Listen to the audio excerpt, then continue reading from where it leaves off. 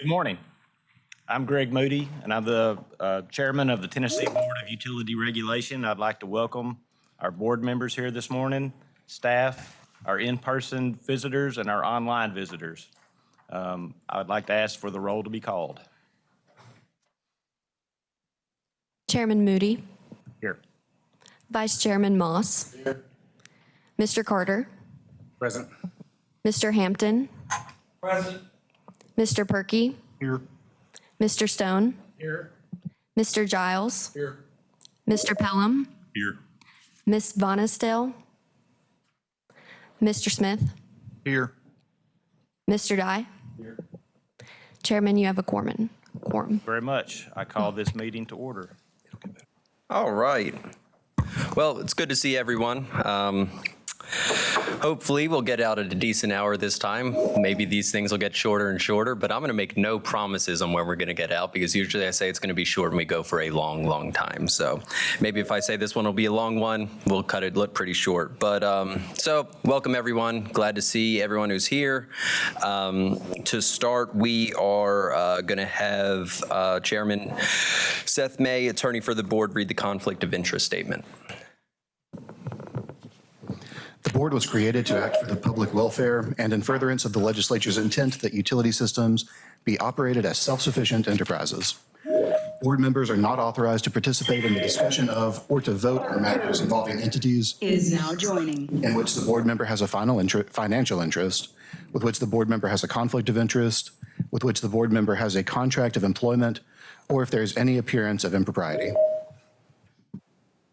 Thank you, Seth. Is there any way we can just have the volume cut off in the meeting entire, like on these speakers? Like, or do we have to hear that? It's stuck. No problem. We'll just roll with it. Okay, so next we have the approval of minutes. Are there any suggested changes to the minutes as provided in the board packet? Ross, I'm sorry. With respect to the conflict of interest, do we need to disclose any potentials at this time? Or? I mean, you can do it now or you can do it at the subject matter. Yes, sir.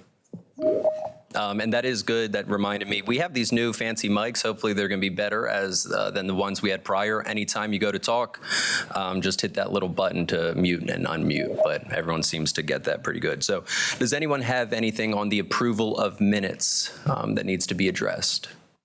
We have a motion to approve. Do we have a second? Second. Motion and a second to approve the minutes as submitted. All those in favor? Aye. Opposed? Motion. The minutes are approved. All right. And I would like to take this time to recognize we have two new members to the TBOR. We have Mr. Alex Smith out of Humboldt Utility Authority and Mr. Britt Dye out of Fayetteville Public Utility. This is their first meeting with the TBOR, and I don't think they quite know what they got themselves into, but it's a fun one. I really enjoy what we do, and we do good work serving the people of Tennessee, so thank you for joining us.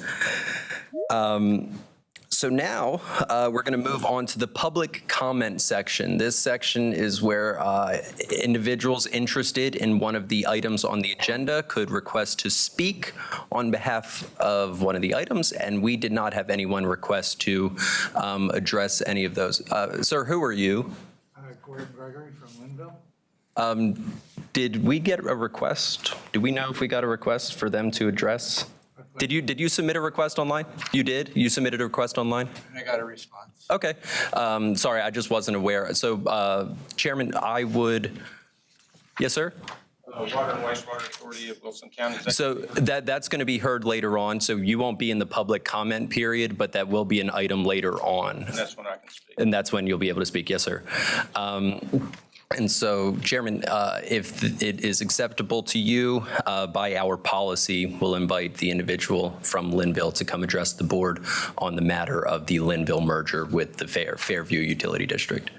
I believe we would welcome that. What do we do? 3 minutes? Right. So if you want to come up here and speak at the podium, you'll have 3 minutes to address the board. Here.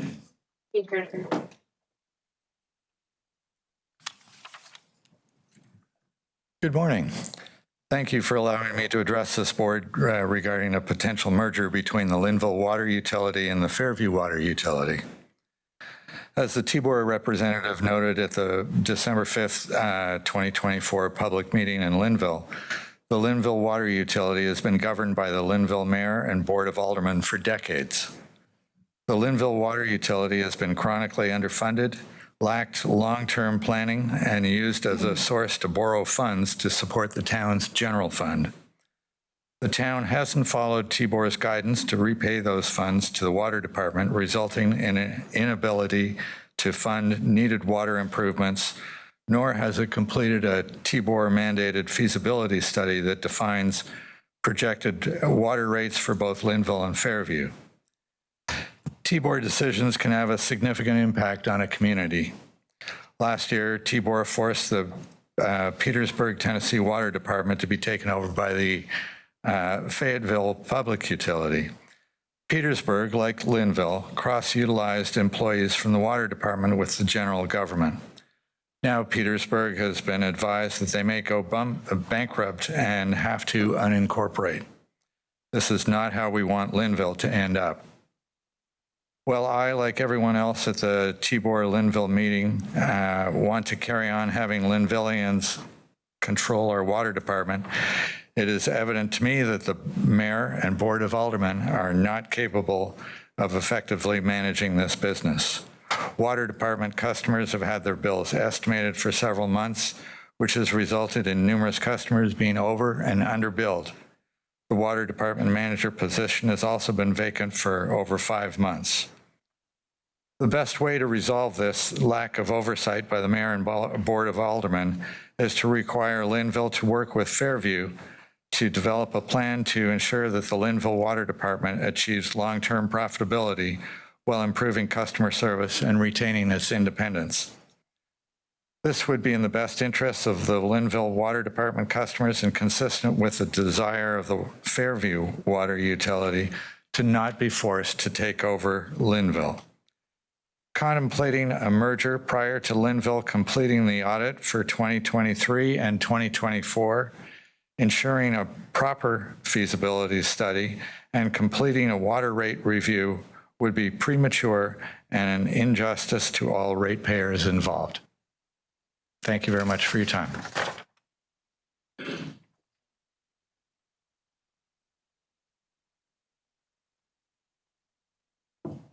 All right, thank you for addressing the board. And with that, board, we will now be moving on to the items of the agenda in which Linville will not be next. However, they will be taken up later on.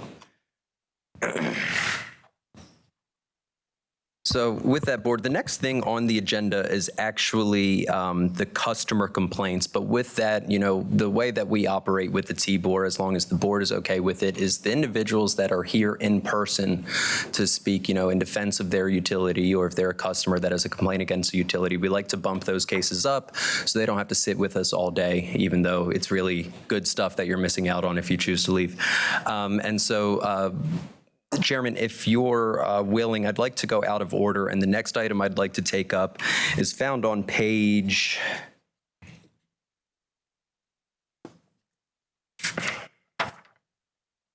467 of your packet. So go all the way back. It's the last page before the additional items section.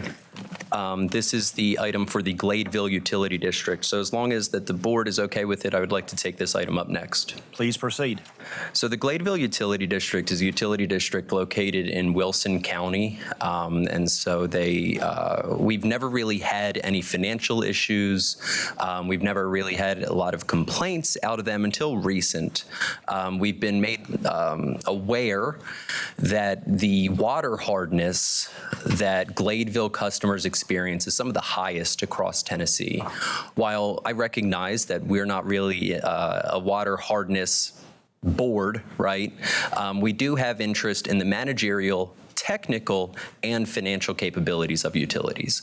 And so based on the extent of the complaints that we received, board, I am recommending that we open an administrative review into the Gladeville Utility District to give board staff an opportunity to go down there and talk to the utility and see what we can come back with at our next meeting to see if that there's anything we can do to help quell those issues. With that being said, there is a representative of the Gladeville Utility District here, Mr. Dewey Brandstetter, and he's requested to speak. Board Chair, if that's okay, I would invite him up now to address the board. That would be just fine.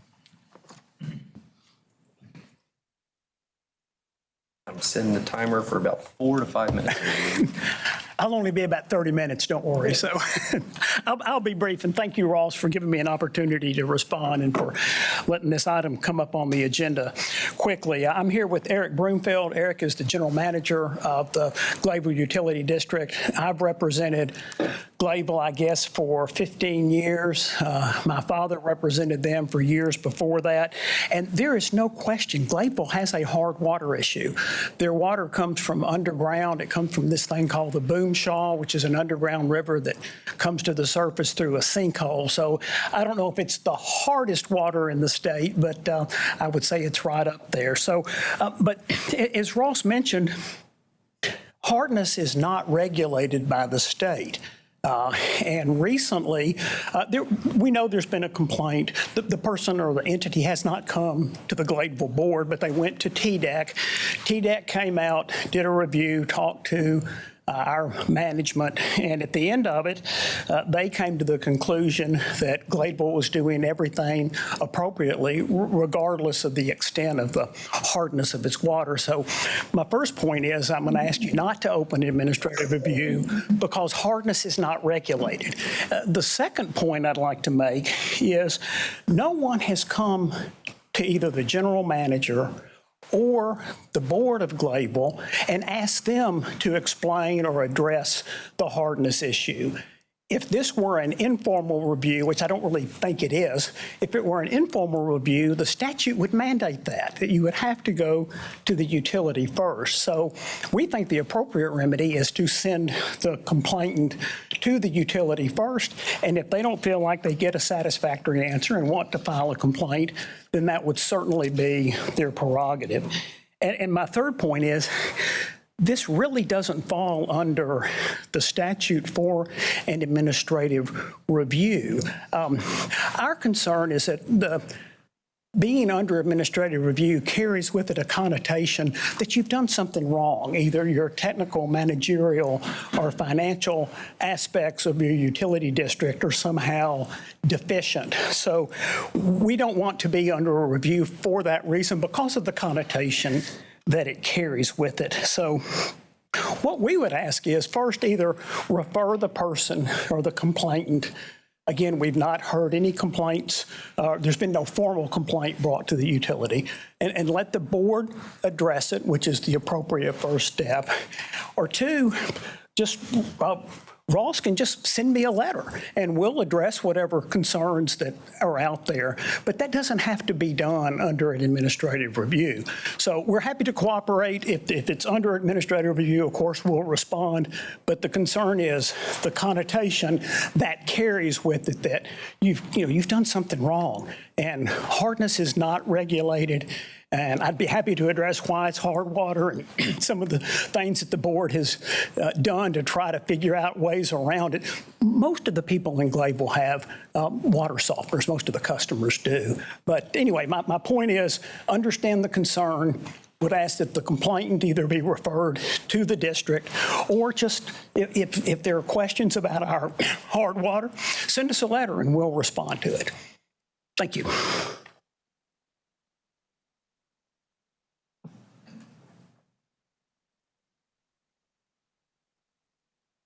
So, Board, I want to be very clear that I don't disagree necessarily with the things that Mr. Brandstetter shared, regarding the connotation of an administrative review about, what can we actually do to fix water hardness or, the complainant bringing it up at the local level. However, what my expectation and anticipation would be if the board decides to proceed with this, which I still recommend, is that at our next meeting, we'll be able to formally be able to share with the board what we find and be able to summarize that to really just be able to put this issue to bed to where it doesn't continue to go on. Us get multiple, maybe on down the road, we're getting other complaints. We're able to say, we looked into it. Here's the things that could have been done, that should be done, and we can just be done with it. So with that in mind, board, again, I really don't disagree with some of the things that Mr. Brandsetter shared. However, in terms of just solving this matter expeditiously, I would recommend that we continue moving forward with the administrative review. Any comments from board members? We, as Dewey said, as TDEC is concerned, if there's not a standard, we can't enforce. I mean, I've been writing orders for 11 years now, and we've never had that come up because if there's not a standard, we have nothing to work with. Sure.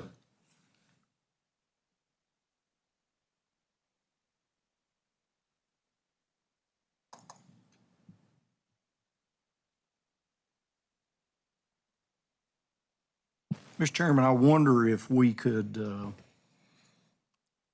proceed with some connotation that we are not alleging that the utility district has done anything inappropriate.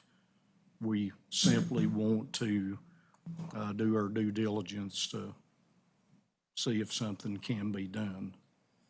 I'm saying, still under the connotation what staff has recommended, but. So The other issue, if the hardness was causing them to violate other standards, sure. we would get involved. Because that does happen, but it's not, they're running fine. Yeah, one thing that I could offer here, board, kind of as a happy medium, is instead of ordering the utility to do anything and placing them under administrative review, you could just order us as board staff to get to the bottom of everything. And that way they're not technically, we're just on it. We're talking about semantics right now, right? They have no problem talking to us. We have no problem talking to them. This is purely semantics. So if you just want to order us to go talk to them and come up with something, and then if at the next meeting we have to place them under administrative review, that's fine. But I just really would appreciate some board action today that directs board staff to do something. That would be fine with us. We just want to Totally get avoid that being under administrative review if we can, so. If I may, I like that idea, because as a utility manager, you get one of those letters and it has the connotation that you've in some way violated some MCL or some code. And so, Mr. Chairman, I would be willing to move to direct or order staff to communicate with Gladeville and then report back staff's findings with respect to that and have no order to Gladeville in that matter. Would that be acceptable to you, Ross? So I would make that motion, sir. Right, do we have a motion to accept? Second. And a second to accept board recommendation on that to talk to the utility. Do we have any further discussion? None being, all those in favor? Aye. Opposed? Motion carries. Thank you, I appreciate it. We're not going to stick around. Maybe I hope you don't Bummer. take any offense to that. Thank y'all. Okay, so now I'm just going to kind of, because I'm not really sure everyone who's here right now, so I'm just going to go through to see, because I recognize some faces, but there's some that I don't know. Is there anyone here regarding the Bean Station Utility District? Is there anyone here regarding the Witt Utility District? Is there anyone here regarding the Nolensville College Grove Utility District? Okay, so that's going to be the next item that we take up here, board. And then after that, I believe that will be on Memphis. But okay, so board, the next item that we have up here, assuming that y'all will let me go out of order, is the Nolensville College Grove Utility District. You'll find the complaint on page 52 of your packet. Give y'all a second to get there.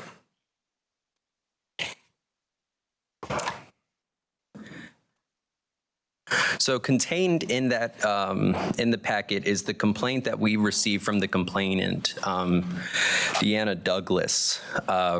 Essentially, to boil it down, is she had a really large leak on her property, and she has received what apparently the utility has admitted as an extremely high bill.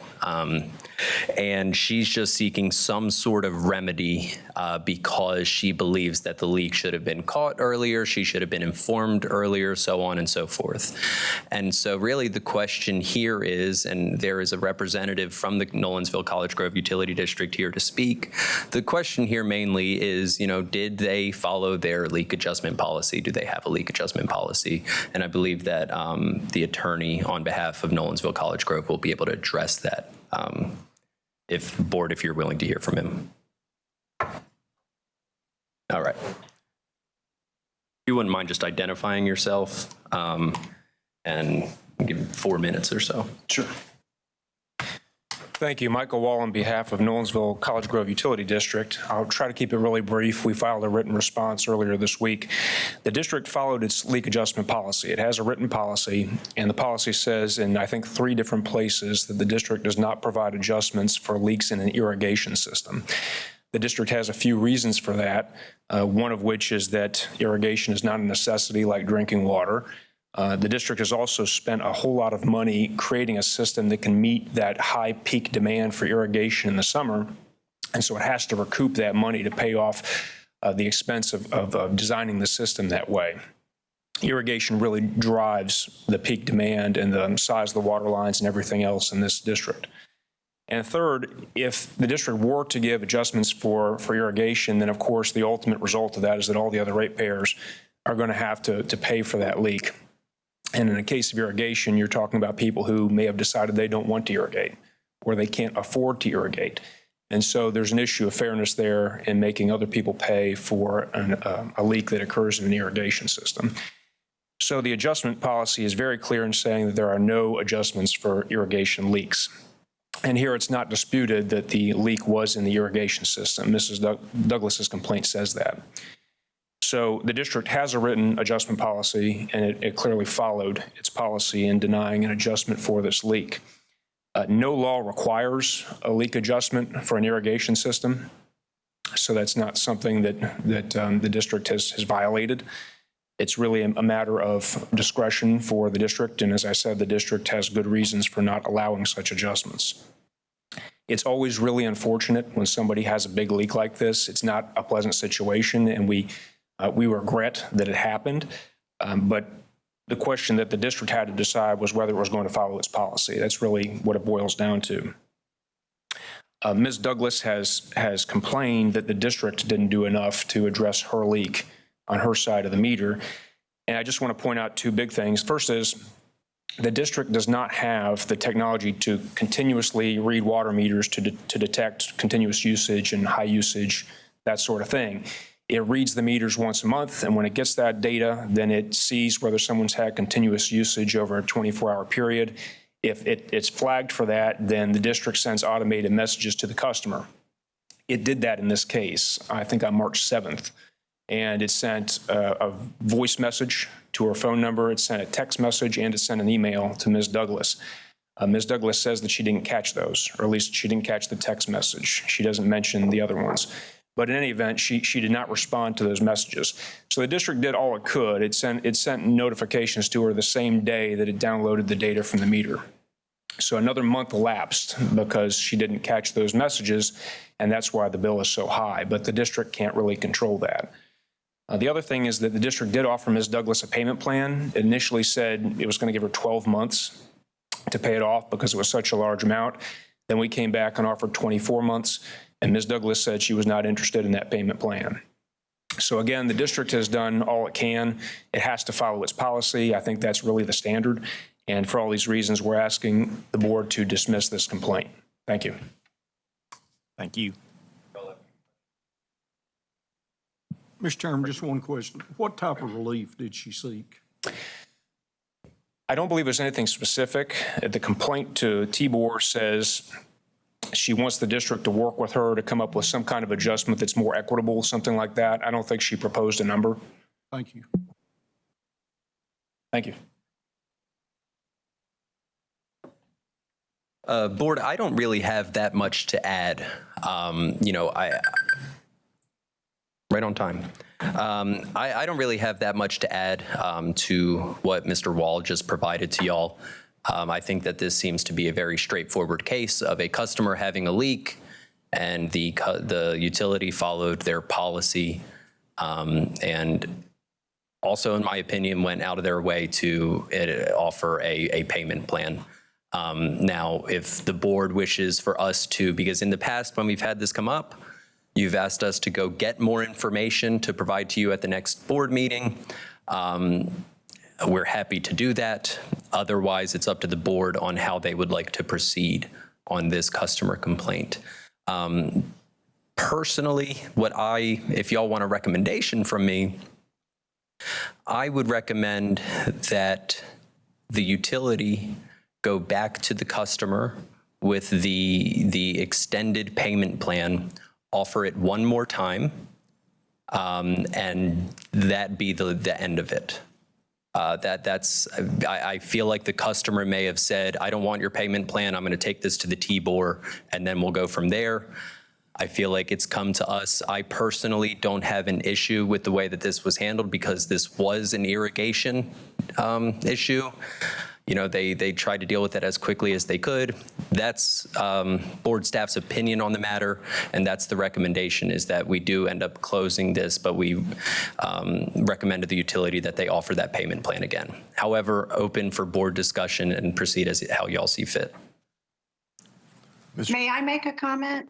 This is Dina Douglas. Oh, yeah, absolutely. Sorry, I didn't know that you were present. By all means, you have 4 minutes to speak. I'm so sorry. We did not realize that you were online. But yeah, by all means, please proceed. Yeah. The only thing I wanted to add, essentially everything, said was fairly accurate. The only thing I would want to add is that I do understand the reason for, trying to have a policy to conserve water, and especially with irrigation. This leak started in January of 2024. That's when the leak started. It was noticed when they checked the meter in early February. I was traveling to take care of my elderly parents. So I did miss, they had a one-time notification of a text, email, spam email that goes to junk, and a phone call. Again, I was on the road traveling to see my parents who were in the hospital. So there was no continued effort to follow up. We thereby leaked 1 million gallons of water. I just think that you can't have it both ways. You can't say that we're not going to make an adjustment for irrigation leaks. Again, this was in the winter. We weren't irrigating. We took all of the steps, all the winterization steps necessary to shut down our irrigation system, and the line that came off the meter simply failed. So, they're saying they don't have any method to monitor a person's water usage, but yet they can, allow it to egregiously leak for 30 days. I can't be the only customer that, might miss a notification. So I just think that the fact that they don't have any adjustment policy in place for irrigation is arbitrary and unfair to its customers. All right, thank you. Any questions?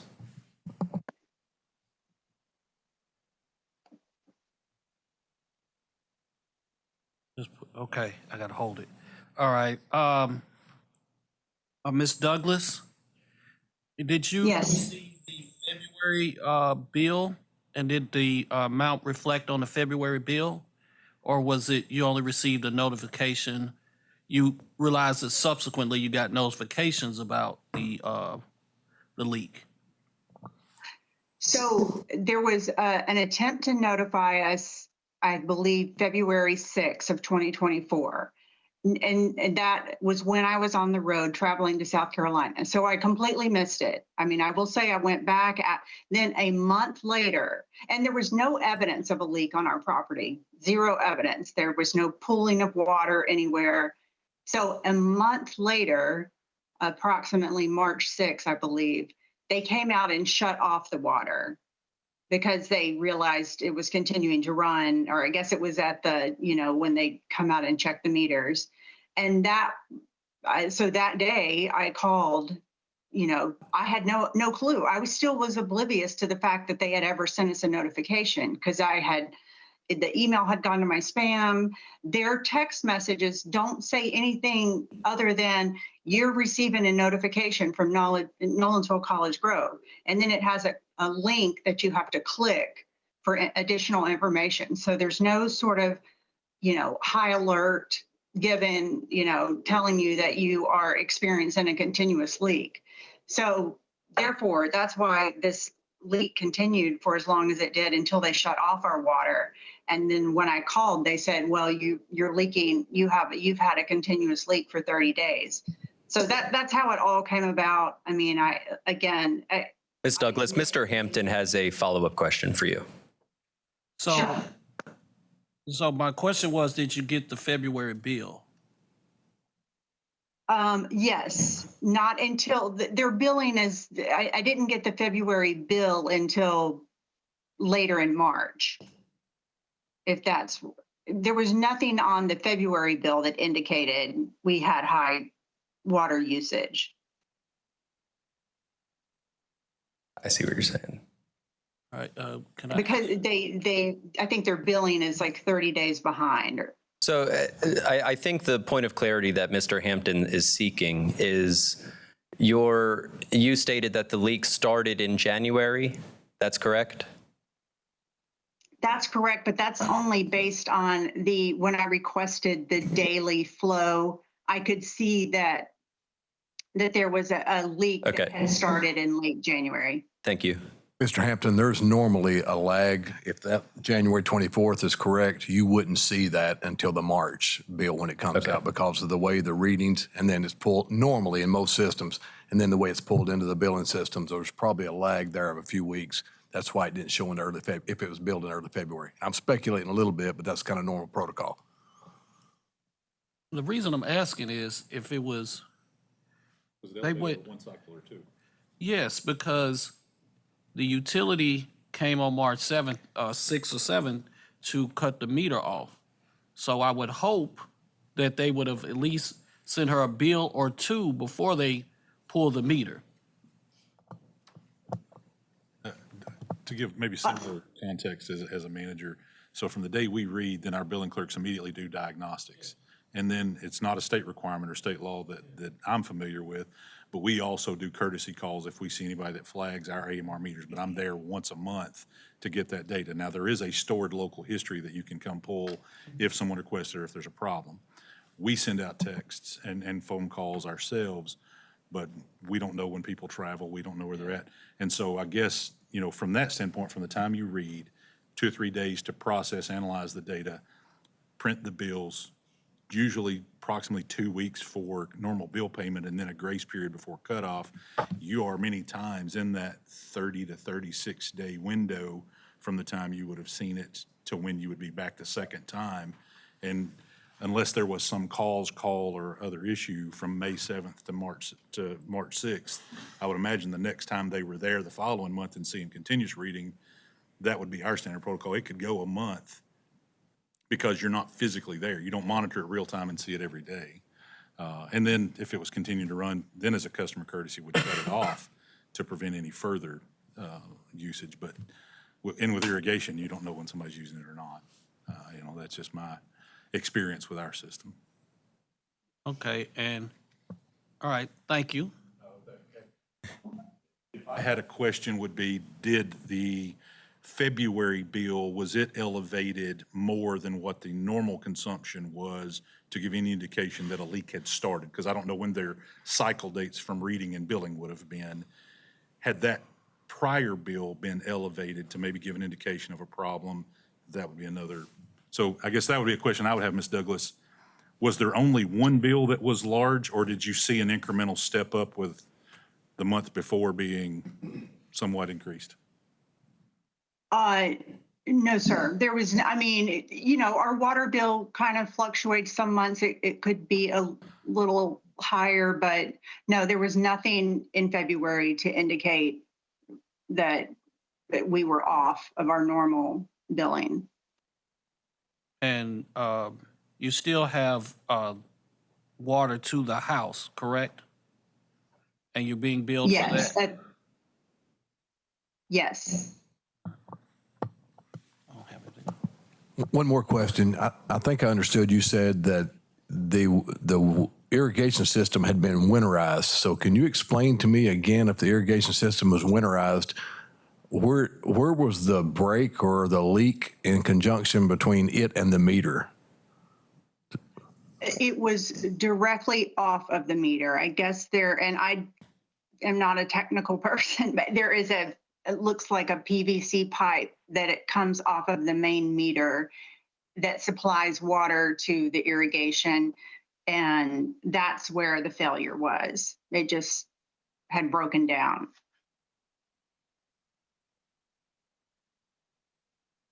So with that being said, Board, we heard from the complainant, we heard from the utility. The remedy that is being sought by Ms. Douglas is she wishes for Nolensville College Grove to adjust her bill to an indeterminate amount, but something that would be in favor of both parties.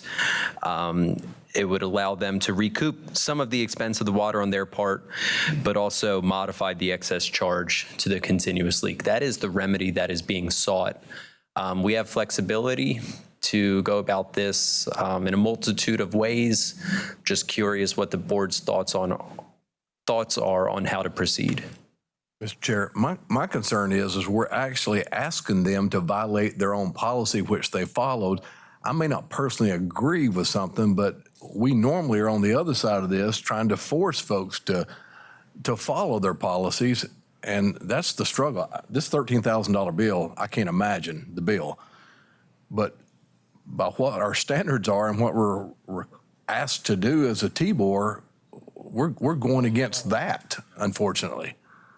And I will say, y'all know better than me, but this isn't the first time that I've seen a leak adjustment policy that says we're not going to pay any attention to your irrigation system. And that's the prerogative at the local level. That is kind of the rock and the hard place that we're in. Whether you agree with it or not, it's the policy, and the policy is up to standards. So now, given I have seen instances where when there are egregious bills like this, that exceptions to the policy are made, and there is some leeway given to customers. But that is a possibility, but that is also the discretion at the local level. So do we know if the local level has ever given, that would be a question I would love to know the answer. Have they ever stepped outside and made, an adjustment outside of their policy on something like this before? So I mean, Michael may know that answer, but honestly, I think that's something that I would feel more comfortable for us as board staff to go into a little bit more in depth. So if y'all want us to get more information and provide it to y'all, I'd be happy if we could order the utility to not take any adverse action against Ms. Douglas because of this delinquent bill, while board staff gathers this information for us to be able to deal with this at our next T-Board meeting. I'd be comfortable with that. Mr. Parkey, you're recognized. Mr. Chairman, I agree with what Ross is saying, but Ms. Douglas, you're in a bad situation. You have a bill that is just going to cause anybody heartache to deal with. But I agree with my colleagues that I think we have to be careful as a board not to overreach. And they have a policy. It's not as if they don't. They don't have, it doesn't affect irrigation, but they do have a policy. And I do wonder if the local board might consider giving her more than 24 months, maybe 30 months, but some type of compromise on that. But at this point, in my mind, it would just be overreach for us to order a reduction, which would, as my colleagues say is in violation of the policy that they have in place. Thank you. Any other board member comments? Can I make a recommendation? Mr. Giles, please do. I like the recommendation of staff going back and answering the question as to whether or not they've ever stepped outside of this policy and made exceptions, and then bring that back at the next T-Board meeting. And in the meantime, no adverse action to be taken to this customer until we get that answer. If they have taken adverse action or follow the precedent they've set in the past, and I'll make that in the form of a motion, and that was probably a really ugly motion. Can I add one thing to that, Mr. Giles? If, in the meantime, between now and then, if they're able to settle this locally, then we can close the case and just update y'all at the next board meeting. Absolutely. Mr. Chairman, I'd second the motion. All right, we have a motion for staff to investigate, and they have the authority to close the case if it is settled before we come back again. Do we have any further discussion on this motion? All those in favor? Aye. Opposed? Motion carries. All right. Thank you, Board. So the next one that I would like to go out of turn on to deal with would be the City of Memphis. So Board, we're fortunate that we have representation of both sides on this one. And honestly, they're probably going to do a whole lot better of a job explaining what's going on than I will, just because they're in the middle of it. But regardless, the short of it is we have a customer here who has requested access or requested the permission to be able to connect to Memphis's gravity sewer system. And that is it in a nutshell. And they're being told no for several reasons. There's a lot more to it, and they'll get into that, and I don't want to delay this any further. So, Mr. Chair, I would like to invite either the complainant or representative of the complainant to come address the board as to what's going on. So if you wouldn't mind coming up here and identifying yourself, and going from there. Yeah, sure. What page are we on, please? Oh, excuse me. We are on page 59. 59? Yeah, 59.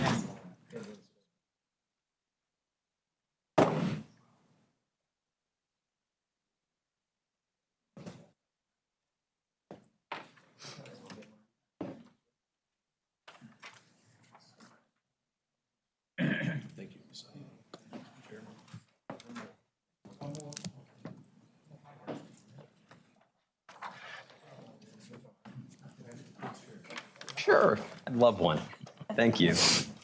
Let me get out of your way here. I'm Joe Jarrett.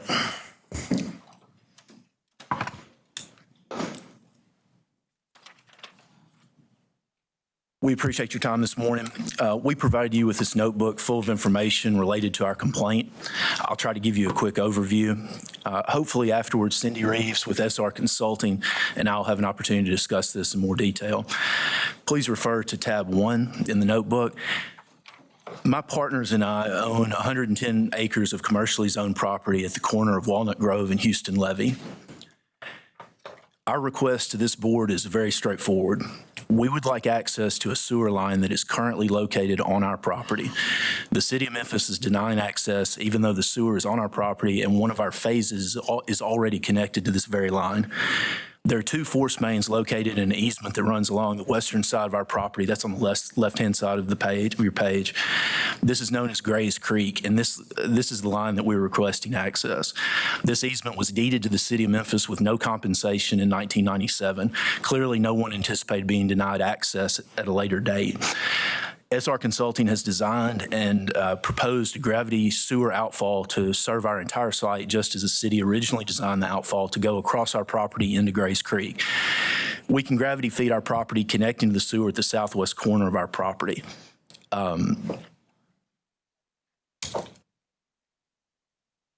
skipping around here a little bit. Again, that easement contains 2 force mains that are on our property. There are no capacity issues in this area. We do not need an extension of sewer, and all the work would be at our sole expense. 3 phases of our PD have been approved and 2 constructed. The most relevant is Phase 4, which is located on the convenience store, which is on the hard corner of our property. As a condition of approval for the C-store, the city required installation of dry lines and multiple manholes along Houston Levee. A temporary lift station was required. A temporary force main was installed the entire length, I think it's 2,700 feet, of Walnut Grove with capacity for additional outparcels fronting Walnut Grove. If you look to tab 4, it includes a lot of information related to sewer credits, about $29,000, fees and photos associated with this C-store and as-built. Please note the force main for the C-store is still in place and currently connects to the Grays Creek force main. Tab 2, you'll see that there's development that's going on all around us. This is one of the best submarkets in Shelby County. There's single family, multifamily, retail, mixed use developments are all under construction. In 2017, the Office of Planning and Development submitted a report directly to Scott Morgan, who's here today, referenced as unsewered and entitled lots in unincorporated Shelby County. The report is found under tab 5. On the 3rd page of that report, you'll see our property listed as number 20. Number 17 is the Canali Grove property. Regency is listed as Grays Hollow. All of these are categorized as the same, in the same way by OPD. The board, I think, should show that as well. All of these projects in this report and the one shown on the aerial that Cindy is about to show you that are all around us have been allowed to access Grays Creek Sewer except us. So each of the properties that you see on this that surround us, including more, have been able to access Grays Creek again, except with us. It's not fair, and that's why we're here. That's why we're here today. The city has stated the reason for our denial is because our property is in the Marys Creek Basin. Please turn to tab 7. We've included 3 different basin maps produced by the city, which all show our properties primarily in the Grays Creek Basin, not Marys Creek. The first map is found on the OPD website. It was up yesterday. I checked it yesterday. The second is a wall map, which is currently on the wall of the sewer department downtown. And the third is from a 2006 annexation study, also used in 2017 sewer presentation to the county commission. Cindy's going to show that as well.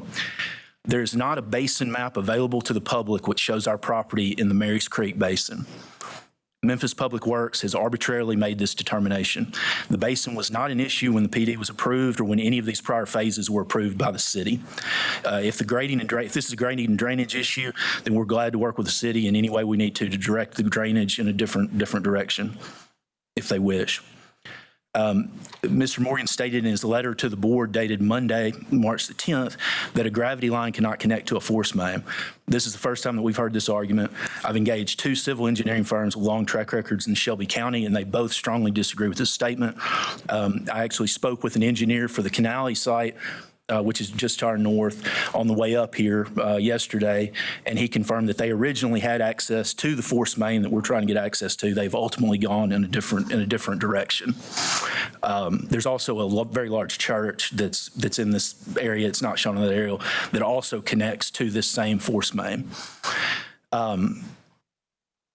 In conclusion, the second page of Mr. Morgan's letter to the board states the city of Memphis determines sewer availability by the following factors: available sewer capacity, proximity to existing sewer infrastructure, cost to the city, stage of the sewer contract, and equitable or other and pertinent considerations. I believe we meet this criteria and then some. As you can imagine, the city restricting our access to sewer has a significant economic impact on the value of our property. We appreciate your consideration, and we're glad to answer any other questions that you have. Mr. Jarrett, was this ever part of the de-annexation of Cordova? Was this ever in the city of Memphis? No, we have signed a petition to allow our property to be annexed by the city of Memphis, but that has not been accepted. Thank you. But we have signed that. Is there a reason it's not been accepted, the opportunity for annexation? I think part of this was the de-annexation and some of the de-annexation that was probably done around us, but this specific property was not part of that. Mr. Chairman, has there, in this whole process, has there been any breakdown in communications or I'm just trying. We have, absolutely. No, that's a great question. There has been very little communication other than us receiving letters from Public Works stating that they're not giving us access. We have worked with them for a number of years. We waited really for the Strickland administration to roll off to hopefully that we could have a new administration come in and we'd have a fresh set of eyes and really thought we would have an opportunity to work with them and just get some, a common sense, something reasonable done. That has not been the case. We have reached out. Cindy has several emails. I've reached out to the mayor directly a number of times over the last 90 days. Again, we have those emails. I got no response. We've not received anything from them, not a return phone call, not a return to email. The first response that we've had to any of this is the letter that we received that was posted on Tuesday, 2 days ago. I understand. Thank you. Are any of those adjoining properties in the city of Memphis, the adjoining properties that you mentioned that have sewer service? The Memphis, so this is Rocky Point Road, I believe, here. So the city of Memphis cutoff is somewhere in this area. So these other properties would all be in unincorporated Shelby County. This is Rocky Point Road right here. The only property between the city limits and all of this development is a church property. So Regency has developed their subdivision, they're still in the county. Mr. Etheridge on the Green property is developing his property, he's still in the county. The Tuliana's property is being proposed to be developed, it's still in the county. Grant property, the Canale property, all of them are still in the county, but the city limit is right here at Rocky Point, and we've asked for it. And how old are these developments around your property? So there's a tab 10, I believe, and you'll see the Canale project, you'll see this, that aerial was taken last week. So you'll see this is very much, this is about 300 units, I believe, that are directly across the street from us. So these schools on the hard corner, we own the rest of the property behind that, across the street. 300 apartment units that are being constructed right now in their first phase. This Regency project is older, but they're continuing to build out. They continue to build out multiple phases within the south. These apartments, this C-stores, relatively new. This is actually dirt work that's going on at the site as we speak. I would assume that they're just a few months away, probably being able to make those roads. Development is single family or? No. So right now, our PD, and that's what I'm starting. So right now, our PD has very large scale bulk commercial and retail property. It's not. So the reason we were never told that we would be restricted to sewer until we submitted a PD, I think, to basically downsize this, to reduce instead, we're not going to ever build big box retail out. We know we want to be able to do something similar to what now it's doing, not be single family, although it could be. We want to be able to do multifamily or single living. So both you and Canale are in the unincorporated area. And I will, the reason I keep bringing up Canale is because it's almost a mirror image of our site. It's a very similar acreage. The basin map that you see, this is the ridge line. Our acreages are almost identical to the acreage we have in Grace Creek and theirs. That's what's so frustrating to me.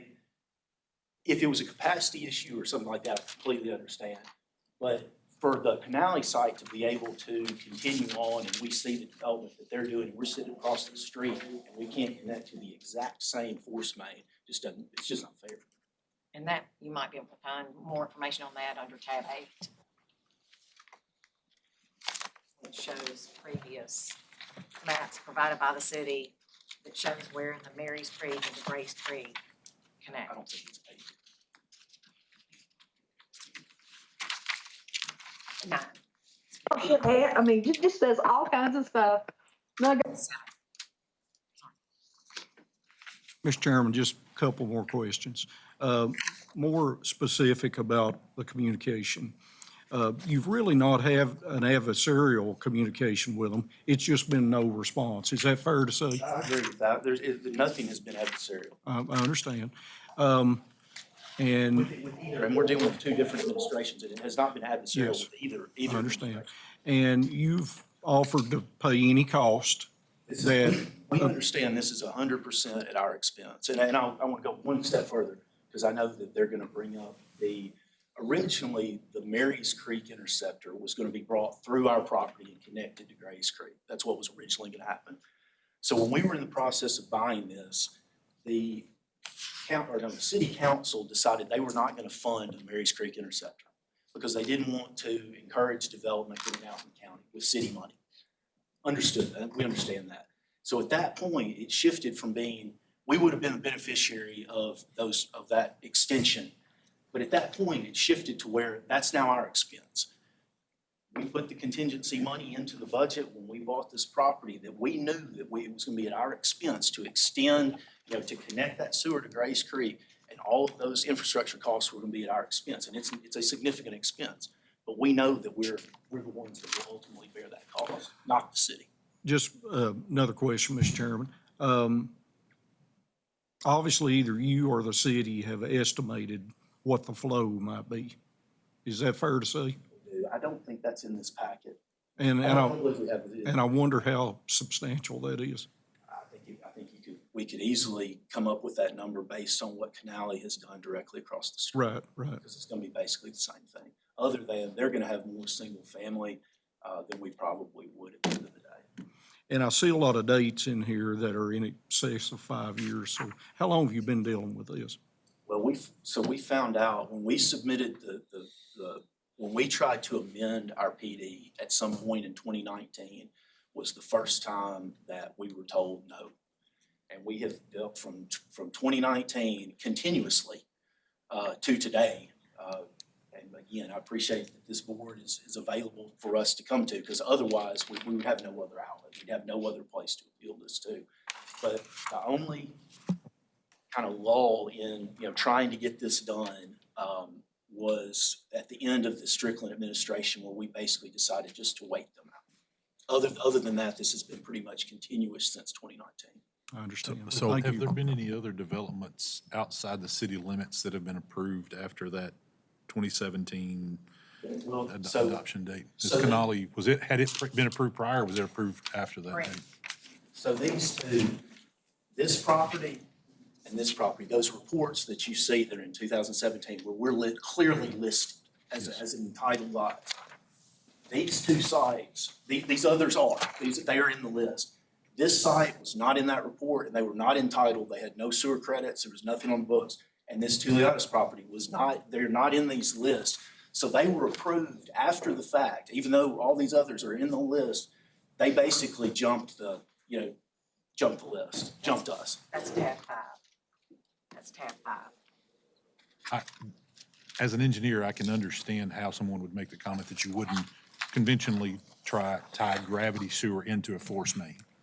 But if you're willing to pay the price, you can gravity sewer to a collective pump station and then immediately generate enough head to push into that force main if necessary, because you wouldn't want the force main pushing back to gravity in daylight. So that's how Canali was originally. It's my understanding, I talked to the engineer yesterday driving up here. My understanding is the Grant property, that is originally how that is what they were going to do.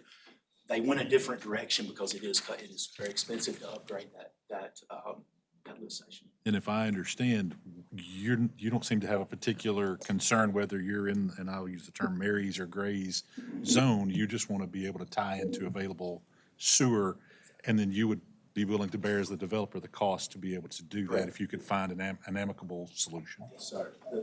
The Marys Creek, Grays Creek, it just muddies the water. We can gravity feed our entire site to that one side. Whether there is no basin, there is no ridge line on our property, there's nothing like that. We can gravity feed the whole thing, so it's really irrelevant to me whether it's Marys Creek or Grays Creek.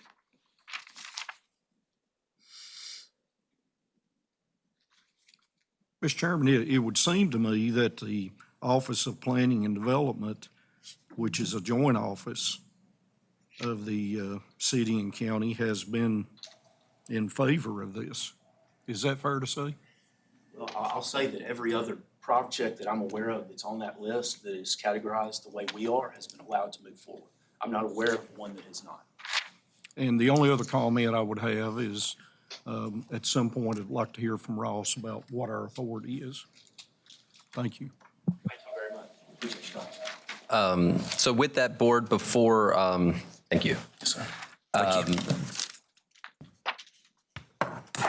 Before we move forward with any other further discussion, I think it would be appropriate to invite representatives of the city of Memphis to come present their argument and also answer any questions that y'all may have. So please feel free to come up here, identify yourselves. I set a timer for 5 minutes. He went for 5.5, so feel free to run it up on that, okay? Hello, everyone. I'm Cece Drayton. I'm a shareholder with the Baker Donaldson Law Firm. I serve as outside counsel to the city of Memphis. And I also have here with me today Mr. Scott Morgan, who is the Public Works Director for the city of Memphis. I'm trying to grab my notes here so I can recall everything. Certainly thank each of you for your time today. I just want to reference the fact that Ms. Kelly Hagee, who's also an associate with our firm, has just passed out a packet to you guys, which I believe is the same written materials that you've already received, but there's a map. The very last page is a map, which I want Mr. Morgan to be able to jump into and just provide some clarification in terms of the points that we're going to raise today. So I just want to hit a few points, and then I want to defer to Mr. Morgan so that he can have as much time as possible to address the map. But as an initial matter, we just want to point out that under the existing law, the city of Memphis is not required to extend its sewer services beyond its municipal boundaries. That is section 751-401 of the Tennessee Code annotated. It grants the city the authority to extend such services, but it is not required, okay? Similarly, the City of Memphis Code of Ordinances does not require the city to extend sewer services beyond the boundaries of the city of Memphis. The city of Memphis has a comprehensive plan. It also has certain policies that are in place with respect to the gravity sewer system expansion. Okay. Also, we want to point out that based on a survey that was commissioned by Mr. Jarrett, which I believe is one of those that's there on the diagram, that survey was used by the city of Memphis and relied on by the city of Memphis to determine where Mr. Jarrett's property is. And it was determined by the City of Memphis Public Works Division that Mr. Jarrett's property is located in the Marys Creek Basin. This is very key, and I'll tell you why. Less than 10% of the property that Mr. Jarrett owns drains directly to Grays Creek. The portion that is able to be developed is located within the Marys Creek Basin.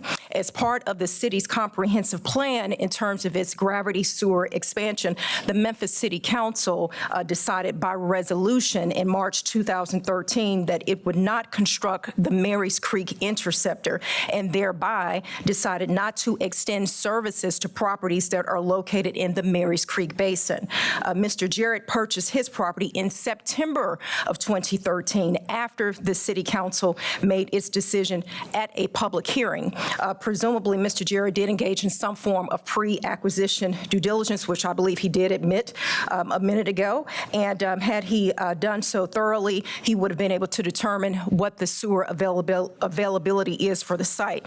I want to say that Mr. Jarrett or someone was questioning him about OPD being in favor of the site. OPD does not make sewer availability determinations. That office defers to the Public Works Division to make determinations concerning sewer availability. And that is because the City of Memphis Public Works Division is responsible for the management, operation, and oversight of the gravity sewer system, not OPD. I also want to point out that Mr. Jarrett does not have an existing contract with the City of Memphis.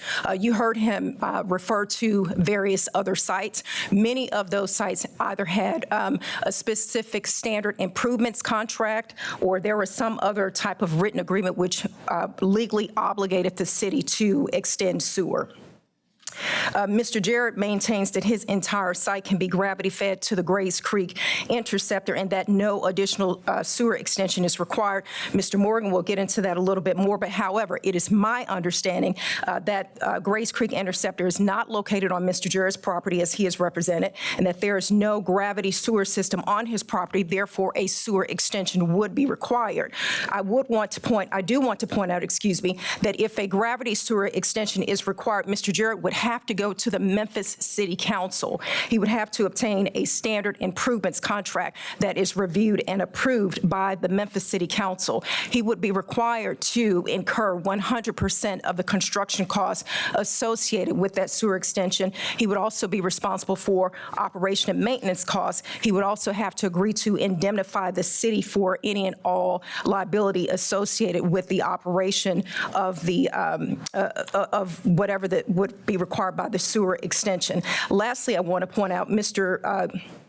Jarrett brought up, I believe it was phase 4 on the site. It was the previous phase that has been approved by the city of Memphis. That phase 4 was authorized to proceed as a temporary solution in anticipation of Mary's Creek Interceptor being constructed. Phase 4 also was charged $29,948.60 as a special sewer district infrastructure surcharge development fee, again in anticipation of the Mary's Creek Interceptor being constructed. Dry sewers were installed, but those dry sewers were only installed to benefit phase 4. Those dry sewers are still out there and they are still dry. Those sewer fees do not apply to Mr. Jarrett's proposed phase of the PD. If Mr. Jarrett, if it is the wisdom of this board to tell the city that Mr. Jarrett must connect, the city believes that there could very well be a capacity issue with respect to the two force mains associated with the Grays Creek Interceptor. It is my understanding that both of those force mains fully serve all of the developments out in Cordova, and that there are other pump stations that use these two force mains as well. So the city is not certain that it would even be able to provide the sufficient capacity to be able to serve Mr. Jarrett's property. But most importantly, that would remain in the infinite wisdom of the Memphis City Council in terms of its review of a standard improvements contract. I'm going to defer the rest of my time. I don't know how much I have left, but I'm going to ask Mr. Morgan to clarify for you some of the things that are represented on the sewer map, included in our packet. Thank you. Scott Morgan, Director of Public Works. If you'll turn to the last page of the packet, there's a map. I'd like to kind of highlight a few things.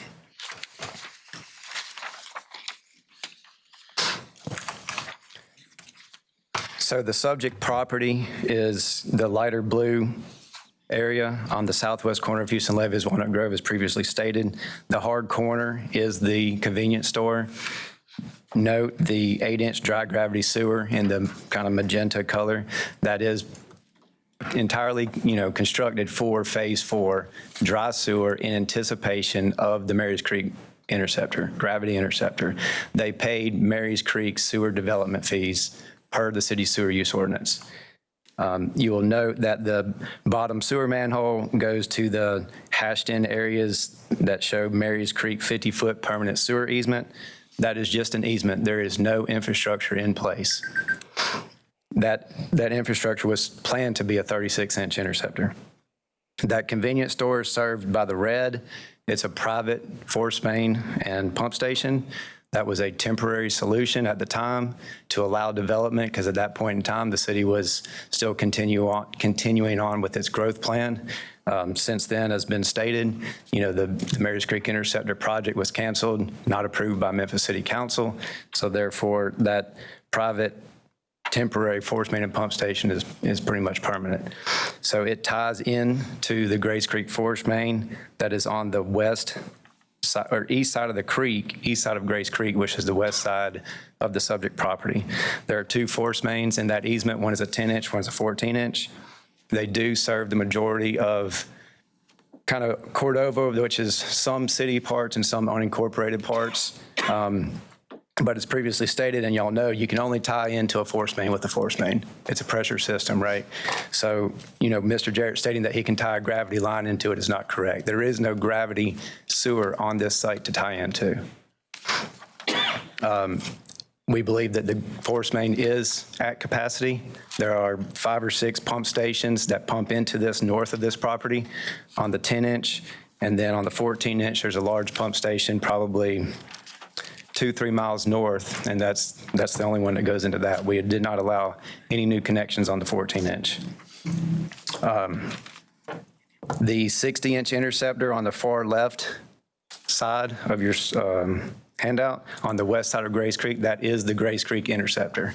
So if the city were to construct the Marys Creek interceptor back in 2013, it would have tied in to that 60-inch Grays Creek interceptor. Our system is primarily gravity. We have large interceptors, 3,200 miles. We have 96 lift stations. So we try to limit lift stations because, as y'all know, they're heavy on the O&M. But this is a gravity solution that is not on this site. They are in Marys Creek Basin.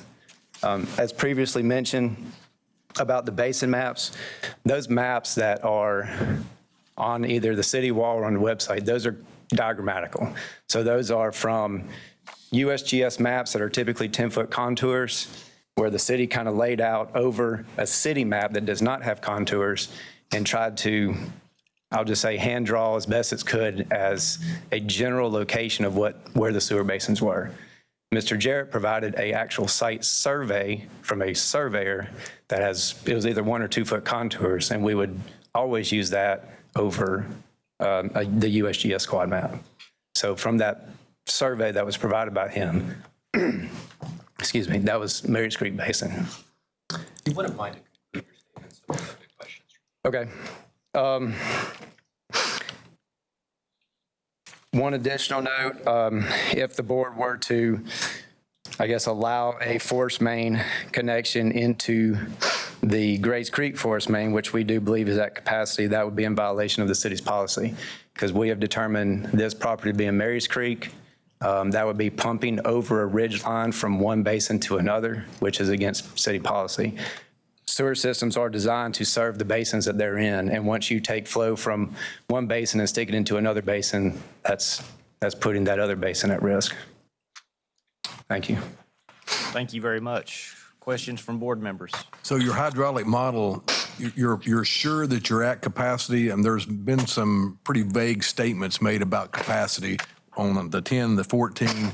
That's my first question. And my second, what's the closest gravity sewer to this site that has capacity? Related to the first question, I mean, that would need to be verified. I mean, my sewer design department has said they're at capacity. Those force mains are at capacity. So, I mean, I'm fine rechecking it, but that's what I've been told. The second question, the closest gravity sewer to tie into is the 60-inch interceptor on the west side of Grays Creek that is not on Mr. Jarrett's property. But that is not an option for him to run low pressure to that gravity and tie in there. I guess it could be an option, but again, it would still require a standard improvement contract that would have to be approved by Memphis City Council. I understand. So in a situation like that where you could develop a low pressure system to serve him and go to the gravity, and I guess I'm asking what would be the rationale with not approving a standard improvement contract when he's agreed to accept all cost? Well, because this property is not entitled to sewer. It's in unincorporated Shelby County, and per state law, we're not required to extend services. You're not required for sewer, but you have demonstrated that you have provided sewer to those around, including one right across the road that is currently under construction, if I understand correctly. Those properties were already entitled to sewer per existing contracts or per easements that granted them sewer access, and they're also in Grays Creek Basin. So because of a different phase of the PD where you have the temporary emergency connection that was permitted and then authorized dry connections to be built to a projected future interceptor. You talked about interbasin transfer or pumping across, but you've already, I mean, you talked about Memphis policy, but you've already approved violating that policy with the temporary emergency pump station that's existing. Is that correct? Again, that was 20 years ago, and that was supposed to be a temporary solution in anticipation, and that was all for phase 4 of that PD, strictly sewers for that convenience store. Mr. Parkey. Mr. Morgan, so here's what I hear. It is possible to connect to the lower interceptor or the one on the west side. Grace Creek. And I'm hearing that you don't have to do it, under city ordinance and city regulations. I understand that. And I'm also hearing that that would not overload it if you agreed to do it. Is that fair to say? If you're referring to the 60-inch gravity Yes, sir. sewer on the west side of the creek, that is a fair assessment. Okay. Let me ask a blunt question, and you've done very well in your presentation. I mean, I might say, I'm particularly impressed by your attorney. Is it just that you don't want to do it, even though he's going to pay all the cost? Well, no, sir. It's the administration's goal, policy, whatever you want to say it, to grow the city of Memphis. So as you know, as soon as sewers are extended outside its corporate boundaries, that's where development goes. So, Mayor Young and as well as Mayor Strickland made it very clear that we need to grow the inner core of the city. And if you extend sewers, that's not possible. And if I understood correctly, I'm sorry to interrupt, Mr. Perky. No. None of the additional sewer connections that are referenced there, whether it's, and I'll butcher the pronunciation of my Southern English, Taliquatos, Etheridge, Grant, Canali, those had pre-existing improvement contracts executed between the city before that happened. There were none of those approved after that date was set. I need to confirm dates, but the statement is correct that those had prior contracts either with the city or their easement granted them sewer access, in a legal document that required the city to provide them sewer. And there have been no other exceptions made to that rule that granted sewer access to someone else outside the city post that date. Right. So that's correct. And just to further that, the 2017 statement, that is a policy. And we've always said that we will review every case on a case-by-case basis. So far, just so you're aware, that DPD list had 79 developments. As of March 10th, we have reviewed a total of 148 development requests for unincorporated Shelby County. The majority of those requests were not even on the DPD list. 40 reviews were in Grace Creek. 1 review was in Marys Creek, which is the subject site. We approved 94 development, 29 of those being in Grace Creek. And we've rejected 40, 11 were in Grace Creek and 1 in Marys Creek. So we do review these and we do approve these if there's, as laid out in our letter, equitable considerations, contracts, if there's paid sewer development fees that are associated with that phase or recorded plat. And if I understand, the sole basis for denial now is because Memphis believes that the water or that the drainage would go into the Marys Creek Basin as opposed to the Grace Creek Basin. That's the primary deciding factor, not as Mr. Jarrett, I think that's the right name. Mr. Jarrett said they recognize they put contingency funds in. They would be solely responsible for any of the capital improvements and building to standards and acceptable and funding whatever improvement contract. Right. You're correct. But because they're in Marys Creek and the interceptor's not there, there is no gravity solution on this site. That was the whole reason for the Marys Creek interceptor. So why would we build this if it was in Grace Creek? I apologize, I keep circling back, but there is capacity on a relatively nearby 60-inch gravity that you could put low pressure into. That's right, but he's in the Marys Creek Basin, and it hasn't been legally obligated to be allowed to connect to the sewer. Mr. Parkey. Mr. Morgan, how far is that 60-foot interceptor? Just give us an idea from his property. I saw it on the map, but can you see it? can you see, is it eyesight where it's located? You could potentially see a manhole in the fall. I mean, center line is, the property line goes to the center line of the creek based on the scale. I mean, you're looking at from the creek, from the western edge of his property to the manhole, I don't know, 800, 900 feet. Okay.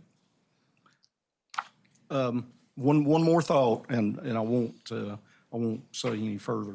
I understand what city policy is, and the mayor's vision is, council's vision. I really do get that. If the board, though, our board, looking at the big picture without anything that, any influence of what we've not heard today that might be there, if we ordered it,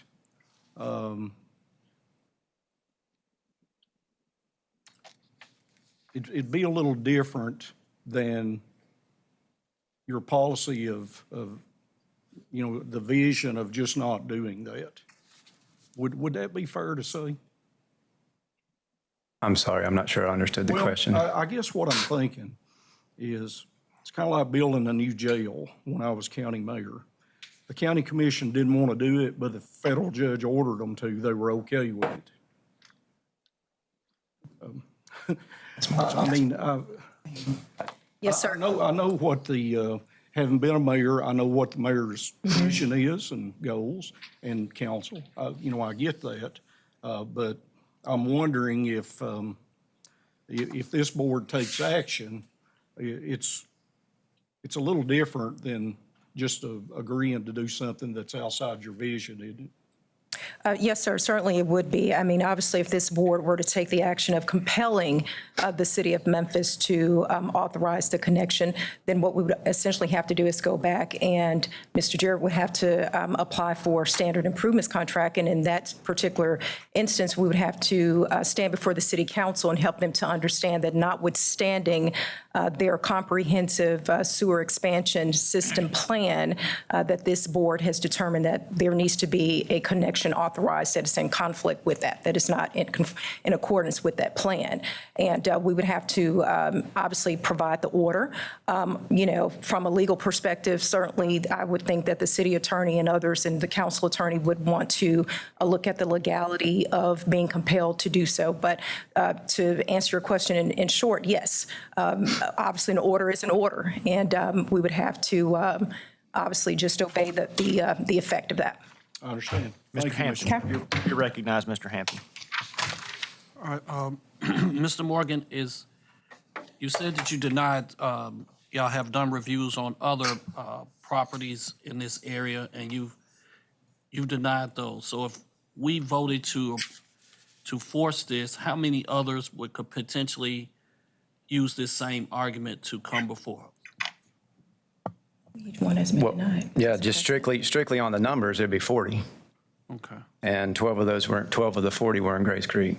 Okay. Thank you. Thank you very much. Ross, do you have some thoughts? I always have thoughts, Greg. Do we need to ask Seth first, though, what we legally can do?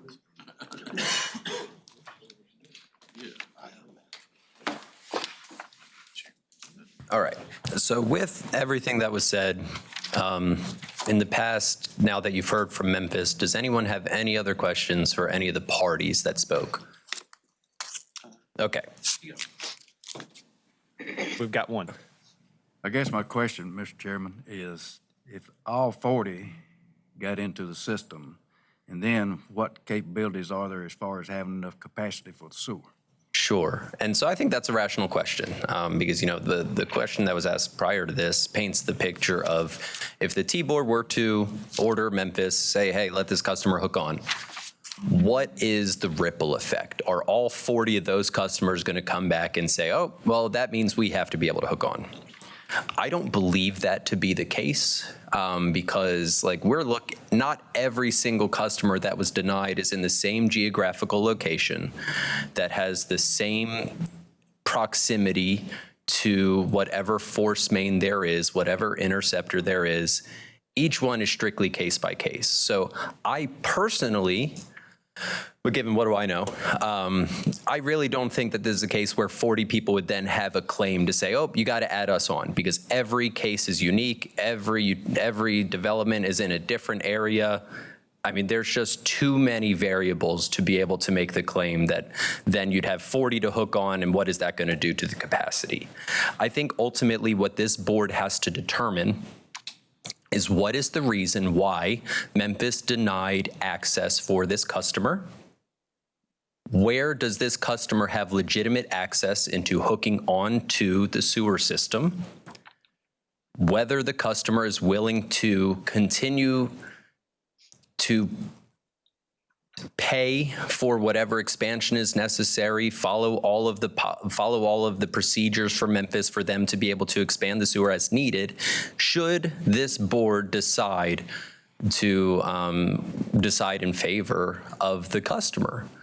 On the other hand, we have to weigh, Memphis has made it very clear that they don't want to support the growth outside of the city limits.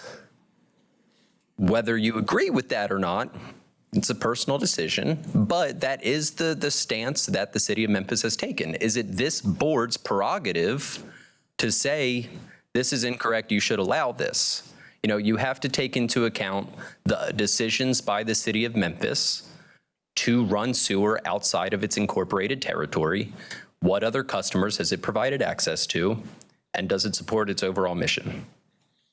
Overall, I think that there were a lot of facts that are prevented. I still have a few questions myself. But regardless, I think that there has been enough information provided for this board to make a decision. However, at this time, board staff does not have a recommendation to provide, and I would appreciate the board coming to a conclusion on their own to move forward. My first concern is there is a viable solution just based off what we've been presented. And I understand the argument that it's in separate basins, but based off the topography and what I think I understand based off this discussion, I think that's a pretty weak argument. Second, he's agreed to pay for all this. Third, just based off experience, constructability is not an issue in this environment. And fourth, I understand that the others had contracts, but there is growth and support going on all around this tract of property based off what we've been presented. So it would appear to me at worst case that the city council or staff should at least consider a contract, because this it feels pretty arbitrary, to be honest with you, based off what I've been seen and been presented. So. May I ask Mr. Morgan one other more technical question? I don't know where Mr. Morgan went to. He's right there. Sorry, Mr. Morgan. The Marys Creek Basin obviously was intended to be constructed in the green shown sewer easement along the southern portion of the property. Was it originally envisioned that it would drain westward and eventually drain into the Grace Creek? That's correct.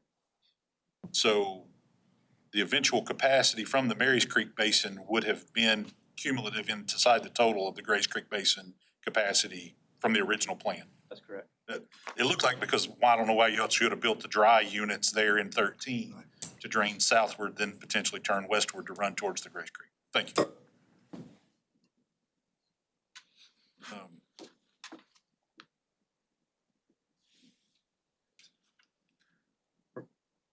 Ross? May I add one more thing to that? It's up to the board. One more thing. Okay, so you are correct that Marys Creek would drain to Grace Creek, crossing the creek, to the west. However, if the city were to construct it, that interceptor was planned to go further east. So per our sewer use ordinance, the gravity system that is installed has to be installed large enough to serve upstream properties. I'm sure everybody does this, right? So the plan, back 20 years ago, 15 years ago, is a 36-inch interceptor.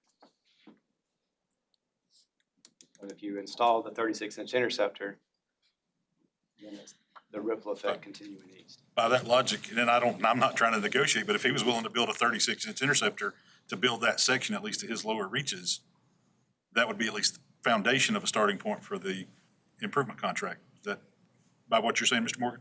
Could be, but my point is, if the city's plan to grow the city, not unincorporated Shelby County, you put a 36-inch outfall. But that speaks back to I apologize, but that speaks back to what I was saying about there's another solution here that doesn't require a big pipe to be developed. You already have a temporary, which is now permanent, serving another area, and it's the same concept. I assume this is multifamily, so this is done all the time. And there was a comment by Mr. Jarrett, if the board so would. We will hear that comment, Mr. Jarrett. I just want to say, we're willing to work with the city in any, if it's ultimately decided that this is a 36-inch pipe, we're willing to do that. If it's better for the city, and we've proposed this as well, to downsize this to a 12-inch, whatever we need to do, to restrict growth going forward, we're open to any discussions, work with the city on that.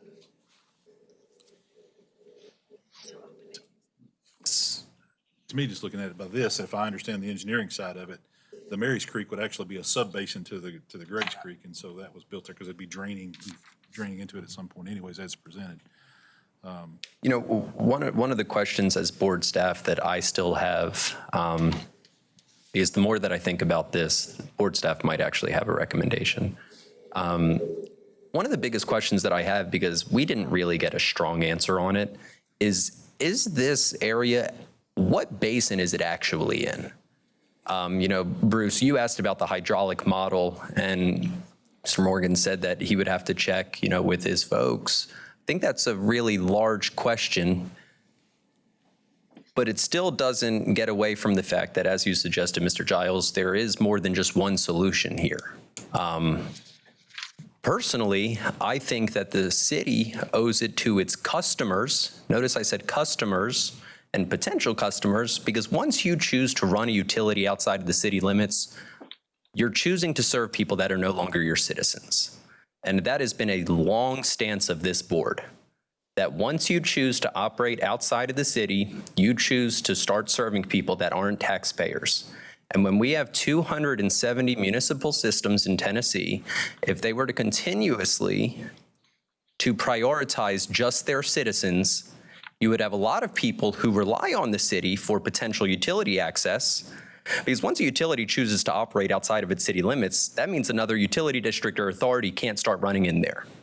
And so now you're relying on the city to start making decisions for you as a non-citizen, as a non-taxpayer, and that's difficult. And that's part of what this board is here to protect. So personally, I think that there is a solution here that doesn't really require T-board action. I think that if anything, there has been information provided today that there is more than one way to skin a cat, and that there is a solution here, and perhaps there should just be more communication between the two parties to find the solution that is, you know, applicable to both. Because, you know, if the city is prioritizing wanting to grow what is inside the city limits, again, that is the city's prerogative. However, they made the decision to start serving outside of the city limits. And when you're doing that, I don't think that it's fair to just turn a nose at the people who have property that want to expand when you're looking at your neighbors all around you and you're seeing them grow. So personally, as board staff, what I would recommend is that board staff is directed to get a little bit more information, and we are able to see more discussion between the two parties and to see if that they can resolve this before our next T-board meeting. And then at that point, we can come forth to see what needs to happen. Because again, I think that there is a solution here that all parties are going to be happy with, because at the end of the day, let's not forget this. The local government entering into a business, you start becoming a business. And when you have a customer that's willing to pay for the infrastructure and become a customer, and you're starting to see bigger economies of scale, you're only hurting the other customers in the system by not taking their money and not seeing growth. And you're hurting Shelby County as a whole. So personally, I think that there's a solution here, and I would like to stay this matter to the next T-board meeting. I don't necessarily know, this is a question for Seth, can we force them to enter into an agreement to talk to each other? Because, and don't get me wrong, I understand there's no adversarial and they're willing to talk to each other, but like communicating by like mail and letters, like when you're trying to do this stuff, like phone calls, emails, in-person meetings are just really great. So can we just like, I don't know, can we order them to talk to each other to try to get this thing settled before the next TBOR meeting? I think we can definitely issue an order, sort of like what we do for mergers, that the parties enter into good faith negotiations. I don't know that we can mandate the specifics of it. So We request that staff actually act almost as an arbitrator, and this is just a question, and have both parties come to the table and have a conversation before the next meeting, and if there's no resolution, then bring that back to us? I think, Seth, so could we order something to where, I'm tempted, I don't want to use the word arbitrator, mediator, but could we order them to agree to a meeting set by board staff that is favorable to both parties, to where we can try to hash this out? And that will also provide me as board staff the information of how those discussions go to be able to provide to the board at the next meeting. Because the other thing is, I don't want to come to y'all at the next meeting and say, again, this side is telling me this side is telling me this. I think having one board meeting where board staff is present to be able to hear what actually, how the discussions go, I think that could be prevalent, and that will dictate what our next decision is. Mr. Perky. Mr. Chairman, I like the recommendation, but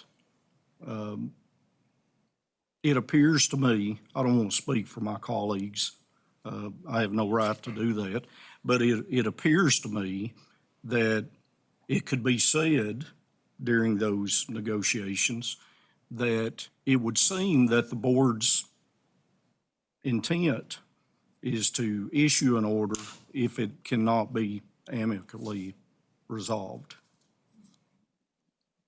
We don't have to write that down, but you know,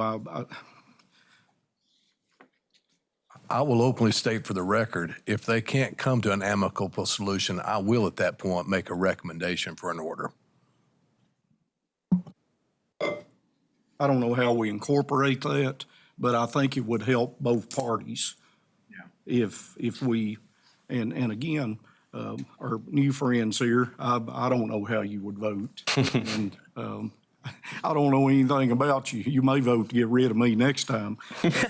But at the same time, it just appears that we could put staff in the position to say, I'm just going to tell you, they're going to order it done if we can't, you know, if we can't come to an agreement. I think that would move it a little bit. And to be frank with you, I think, Mr. Morgan, I think that helps you. I mean, you're in a difficult position. You have a big job.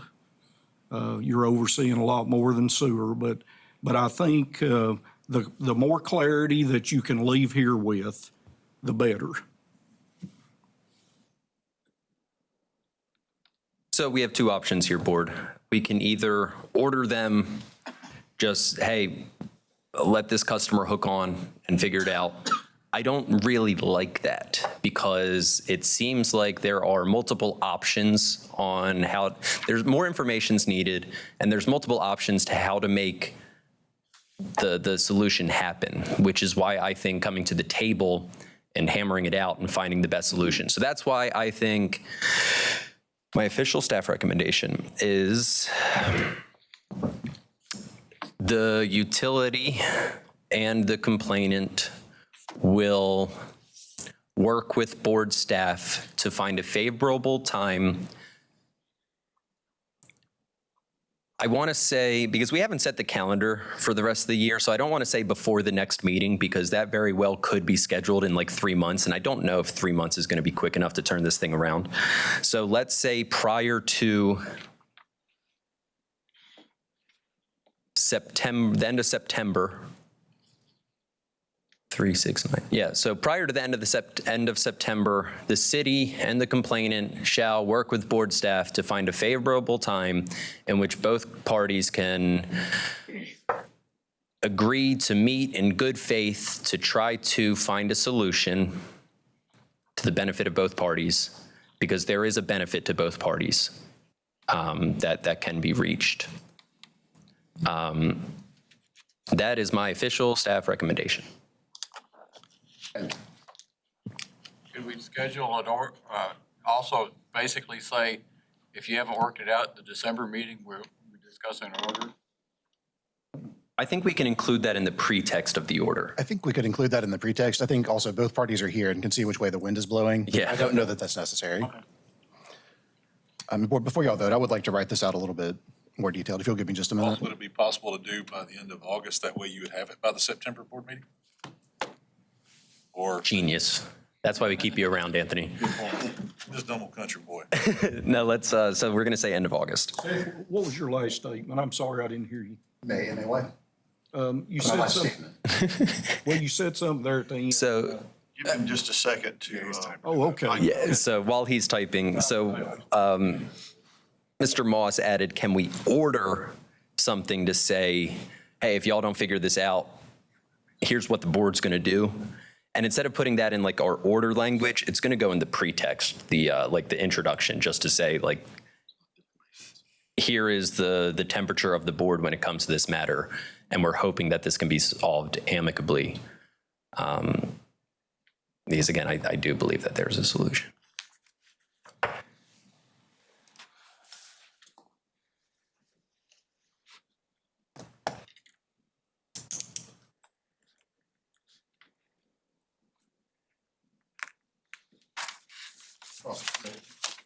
What's that? End of August. What's the last Friday in August?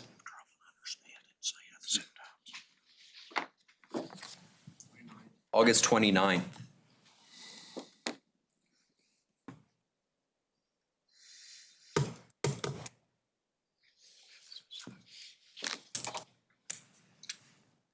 Okay, what I have, the utility and the complainant shall engage in informal mediation with board staff to determine a resolution to the complaint that is beneficial to both parties. This informal mediation will take place before August 29th, 2025. And then board staff will update this at the next meeting. How do we feel about that, board? Anyone want to move that? The chairman moves that we accept staff recommendations. Tom Moss, I'll second it. Got a motion and a second. All those in favor? Aye. Just, I have one question. With this order, would this require both entities to be present at the next meeting? It wouldn't require them. Okay. No. To make sure that. Yeah. What, you know. No, they wouldn't be required. I would expect them to attend, but All right, I'm ready. All those in favor? Aye. Opposed? Motion carries. all right. Whew. Now with that, board, so here's the thing. It is 11:45. We could opt to take up the South Fork Utility District issue and then break for lunch. Or we can break for lunch for 30 minutes and then take up South Fork. If y'all want my opinion, I would rather take care of South Fork first and then hit lunch. Y'all cool with that? Let's move. Awesome. All right. Individuals from Memphis and Mr. Jarrett, thank you all for coming. Really appreciate it. Yeah, great. Awesome. Let's move to page 2.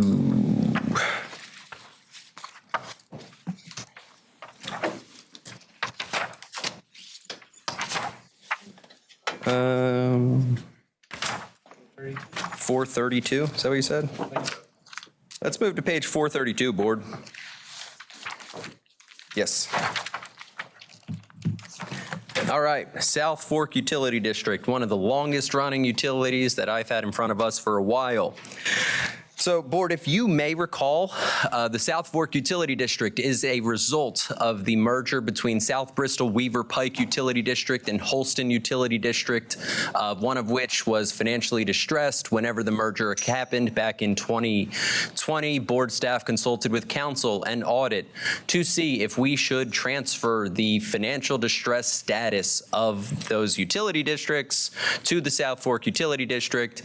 It made sense to, because there was no way for us to know if things were just going to get better after that merger. So the financial distress status was transferred over. All of that happened at the result of one of the worst Comptroller Division of Investigations that I have seen when it comes to utilities. There was gross negligence by the board, in my opinion, in not properly overseeing the manager to make sure the manager was not taking advantage of the utility. Their accounting was an absolute mess, such a mess that the utility is still not caught up on their audits.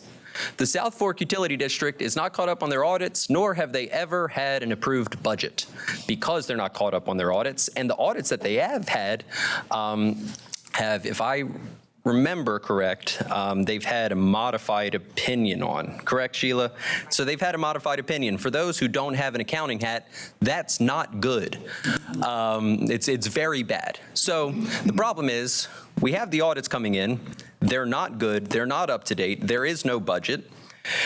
So with that being said, the South Fork Utility District purchases every single drop of its water that it sells to its customers from Bristol Bluff City Utility District. Okay, all of the infrastructure is already in the ground should they become one utility. So board staff is looking at South Fork Utility District, which I'm going to give management credit. Adam Hale, the manager of South Fork Utility District, he is doing a great job in trying to turn around the South Fork Utility District. However, at what cost? Their rates are increasing, and their rates are going to continue to increase because they desperately need infrastructure, because the utility was being so poorly ran in the past that their infrastructure is breaking down, which isn't, uncommon for a lot of utilities. So board staff is looking at an instance in which you have a middleman, the South Fork Utility District, with increasing rates. They have infrastructure that's going to have to be repaired regardless of a merger or not. Whenever I went to a hearing regarding the potential merger between the South Fork Utility District and the Bristol Bluff City Utility District, one of the arguments that was presented is, we're hearing that we're going to have, if this merger happens, we're going to have to spend X, Y, Z. We're going to have to build this and build that. It's nothing new.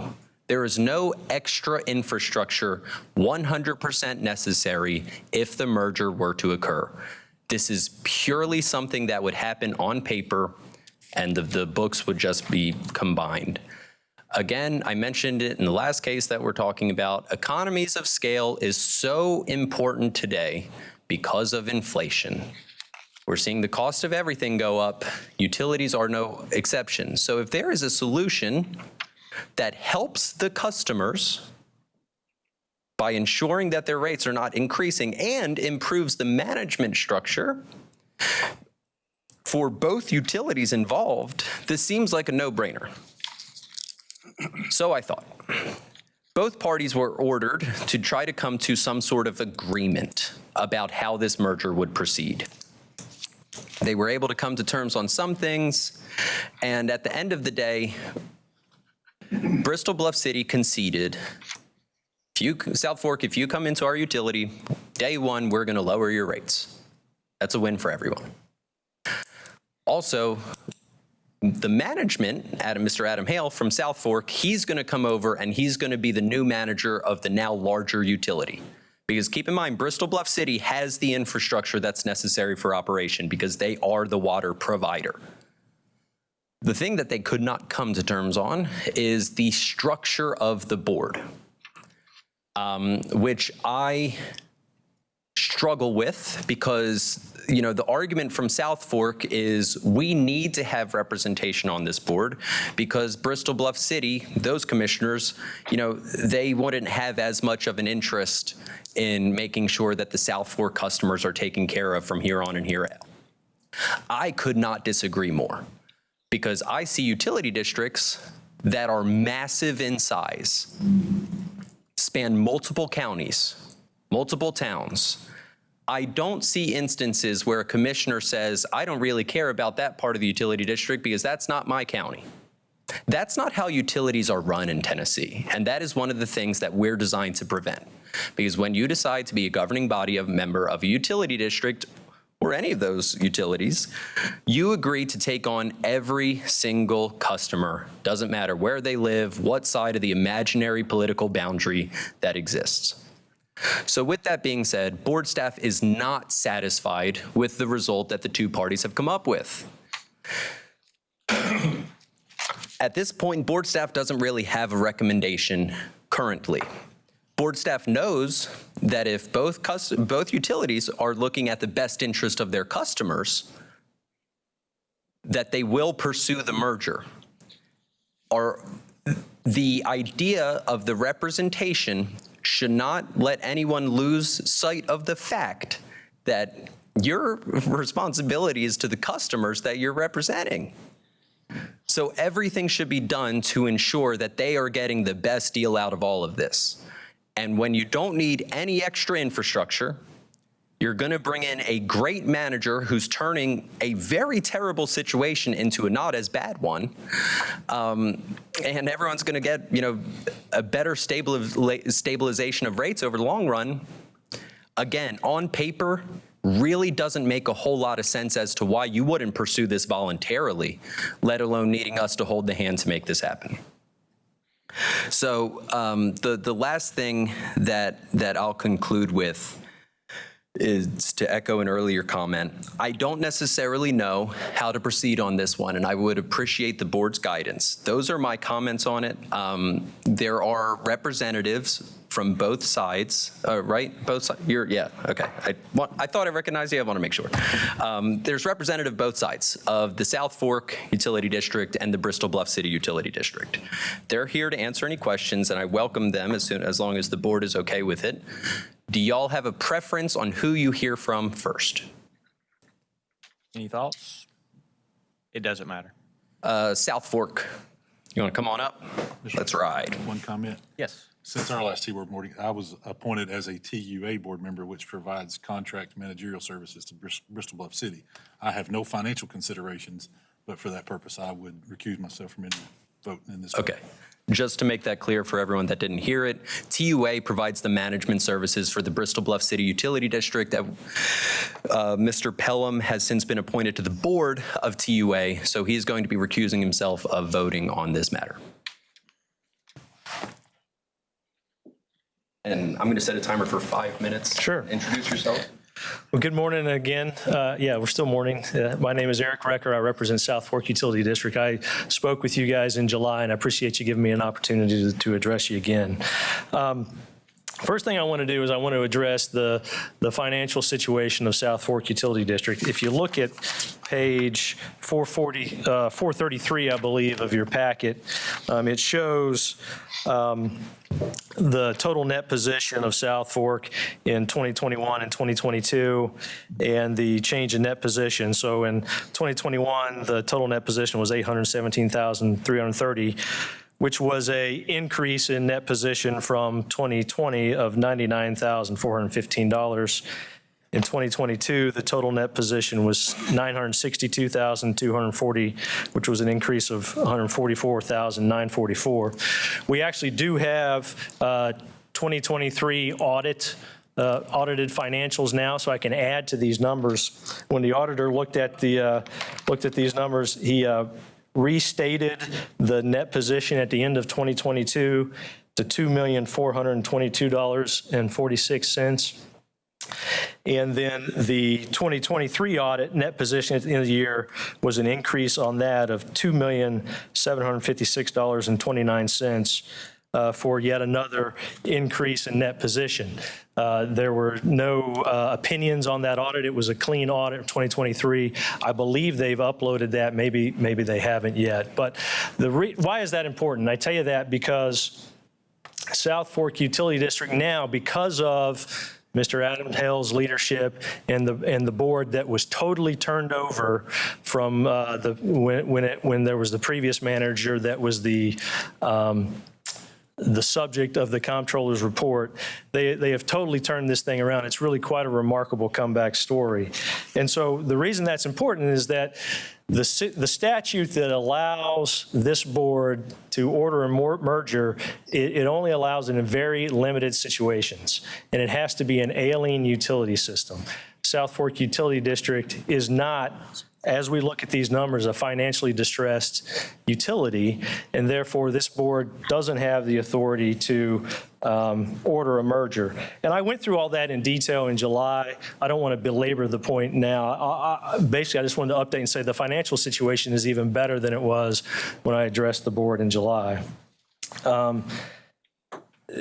The other thing is the statute says it has to be an ailing utility system, which we don't have here, and it has to be necessary to restore financial stability of the system. It is not necessary, the merger is not necessary to do that. As we see, this is a financially stable utility system. And more importantly, neither South Fork nor Bristol Bluff City at this point want to merge. None of the customers are asking for a merger. And so what we have in this situation is you don't have an ailing utility system anymore. There's no doubt that there were issues in the past that have been addressed by the current board and the current manager. And the merger is not necessary to restore the financial stability of the system. So this board's previous actions have resulted in have brought about the desired result of a financially stable and well-run utility. And we just ask that you let them continue on that course and don't inject more disruptions by forcing an unwanted merger at this point.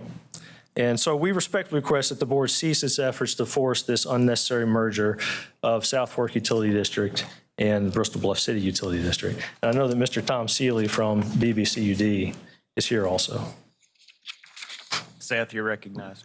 Before we move on, the statute says that the board can order a merger if the merger is necessary to restore financial stability of the system, ensure continued operation, or otherwise ensure the well-being of the public being served. So it's not only restore financial stability, there's two other requirements. Right. And I addressed those two other requirements in July. The board's previous action has been based on financial distress. And so that's the issue. That's the one that's before us today, and that's the one that I'm addressing today. Mr. Hampton. So you just stated that the 22 financials was your beginning balance was restated to about $2 million. Can you say what was the item when you said in the 23 audit the beginning was you had a restatement? That's correct. So how did the entity, not you, go from $145,000 to $2 million? No, actually, the net position under the 2022 audited financials was $962,274. Okay. In the 2023 audit, off the top of my head, sir, I don't know what the auditor found that led to that restatement. But what we know is that there's been an increase in net position every year since at least 2020, which is the documents we have here, including in 2023. I can tell you I have the 2024 year-end financials. We don't have the 2024 audit yet. But if we look at those financials, the year-end net position would be $3,186,215 for yet another increase in net position of $430,186. So it's continuing to improve every year. All right, thank you. So what is the South Forks Board's position on or an answer to the net improvement to the customers through the rate reduction if the merger were to take place? Because it's been stated that there would be a reduction in the cost to the customers as a whole. There was a rate increase 2 or 3 years ago. There has not been one since. I'm not aware of any intention to raise the rates anymore. I'm not privy to really what the rate reduction would be, but at some point, I know the board has stated that if there is a merger, which they don't want or think is even authorized, the rates would have to be leveled out across the system. I appreciate that, but what I think I heard was if the merger did take place, the South Fork customers would get a rate reduction. So their water that they purchase on a monthly basis, the cost would go down. I may have misunderstood that, so. I don't know that for sure. The one other thing that I'll add, Board, is Mr. Recker is completely correct. I mean, they have been seeing an increase in statutory change in that position because of prior actions of this board in which we directed them to raise their rates. Of course, we would do that. It would make no sense to allow them to continue to falter for the last 4 years while we tried to figure out the solution here. I mean, we wouldn't have been doing our jobs to let them continue to degrade, to get them to the worst position possible, to have a better argument of why a merger should transpire. As a matter of fact, it was an extension of good faith to let them figure out what the actual state of the utility is, so we could eventually be able to know what Bristol Bluff City would actually be taking over. This was the design of it all. And now it's being turned around to say, oh, no, we're fine now. We don't actually need the assistance. And so it's not great that we were able to work with them, say, yes, we're going to delay this. We're going to let the new management come in, figure this thing out, so we can get the best, so we can make the most informed decision later on down the road. And we are making the most informed decision down the road because the South Fork customers would be seeing a rate decrease. Both utilities would be achieving economies of scale. No infrastructure would be necessary. And it would ensure the continued success of South Fork Utility District and Bristol Bluff City Utility District. And again, I am not discounting what the current management has done and what the new board has done in trying to turn things around. No one is discounting that. However, to echo Mr. Giles' sentiment is, are we getting hung up on the fact of what the representation should look like instead of everyone here knows the point of the utility should be acting in the best interest of its citizens at large. That's what you're charged to do as a governing body. And so with that, however,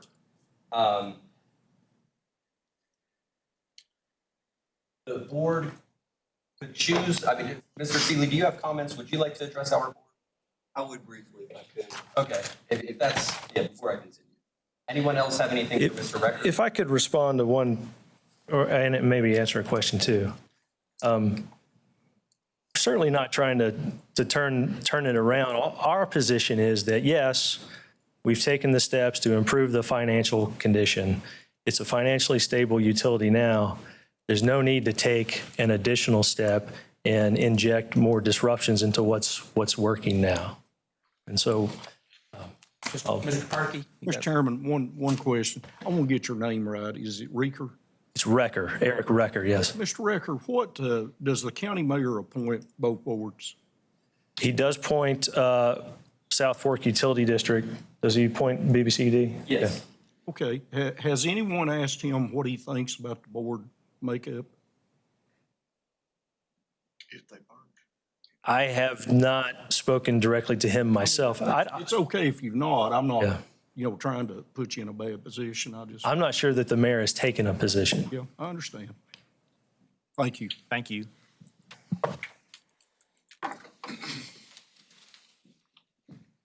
Mr. Seeley, I'm going to set a timer for 5 minutes. I'll be brief. Thank you, Board. Chairman Moody, Board, my name's Tom Seeley. I represent the Bristol Bluff City Utility District. We have 3 commissioners currently. They have been working with TUA. They have a very good relationship with Adam Hale, who is the manager of the South Fork. We have approximately 2,500 customers, and the thing that Ross has explained to you, we do provide all the water for the South Fork Utility District. We have a water treatment plant. That's accurate.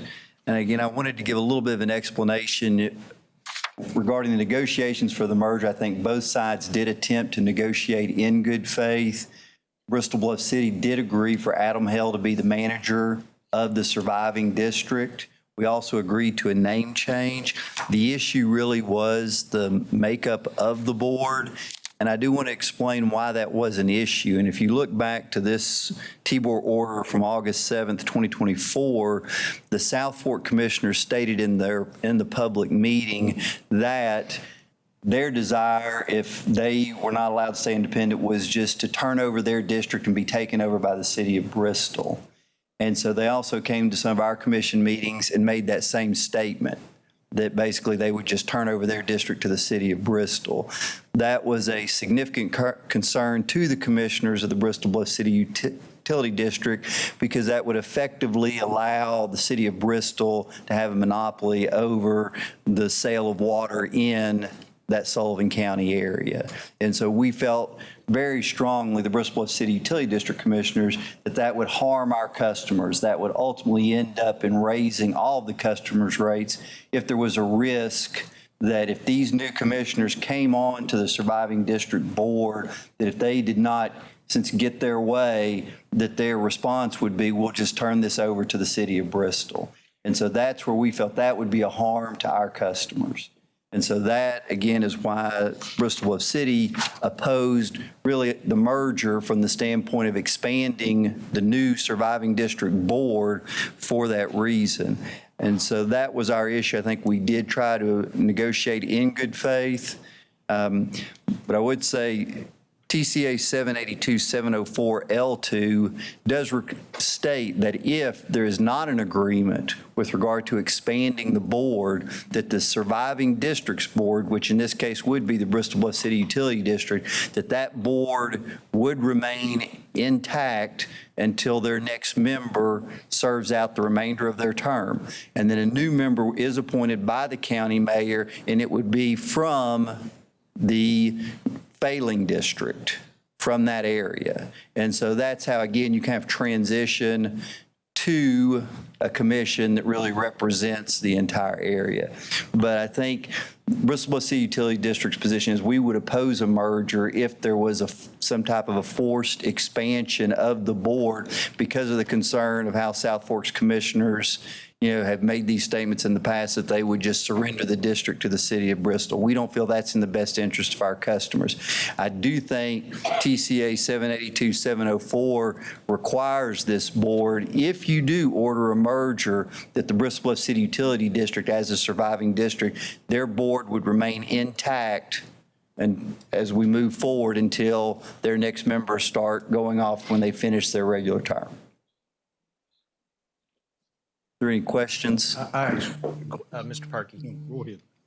It's just one. I've seen before in situations where when two boards could not come to a conclusion as to how the make would be, where the surviving board, in this case yours, would accept the others as an advisory board until such time as they roll off and give the county mayor an opportunity, where they don't have a vote, but they have input on the operations. Is that something y'all would consider, or is that's probably an unfair question? No, I'd be a little bit careful about speaking for our board, but in working with them, and I've represented them for 25 years, we have a good board. They're business people. They're very reasonable. I think they would welcome the input of an advisory board. And again, I think that was the thought process in taking Mr. Hale, who's the current manager of the South Fork Utility District, and asking him to come and be the manager for the entire utility district, so they would be getting that input. But I don't think they would have an issue with having, again, them acting in some type of advisory capacity. Again, the whole concern was these statements that we would just turn everything over to the city of Bristol. Mr. Perky. Sir, just a couple questions. How long ago were those statements made? The statements were made at the public hearing which the hearing actually took place, I believe, June 12th, 2024. And then subsequent to that, during some of these negotiations, the South Fork commissioners came to Bristol Bluff City Utility District. So during that 2024 fall timeframe, after that, when at those meetings, there were statements made by the South Fork commissioners that basically, if it didn't go the way they wanted to go, they would just turn everything over to the city of Bristol. I understand. If the Bristol board increased by 1 or 2, and they were from South Fork, and they decided to do that at some point, you could just outvote them, couldn't you? Well, I mean, you wouldn't want to get in that position. I'm just looking at it practically. We have 3 board members that have worked closely with TUA, have done a great job. They're familiar with the issues with the water treatment plant. And because of the mayor's appointments and the risks there, we've dealt with some of the county commission in previous appointments that, again, we feel very strongly that any risk to our customers that the city of Bristol is the only one that's selling water in our area will ultimately end up in raising the rates for our customers. And so that's why, again, I think retaining our 3 commissioners provides the continuity and stability that you would need if this board decides to issue that order. And again, we have a commissioner, I think, that comes off their term is going to end, I believe, in the next year. And so then we would have 3 commissioners, and it'd be a relatively small district. I mean, we're still around, if it merged, it would be around 6,000 customers, but 3 commissioners is a good size for that, and you would have a new commissioner that would be from the South Fork area. I mean, that's who the mayor would appoint according to that statute. Okay. Okay, I think I have a better picture of it. Thank you. Yes, sir. Thank you, Mr. Chairman. Yes, sir. Thank you very much. Thank you. I appreciate your time. Can I make a few more comments? 2 minutes. Okay, sure. Thank you. So first, I want to address the situation of Bristol. I have spoken with my commissioners since that public meeting. It is no longer the position of South Fork Utility District to merge with Bristol. That is just not, that is not on the table anymore. They're not interested in it. That arose out of the feasibility study that this board ordered, and it looked at the feasibility of merging with Bristol, BBCUD, or Bluntville. The feasibility study actually came out that Bristol would be the best, but our board is not interested in that anymore.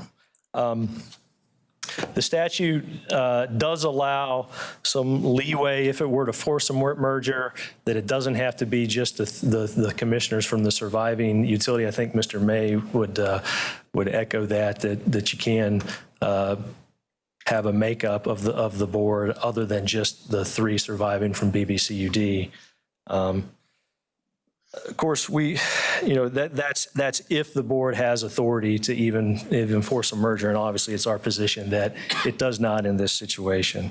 And that's not a bad thing. That means that South Fork has turned the thing around, and there's no longer a merger that is necessary.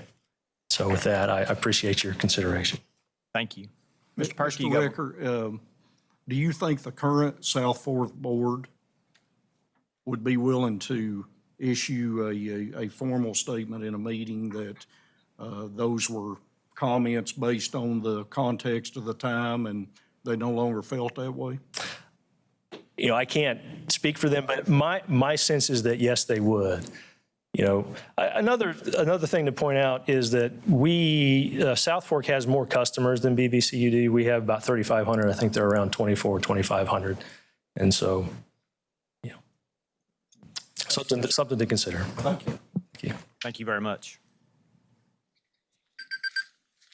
Mr. Moody, may I make a comment, though I've already recused myself from a vote? Always, Anthony. Once again, I come from kind of a medium-sized utility, so I have a little bit of affinity for that myself.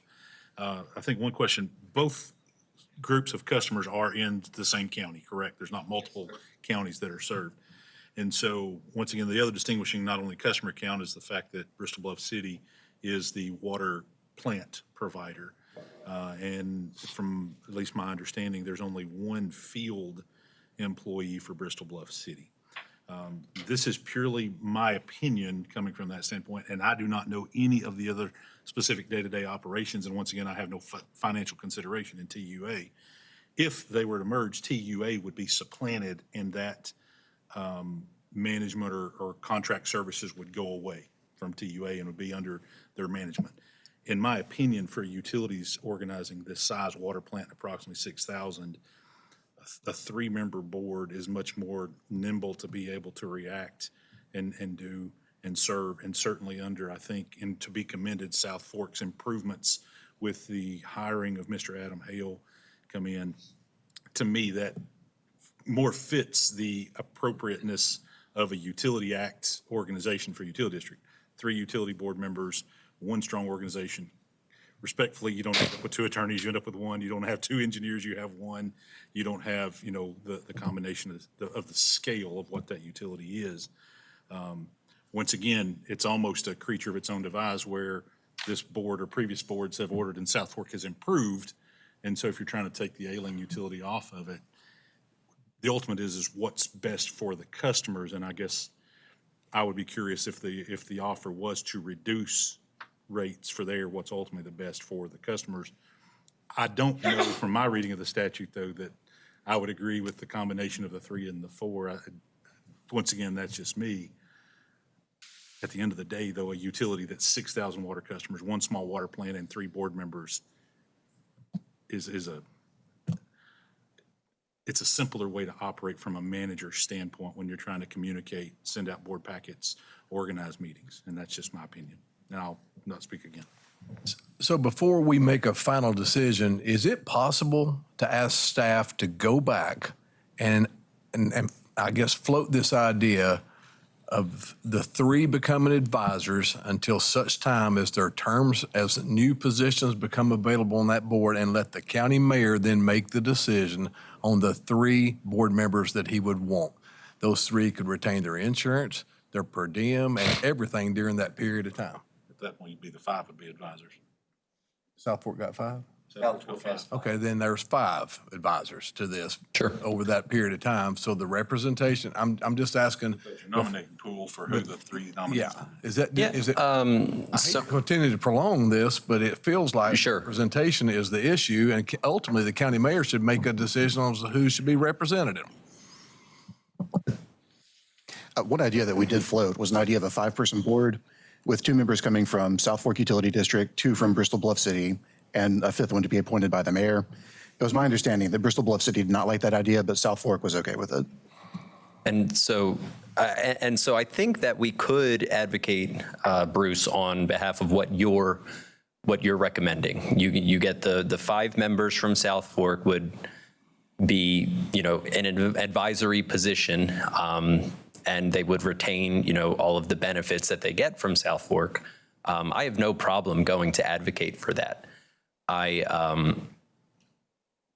think that we could almost echo what we just did with the city of Memphis, in which require board staff to go meet in person with both parties to try to come to an agreement on this, and then we can report back to the board. I will say, I also echo what you said, Bruce, that I'd hate to delay this further, because in delaying this further, it has been proven bad for us, because we're being told, hey, you gave us time to look better, and now you don't have the right to try to do what you're doing, which I do take offense to that, because we did that in good faith to try to figure out how best to serve the community. So I agree, Bruce, that I don't want to keep delaying this because it was thrown back in our faces. However, I do think that's in the best interest of all the customers to try to find the best resolution for everyone involved. So I would recommend that we bring both parties to the table, board staff attends, we advise them based on your comments, Bruce, and see if we can come to a resolution. And I don't know if it's possible to even invite the county mayor to this meeting, because ultimately he wants this board and he represents all the customers in both districts. We couldn't order him to attend, but we could invite him. Yeah, I'd have no problem doing that. The county mayor's still Richard Venable. As far as I know. Well, he's Yeah. a great guy. I served with him when I was county mayor. Mm-hmm. Entertain a motion? I make a motion that we request that staff go back and have this conversation with all parties involved. Second. We have a motion and a second. Any further discussion?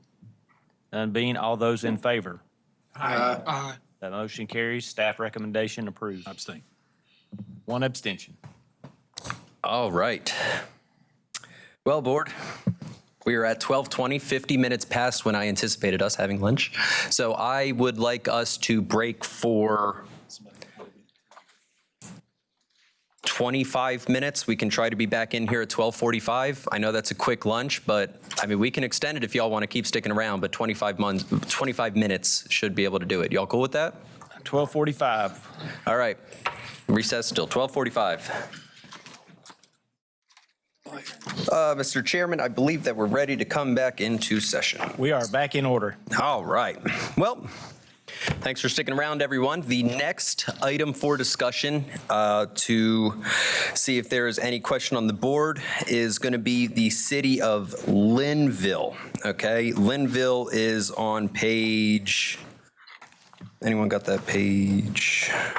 421. 421 of your board packet.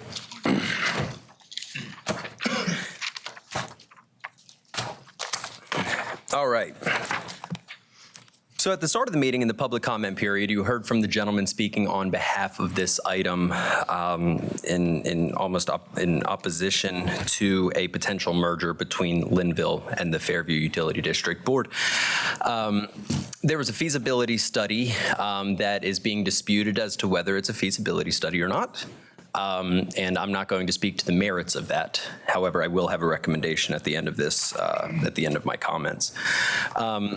I traveled to Linville at the beginning of December, on December 5th. And there were a lot of people speaking in opposition of the merger, and there were a lot of people recognizing that Linville Utility has a whole host of issues. You know, there's really not a dispute about the current state of affairs. The dispute is about the solution in rectifying the problems with the city of the town of Linville. And so I go through and I mention some of the summary of the public hearing that was held. And so, board, here's what I've arrived at. Linville has had issues in the past generating accurate financials. Linville has a history of delinquent audits. They're still not completely caught up. And because of that, there is some concern that Fairview Utility District doesn't really have quite the accurate picture of what they would be taking on. And since the feasibility study, since everything's gone on, this has been kind of dragged on for a little long now. Board staff feels most comfortable with, and Linville is actually contained in another part of this agenda whenever we talk about delinquent audits. But the way that board staff wants to recommend to the board as to how to proceed is upon the completion, or upon catching up on all of their audits, Linville has 6 months to complete a rate study that includes a feasibility study of a merger with not only Fairview Utility District, but the surrounding utilities. And I want to be very clear, I want it on the record, because we get a lot of questions. Ross, what is a feasibility study? State statute does not give a lot of clarity as to what that is. So I want to provide clarity as for what we interpret that as board staff. A feasibility study does not discuss whether someone wants the merger or not. The feasibility study is whether it is feasible or not. Okay, those are two totally different things, because the T-Board has the ability to force mergers even if it's unwanted. And we can hear from public comment, we can hear from government officials on what is wanted or not. We need to know if something is feasible, if it is in the best interest of the customers. So with that being said, Board staff recommends that at the completion, when Linville is up to date on their audits, they have 6 months from when they turn in their last audit to us to complete a rate study that includes the feasibility of a merger with surrounding utilities. And that is how I would like to proceed on that. Ross, what is the projection of getting those audits completed? There is a representative from the town of Linville here. Do you know when you anticipate having your audits caught up? It's in the accounting group and the auditor are in the process of gathering the information at this point. So the contracts for 23 and 24 have been signed and in the pipe. I'm hoping 3 months. I mean, I couldn't swear to it, but I know that she has a lot to do to catch that up, and it is being worked on currently. What page is the billing? 23? So board, so not only that, on page, you don't have to turn, I'll read it to y'all, but on page 123 of the packet is when we discuss the delinquent audits, and I just want to double check. Yeah, so Linville would be included in that whenever we get to that subject matter. And we're requesting that the delinquent audits be submitted to our office by May 31st, 2025. We have the authority to issue extensions on that if there's good cause. However, it is our expectation that those would be submitted by the end of May. However, if the auditor can't do the work, the auditor can't do the work. Regardless, though, I would anticipate by the end of Q3 that we have those audits in. As you know, I look at the timeline, Ross. If you do that and it sequences out, even for the time you had in backing in 3 months plus a 6 months extension to get rate study, feasibility study done, you still wouldn't be back to this board until March 12th of 26. Sure. So would you feel more comfortable with 3 months after the audits are submitted for them to do a rate study and feasibility? That's not going to be enough time for an adequate rate study. Yeah, I didn't either. Yeah. I think if you do that, I would just say complete everything, audits, rate study, and feasibility study February of 26. That way you got it back here, because otherwise you're not going to get any of those dates. Okay, so then I will, no, I completely agree with what you're saying. So I'm going to change my recommendation. By December 31st, 2025, that they have a rate study and feasibility study conducted, and board staff is able to provide 1 3-month extension. We'll go 2 3-month extensions. You never know. 2 3-month extensions of that deadline upon a showing of good cause. So they'll have until the end of the year to get the rate study and feasibility study done, and this does not impact what is on page 123 regarding Linville for their audits. So that is the staff recommendation. Mr. Chairman, I would move to accept staff recommendation on that. All right, we have a motion to accept staff recommendation and a second. Any further discussion? None being, all those in favor? Aye. Opposed? That motion carries. And I would really like to implore everyone involved, don't wait until 12:31. Let's knock this thing out early if we can. But okay, now the next item, Water and Wastewater Authority of Wilson County, which is on page 83. I love the peanut gallery. Y'all are really helping me out here. Okay, so page 83 of the packet, we have the Water and Wastewater Authority of Wilson County. There is representation of the authority, and also the complainant is present to address the board as well. Board, there's been ongoing discussion with the complainant, who has several complaints regarding the Water and Wastewater Authority of Wilson County, and board staff has found it difficult to narrow down the scope of what is happening to find what remedy, what resolution this board can actually provide. Because while we understand there are complaints, we need to have very specific complaints and what the remedy is that's being sought. So we informed this gentleman that a official complaint needs to be brought forth to the Water and Wastewater Authority of Wilson County, and a specific remedy has to be sought. We have a process online. We have forms that need to be filed, so we're able to, understand the entire scope of the problem. And as board staff, we've had a difficult time getting those documented to be able to bring forth to the board. However, in recent weeks, the complainant has filled out an inquiry online and narrowed the scope of what his issue is. But regardless, I would, board, if it's okay, I'd like to invite the complainant to come address the board.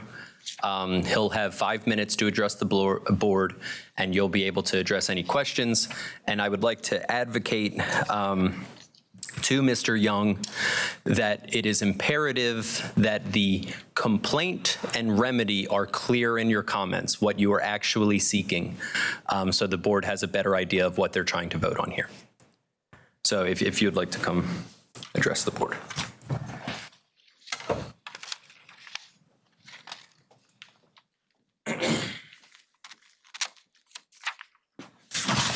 Question for you. Do they have my complaint 2712?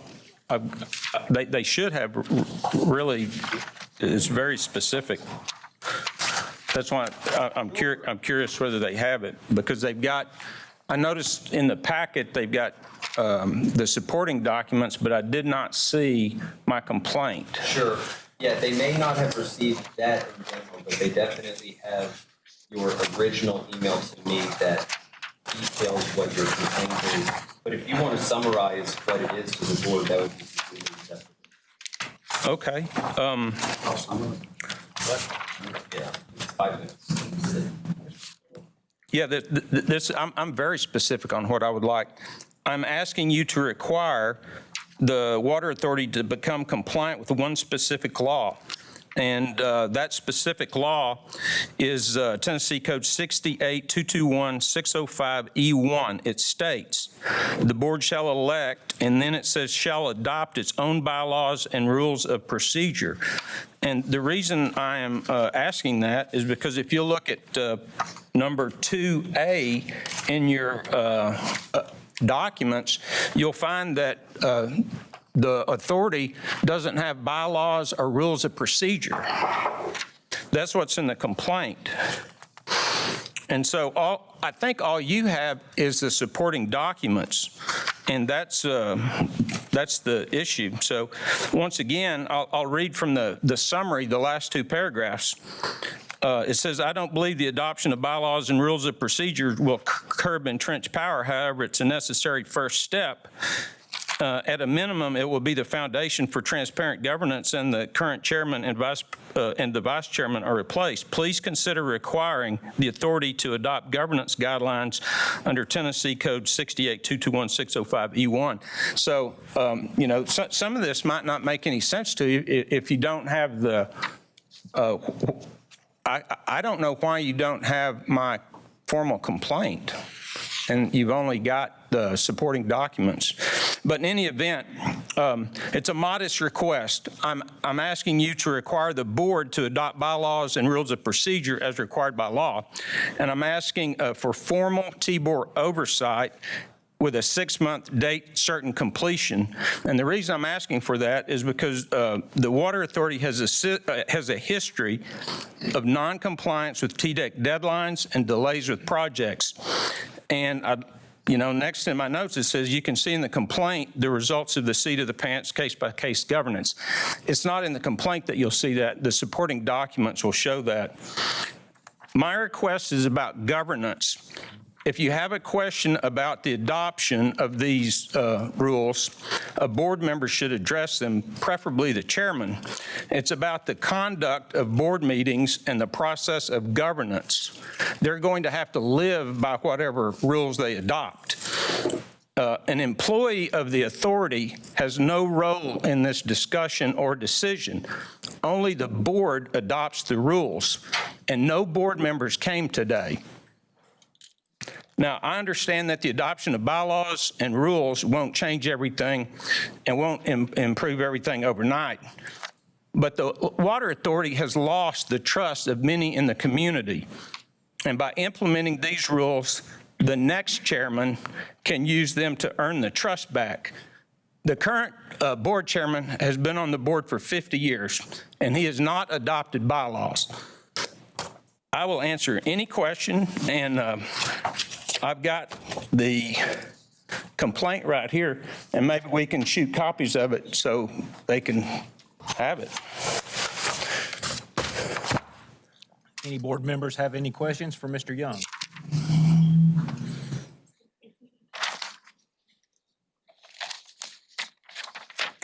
Thank you, Mr. Young. There's also representation from the Water Authority, if you'd like to hear from him. Yes, please. Chris?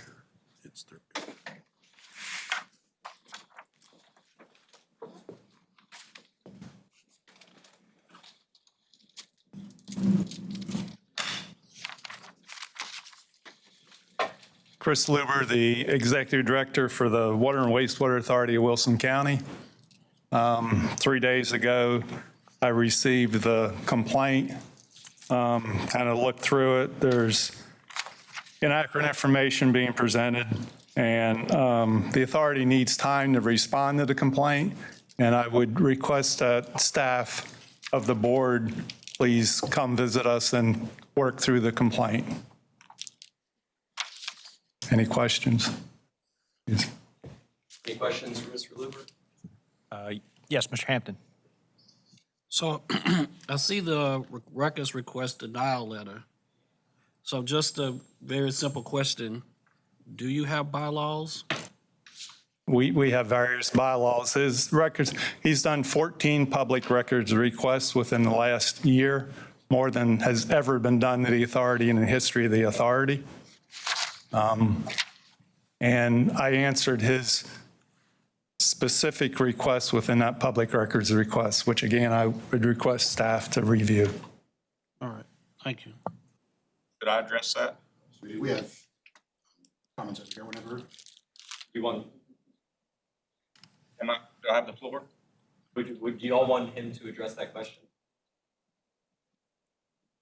Okay. The question was, do you have bylaws? And I will address or have you look at page 1B of the supporting documents. I asked for the bylaws, rules of order, or similar records pertaining to the rules and regulation for the conduct of meetings and the governance of the authority. And notice that Chris Lieber, standing right here, circled it and said no such records exist. So the idea that there are bylaws, that's not correct. There are no bylaws. There's no rules of procedure. Every meeting is a case-by-case basis. It says it right here. He says everything is handled case by case. Years ago, that probably was sufficient. Wilson County now is one of the fastest growing counties in America. Millions of dollars, thousands of homes, and the meetings and rules of procedures and how that authority is being operated now is so outdated. It needs, I'm actually just asking you to have them comply with the law, because the law says you have to have bylaws and rules of procedure. And because they've been so derelict in completing TDEC, notices of violation and starting projects, I'm asking for the board to require them with a date certain and have the staff supervise or be an ombudsman to make sure that it gets done. That's the very specific thing I'm asking for. And I'd like to make sure that they do get my complaint, because without the complaint, they don't really see that that's all I'm asking for. Bylaws and rules. Thank you. Thank you. The board,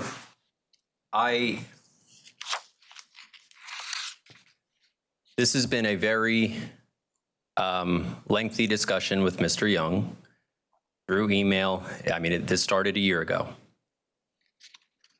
To echo Mr. Luber's comments, this really just came to a head about what the root of the issue is recently. I think that the best way to proceed is for us to do our due diligence and direct board staff to go make sure that they're in compliance with all the state laws, that if they need to adopt any bylaws, that they do, that all their policies and procedures are up to date, and just make sure that the Water Authority of Wilson County is in good standing. I don't think that there's anything obtuse about that. And I think that if anything, Mr. Luber would appreciate us coming down and visiting with them to make sure that everything is at a minimum at state level or above board. So I have no problem with us doing that prior to the next board meeting. Mr. Perky. Mr. Chairman, obviously this relationship has become adversarial. I like what the assistant director is saying. I don't believe we're in a position today to, or let me speak for myself. I'm not in a position today to direct either you, Mr. Young, or them to do anything specific. But I would just say that it would seem to me that the right thing to do is for us as a third party to come in and verify the things that Ross has mentioned and then report back to the board. And I would not want to, Mr. Young, just being fair with you, this is a general public hearing, but it's not a public hearing for us to have two parties going at each other. I'm not saying you're doing that. I just don't think that's what this is, and I would like to have more information. Chairman, may I speak? Pelham. Ross, I like your idea of at least TBOR or our board directing or authorizing staff to follow up, make sure that there are all necessary statutory and regulatory policies, rules, and bylaws in place. I would anticipate probably from the creation or organization when the utility come to exist.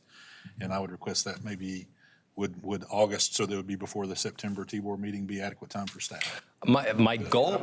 I agree with your proposal. I would just want to put a timestamp on it. Yeah, sure. So we'll say by August 31st or 29th, whatever that Friday is, board staff will have completed this. My goal is to have this done and prepared for, assuming we have our June meeting. On or before. Yeah, so on or before August 29th. So at the worst, it'll be at the September meeting, but hopefully we'll be able to have this thing wrapped up in June. I honestly think that satisfies what the complaint is looking for, because there are no bylaws or anything that have been presented which we could order them to adopt. The only thing that we could do is just order board staff to try to remedy this situation. It appears that Mr. Young has another comment if the board would like to hear it. Yes, sir. Thank you. I just want to make sure that I've got a good copy of the complaint. I think they all need to see that, so I'd appreciate it. I don't believe that a copy of the complaint will change the decision today. We're granting your remedy to get Wilson County to adopt what they need to. I appreciate your feedback on not having two parties. You're not sitting there as judges trying to figure this out. But this was sort of the end game of many, many months, and it finally dawned on me about 2 or 3 meetings ago what the problem was. I didn't realize that they didn't have, everything seemed kind of willy-nilly, and now I know why. And so that's why it wasn't, I'm not trying to be adversarial. I'm trying to get some help to try to make this better, especially for the next board. Thank you. Thank you.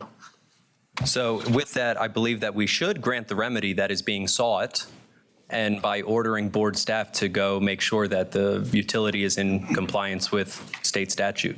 I think Mr. Pelham might have something for us. That would be my motion to direct and authorize staff to ensure that Water and Wastewater Authority of Wilson County is compliant with all necessary statutory regulatory compliance, and have that done on or before August 29th. If able to report back sooner, great. If not, September meeting. We have a motion and a proper second. Any further discussion on this motion? None being, all those in favor? Opposed? Motion carries. All right, so with that, I learned after the lunch break, we have one other individual here who does not wish to speak on the item that he's here for unless there are questions, but just for, just to demonstrate good faith, I would like to just go out of order on one thing. Ben, I'm stealing one of your cases. We're just going to knock it out real quick. That is the City of Lexington on page 126.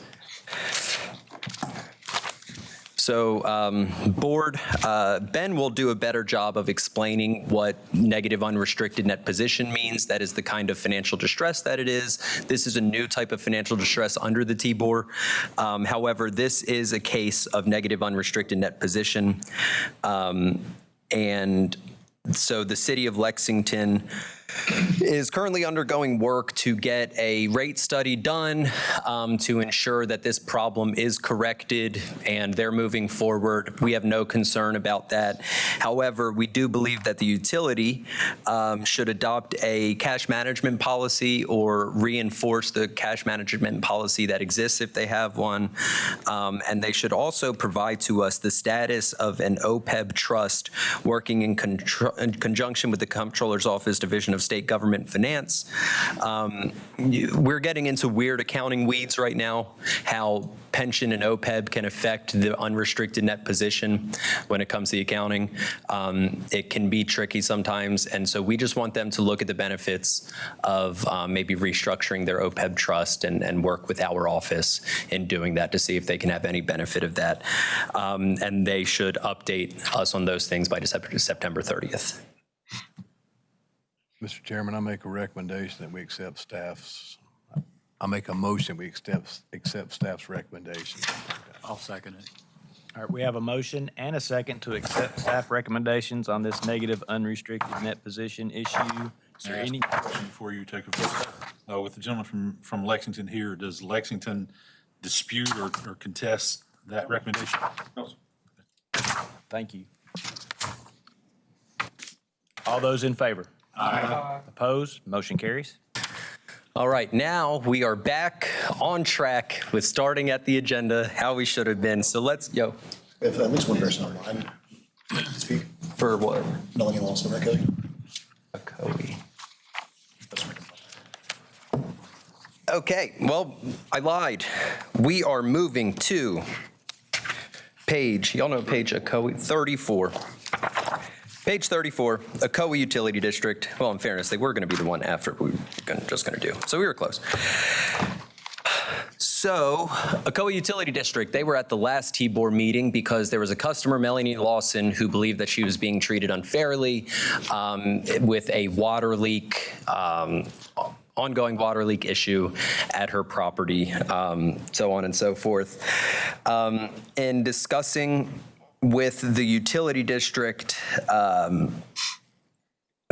there was kind of a question about what was actually going on at Ocoee and whether they had a strong policy, because their policy was essentially Servline as their policy. And so what board staff wants to do is the utility district needs to update their leak protection policy. And if their leak protection policy is simply we use leak insurance, then they need to have a policy that states that. And they should provide that to us, and then we're permitted to close the case. It is my understanding that the complainant in this case is available online for questions or comments. Board, are you willing to hear from Ms. Lawson online? Ms. Lawson has requested to speak, not just available for questions. She has requested to address the board. Can we hear from her? Yes. All right, Ms. Lawson, if you want to unmute yourself and address the board, you are so permitted.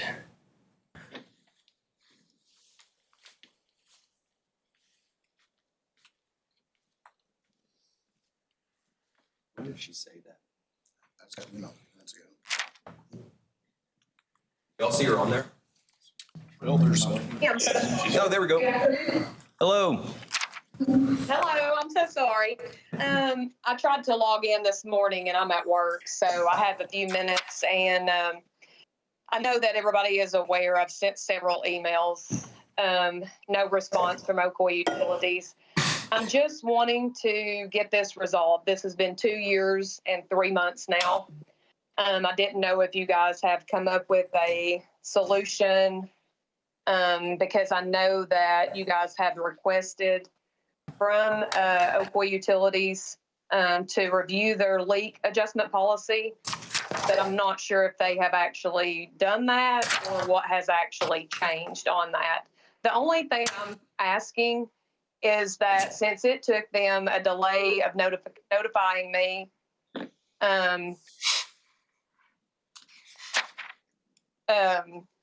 for a whole full week, I'm just asking for those charges to be taken off.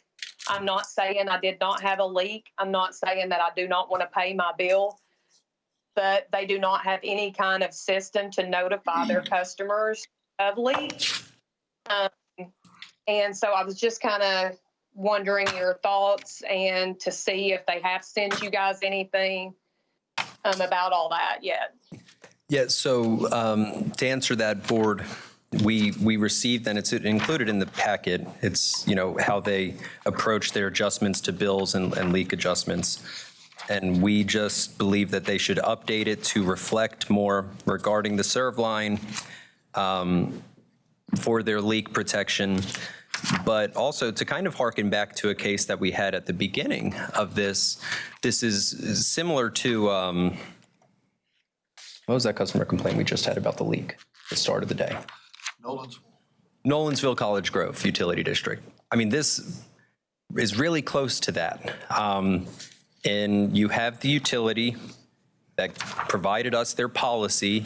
They say they're following their policy, and the customer's contending that they were unaware of the leak during that amount of time, and they shouldn't be responsible for that water. The biggest difference here is, Ms. Lawson, was yours attached to an irrigation system, or was yours just a leak in the yard? No, sir, mine was an underground water leak. However, they did not have serve line protection at the time of my leak and other customers in the county at the time.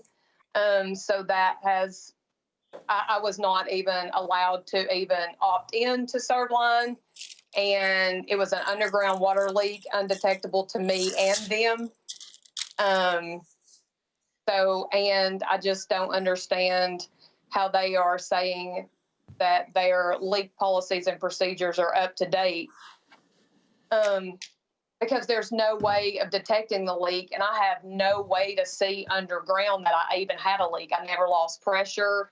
I'm not sure if you were at the last meeting I came to. Yeah. But saying they're following the Tennessee, standards. However, they do not override common sense fairness. I mean, the T-Board requested that Ocoee Utilities review their policy, which actually suggests there's already a flawed system. And I'm not asking for you to make an exemption for one customer for myself. All I'm saying is I need a correction for a billing error that was caused by Ocoee Utilities' delay in them talking to me and shutting off my water for at least another week. They're still trying to charge me $1,082.50. That's what I'm questioning.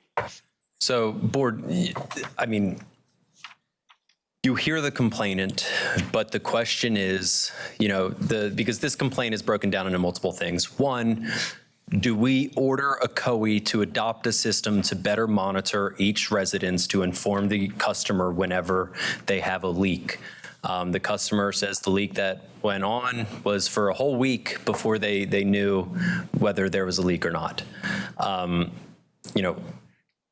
That's one of the remedies that she's seeking, is that the utility were to adopt some sort of system to be able to notify leaks faster. Second, she's seeking the remedy of that roughly $1,000, that being worked on, whether it's completely gotten rid of or negotiated down, because she was unaware of the leak on her property during that time. And we are requesting, because they have Servline, that be reflected in their leak adjustment policy. That's the staff recommendation, because unfortunately, it is staff's opinion that ACOE followed their policy, and there is no requirement that a utility inform a customer of a leak in a certain amount of time. I mean, there's just no requirement in Tennessee that says you have to tell your customers within 24 hours if there's a leak, within 48. There's just none. Obviously, it's best practice for the utility to be able to do that, but some just aren't equipped to do that. So the question is, what remedy would we like to grant in this instance? Because board just believes the policy needs to be improved. Board staff would recommend that if the board deems that the customer is responsible for this roughly $1,000, that a payment plan be worked out. But I just, again, I don't know if it's a great idea to say how long a utility should have before they notify their customer that there's a leak. Because, I mean, a week, I mean, you have to have like really strong telemetry to be able to tell every customer within 24 hours if there's a leak. We have a sister utility company, Cleveland Utilities. They obviously always call their customers within a certain amount of time. Ocoee Utilities has a data sheet that they sent me back in December. So I'm wondering, okay, they can send me a data sheet to show when my leak occurred, that they can't give me a call and tell me when my leak occurred. The T-Board asked for them to review everything, and they recommended them to adjust their leak policy. Did they even change anything? And if there's no updates, that means they're ignoring regulatory concerns. Why should customers suffer from outdated policies? I mean, Ocoee Utilities must show what changes are made to apply fairness in a customer's adjustments. And to remind the board of the last action that we took, y'all pretty much directed us to communicate with the utility to see if they could resolve this at the local level. We did not order ACOE to do anything.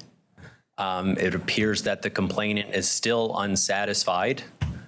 And so, I mean, we have the opportunity here to force ACOE to do something to better remedy the solution.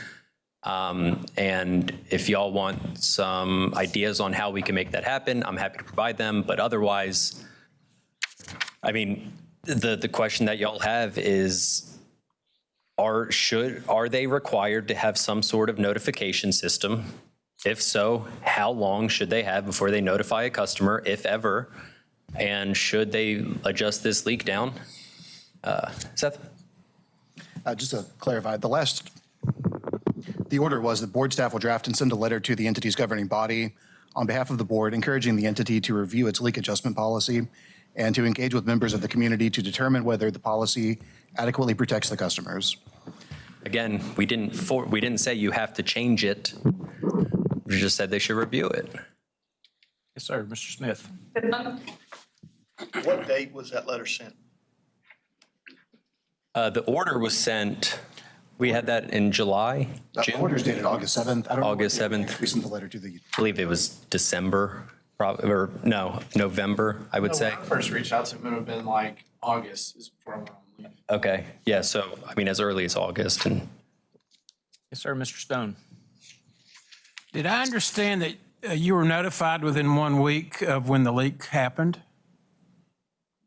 They shut my water off after a week of them knowing that they read my meter, and then they did not shut off my water for another full week, knowing that I had a leak. So if they read my meter, I think it was on the 27th, I'm thinking, I'll have to look back at my notes. I have a whole packet here. It's like a lot. They did not notify me. Even after they read my meter and supposedly knew it was leaking, they never shut my water off for a full week and still trying to charge me the $1,082.50. That's all I'm asking them to do, is to remove that and all late fees and taxes. That's all I'm asking them to do. I have already paid pretty much the full bill other than that. That's all I'm asking them to do. So board, would you like to grant the remedy of them removing that week of service because of the leak? Because that's the remedy that's being sought. Mr. Chairman, do we have any idea how much that'd be, Ross? $1,000. Yeah, so $2 and all the late fees and taxes.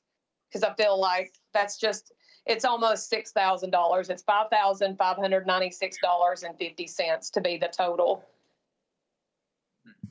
So I'm not sure I understand how we can do that. I mean, do I agree with their customer service? No, I don't. But I don't know how, if they followed their policy, how we can go back and tell them to reduce $1,000 in cost as much as I would want to. I mean,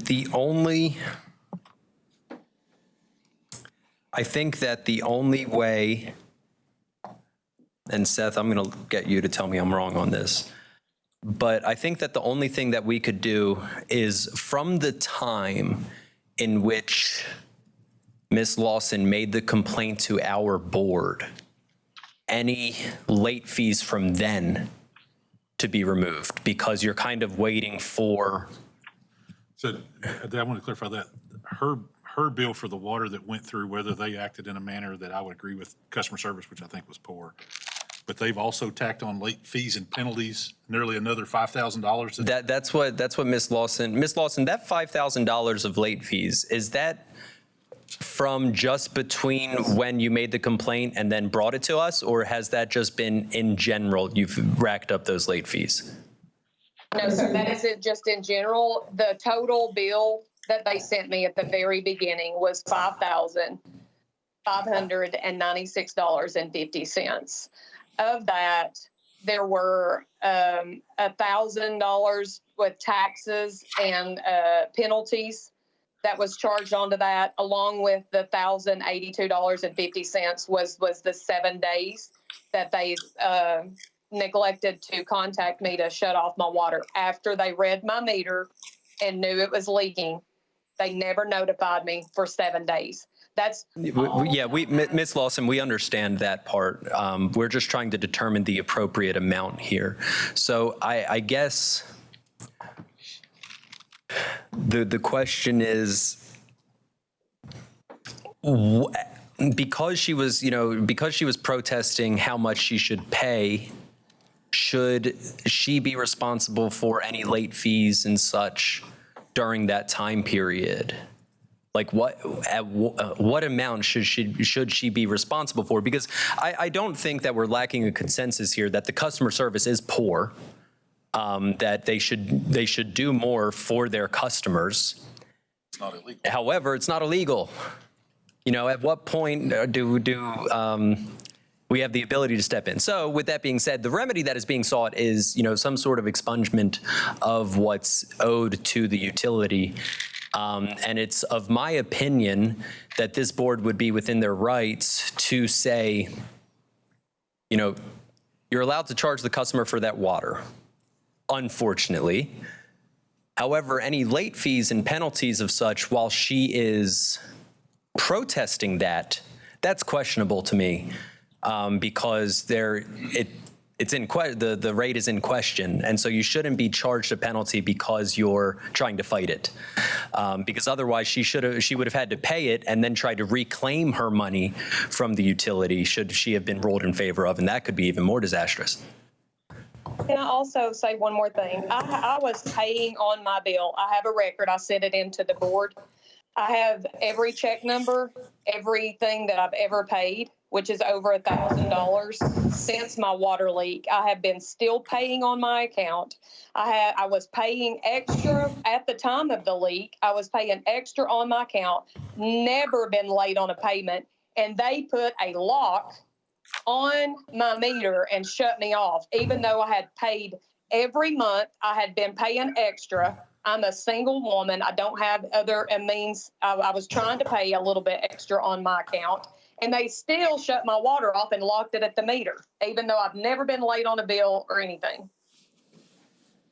That, to me, I feel like should be illegal also. I mean, the customer service at Ocoee Utilities is I just don't understand. I don't understand. So board, what do y'all want to do?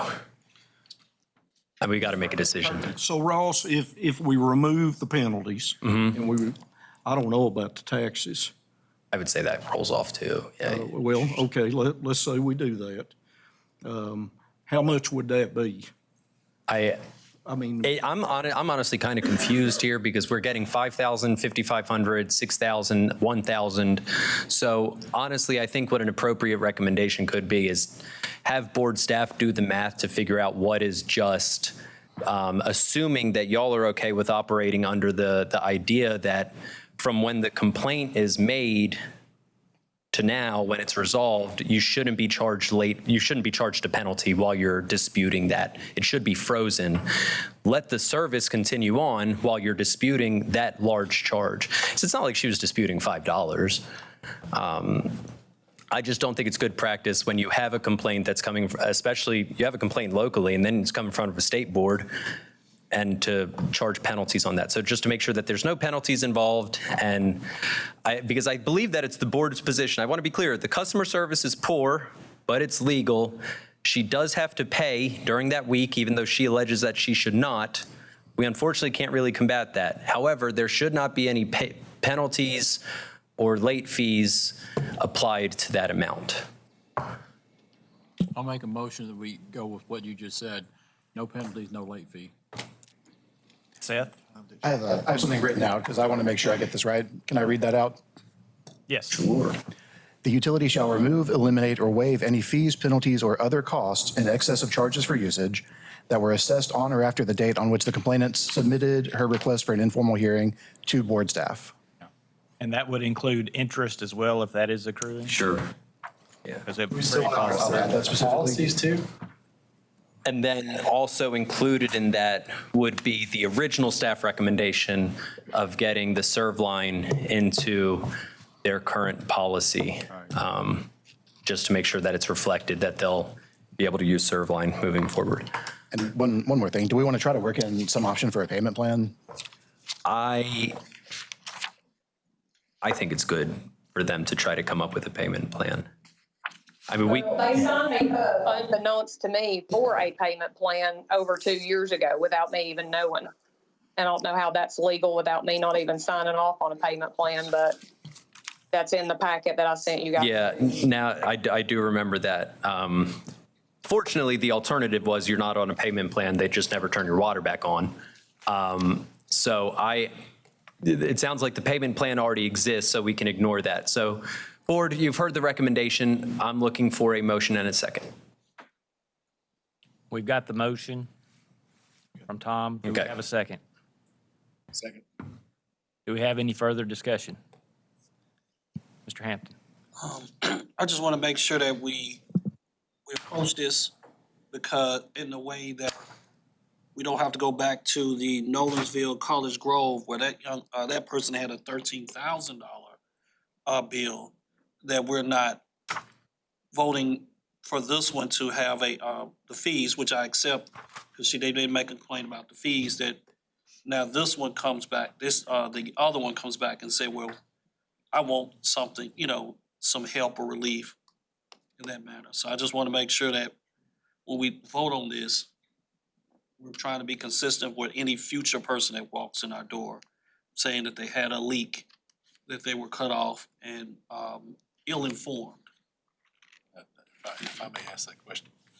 If I may ask that question too, so the motion as it is relief only on any additional incurred penalties, fees, or add-ons subsequent to the bill and the time the complaint was filed. Yes. Is the current motion. So I think we all agree customer service seems poor in not having a policy that might give some relief due to the water. That charge was still used, still incurred, and would have to be worked out through payment plan.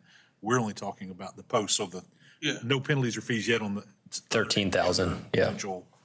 I just want to make sure that we're not. Make sure we're on the same page. Good point. Yeah, I don't think we're tying our hands here, but I do appreciate the caution. And that 13,000 went a month before they knew about it, not Yeah. a week. Yeah. Right. So Any further discussion? This is more of a general question for the board members who manage utility. How often do y'all, as a entity, inform your body, your customer base about the leak policy? Is it like once a year, or you just solely depend on the public, the website? Ours is posted, and as a new customer, you come in, you get a packet for a new customer. But then when you report a leak, then we inform you about our policy and how you have to go about being reimbursed for it. Okay. At that point. So, and then as we do AMR, so Mm-hmm. once, as we do the drive-by readings, Yeah. we run a report the next night, and any exceptions, then we contact that customer and say, we think you have a leak. Okay. I'm obviously smaller than Bruce, but similar.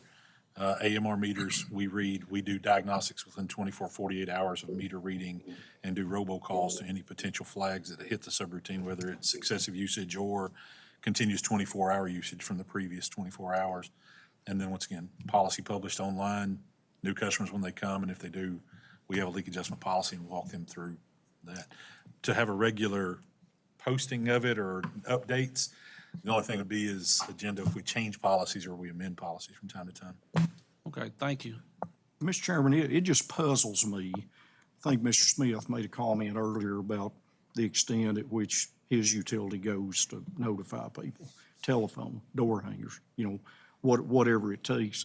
It just puzzles me why we have these situations where days and a month go along without notification. I just don't get that. No, a lot of folks don't take this public service thing seriously. They view it as a monopoly, not a public good. And the best you can do sometimes, if it doesn't flag the automatic controls, there may be time. And then the other situation, she acknowledged she got notified. It just didn't have alert. Yeah, and the other. On the other sense, on this one, why there was a delay in calling, I don't know. Customer service. Any further discussion? We still have a proper motion and a proper second. Without any further discussion, we will have a proper vote. All those in favor? Aye. Opposed? Motion carries. Thank you, Ms. Lawson. All right, board. Now, I believe we're back on track, which is crazy. Page 27, Bean Station Utility District. Bean Station Utility District. So essentially, you have a customer who had a water tap put in at their property. It's alleged that the water tap, the meter was not put in the correct place, and now the meter is unusable because of the way other utility lines lie, even though proper authorities were called and all the lines were drawn out. Apparently, I mean, you can kind of see in the pictures that demonstrates that there definitely was work to show where all the lines lie. And so now this individual has a water meter that's unusable. I mean, the remedy that's being sought is she just wants a usable water meter. I'm going to be honest, I don't think that's too big of an ask. Is just to get a usable water meter on the property of this customer. But, I mean, if y'all want more information, happy to compile it. But otherwise, I think that we just order the utility district to work with the customer in getting an appropriate water meter placed at the residence. Mr. Hampton. Oh, he was first, sir. Go ahead. Go ahead. This very weird question. What makes it a usable water meter? Is it because it's not placed as close to the house as possible so that they can reduce their cost on the line from the meter to the house? Is that what makes it? No. Or is it just so bad that a tree is sitting next to it? Like, which these pictures don't show it, but is it a tree that they would have to No, in this, do some? Location here, Yes, the sir. meter was placed such that now the customer service line would be in conflict with existing fiber and electric. Oh, so And had they- they moved you it don't over wanna where do you were that. clear, Okay. You wouldn't be there. That's what it appears to be, as I understand the issue. And that is the situation as we understand it. Like, it's just, I agree, this is an unusable line. yeah, I just want to make sure what's the definition of unusable? sure. Why did they contest going back and I mean, I'm puzzled. This is a simple fix. Yeah, we don't know why this won't be remedied. I mean, it says that to have Ms. Jones and plumber contact them if it is unreasonable. So, I mean, they've offered. Well, why would you need to get a plumber if they could just send somebody out and tell them it's the lines? The plumber's got to hook up the customer side. Yeah, but why would the board request a plumber come tell them that it's unusable? Because that's what I gathered from it. They wanted to hear from, we'll call it industry expert in a sense, instead of just looking at the lines that they painted on the ground themselves. Do y'all have any history on this that y'all can share with us? No, it's honestly, the communication has been, am I correct that they're not open 5 days a week? Is that this utility? They are, it is limited. They know about today. There may be somebody from Bean Station on the line right now. Is anyone from Bean Station online that wishes to address the board? Doesn't sound that way. Honestly, the communication with this has been difficult. The customer can't communicate via email, so it's been all written communication and some phone calls. And then the utility, I think, is only open 2 days a week.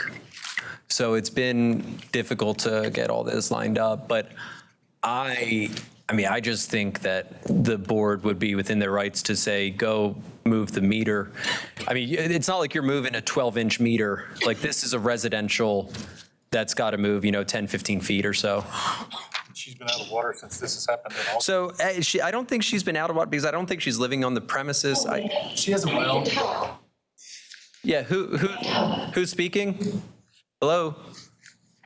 Tammy Wilson from Bean Station Utility. Hello, Tammy. How are you today? I'm doing well. Board, are you willing to hear from Ms. Wilson? Yeah, sure. Go ahead, Ms. Wilson. Thank you. I was fixing to ask if I had permission. I appreciate you giving me the opportunity to speak. The issue is, if you see that blue flag in those pictures, the customer puts the flag where they want their meter to be.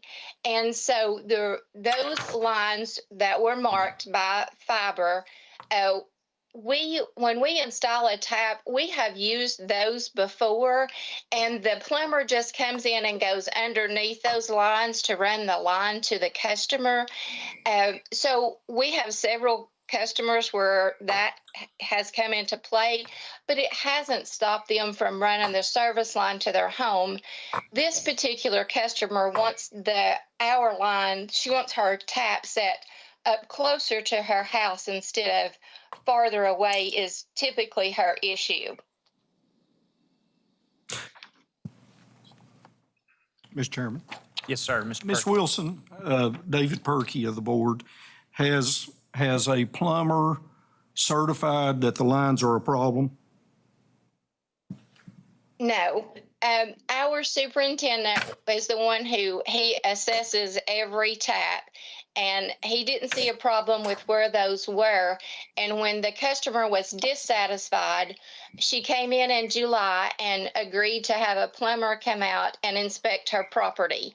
Then she came back, I believe it was in August, and wanted to know what we had found out, and we told her we were still just waiting on her plumber to tell us that those lines were not usable. Okay, but it's fair to say that no plumber has certified to you all, or she has not said that a plumber has told her it's a problem. Is that fair to say? Yes, sir. Thank you. So, board, what I would like to recommend in this matter, that if the customer is unable to find a plumber willing to do the work to run water because of where those lines lay, then the utility will move the meter to where it is usable by a plumber to get water to the property. However, if there's a plumber that is there willing to do the work, then the utility doesn't need to move the line.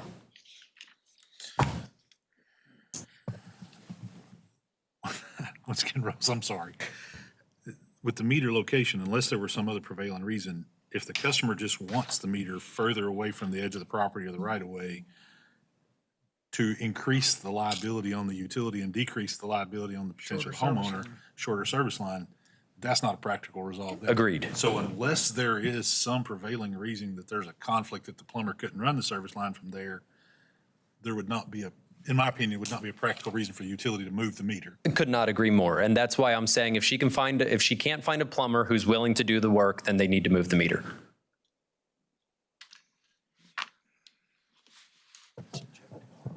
But I thought Ms. Wilson said the reason she wanted the meter or the meter moved was to get it closer to the house so the service line would be shorter. Well, I believe that be the case, but luckily under this recommendation and order, that won't matter because in talking with the customer, she alleges that she can't find a plumber to do the work. And so, that if that be the case, then the meter should be moved. If she just wants it closer to her house, I don't think that we should have it moved. Ms. Wilson, are you still on the line? Yes. Do you all have a list of plumbers? I'm not saying you recommend an individual, which you can, I understand, but do you all have a list of plumbers in the area that you can give this customer to talk to? Yes. Thank you. Great. All right, board, looking for a motion. Let's get this train moving. Let's get out of here. Mr. Chairman, I'd so move to accept the staff recommendation. I second. We have a motion and a second to accept staff recommendations on this issue. Any further discussion? None being, all those in favor? Opposed? Motion carries. All right, next we have the Witt Utility District. You can find this on page 40 of your packet. Board, the summary summarizes the complaint from the individual. The complainant has a problem with the way that Witt Utility District does their budgeting or does their billing. There is a $24 minimum fee on Witt Utility District's bill, as is almost every single utility that I've ever encountered in the state of Tennessee. There is a minimum bill. Whether you use 0 gallons or 10 trillion gallons, you have a minimum bill. This customer says that there shouldn't be a minimum bill, that there should be no minimum charge, or at the very least, it should be enumerated on their bill and made very clear. Board staff does not agree and does not believe we should take any action in regard to this customer complaint. Mr. Perky. Mr. Chairman, I may have a conflict. Seth, being from Hamlin County, and I recused myself from the other deal with Witt. Should I recuse myself? Just out of an overabundance of precaution? I'm sorry. Yes, I think you should, just out of an overabundance of precaution. Mr. Chairman, I'll recuse myself. Thank you. Mr. Chairman, TUA is involved with active support, so unfortunately I'll have to recuse myself from this one as well. Thank you. Mr. Chairman, I make a motion that we accept staff recommendation. This is standard protocol, and justice is determined by cost of service, not this board. I'll second it. All right, we have a motion and a second to take no board action. And dismiss the case. Let's dismiss. Let's close it. Yeah, dismiss and close. Dismissed and closed. All those in favor? Aye. Opposed? Motion carries. All right, we did Nolensville College Grove, and now we are on to page 54, Centerville. That is a short and sweet sentence. There's not a whole lot to discuss here. As far as we're concerned, in discussions with Centerville and with the customer, this was a customer complaint at our last meeting. Everything has been rectified and satisfied for the customer, so we're just asking for the ability to close the case. This one's different.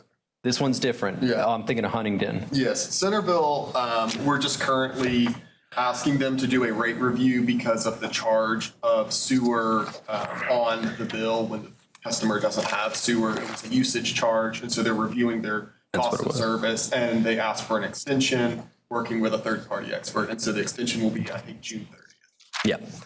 Yeah. If y'all remember that one. There was an issue where a customer was being charged sewer variably, even though they don't have sewer. Right. And so we just had a question whether it should be variable or not. So they're having a cost service study done. We just need to extend that out. So we did extend it. We don't need any board action on this one. So moving on, page 55, Town of Huntington. This is exactly what I just said. There was a customer complaint. and the complainant has been dealt with. Everything has been done above board, and so we're just looking to close the case and release it from board oversight. Mr. Chairman, I move to accept staff recommendation. Motion and second to accept staff recommendation to close the case. All those in favor? Aye. Opposed? Motion carries. Well, I'm going to give Ross a break here.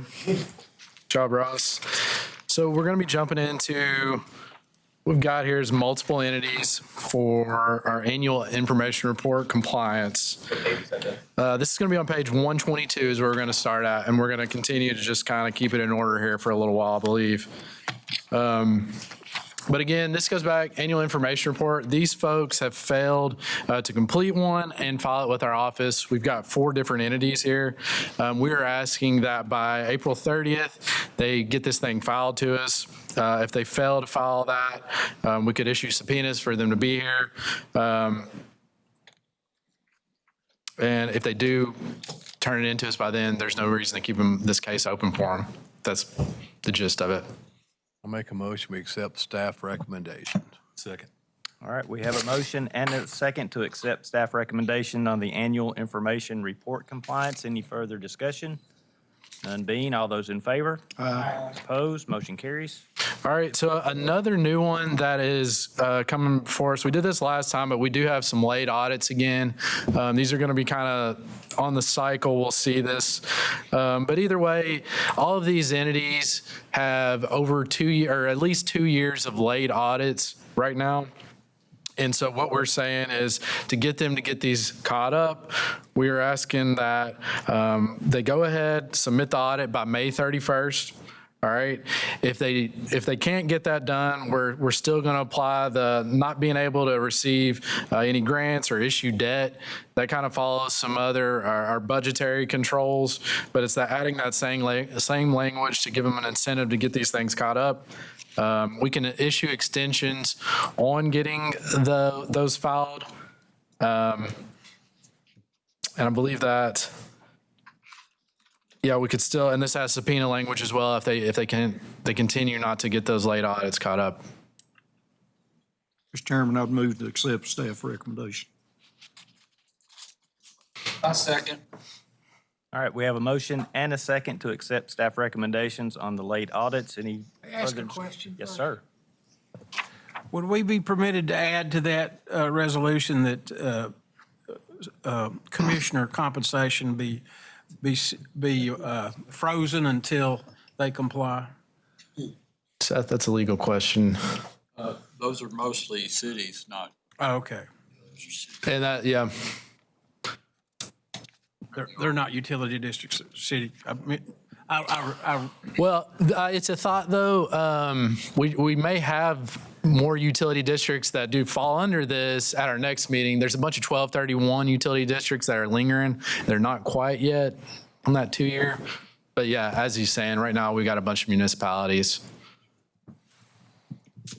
But it's something to consider in the future. Any further discussion? All those in favor? Aye. Opposed? Motion carries. All right, so another new one that Ross went to earlier, it's the negative unrestricted net position. This came into law at the beginning of 23, and now that we've got more recent audits, we're looking for this a little closer, okay?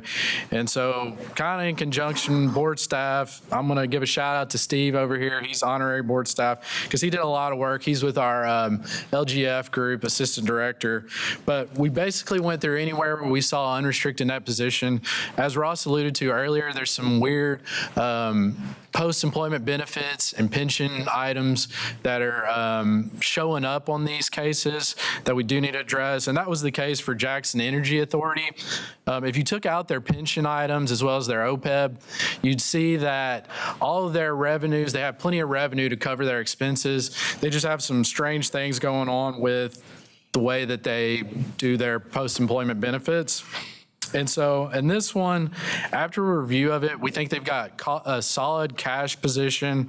You know, we looked at it under the lens of how we would look at different budgets and to look at financial health of a system, just a city as a whole. But we applied it to this energy authority here. Basically, what we say is if you take out all this stuff going on with their pension, we think they're fine. And while they are being referred to us under this, our recommendation is to go ahead and release them from board's oversight at this time. I'll make the motion.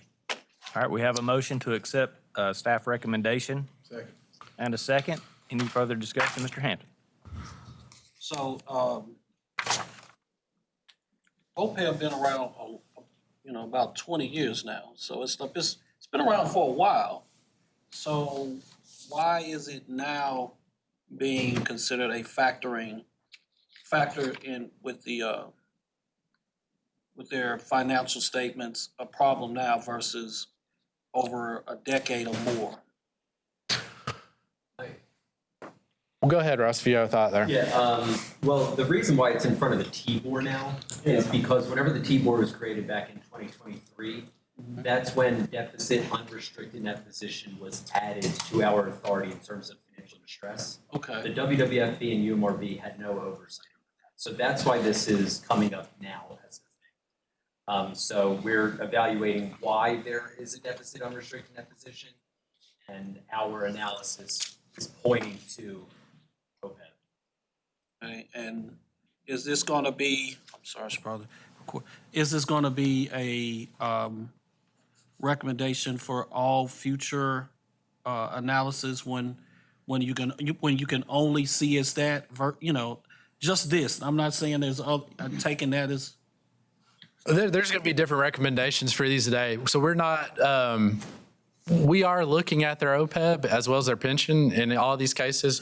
But like this one, when we thought everything else was sound about them. But there are some other ones that are you asking on like all of our negative unrestricted net positions? Are we just kind of going to dismiss it? No. Just okay. That you can solely pick out that it's OPEB and the pension.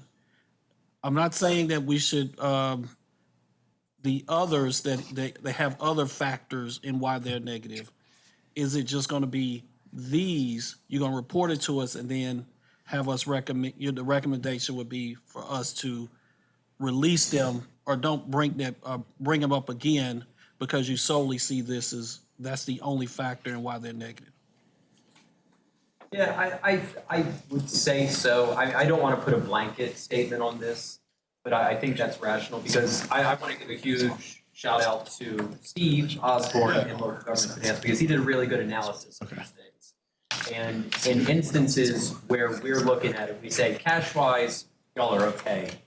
But the reason why this is a little wonky is because of pension and OPEB. That will be the stance that we generally take moving forward if we don't see any other big red flags that need to be addressed. But the whole purpose of putting when the accounting standard had this to be put on the board was for governmental entities to acknowledge that their pensions are negative. And so I agree with not us dealing with it, but it's the whole point of this being on the financial statement is this being negative.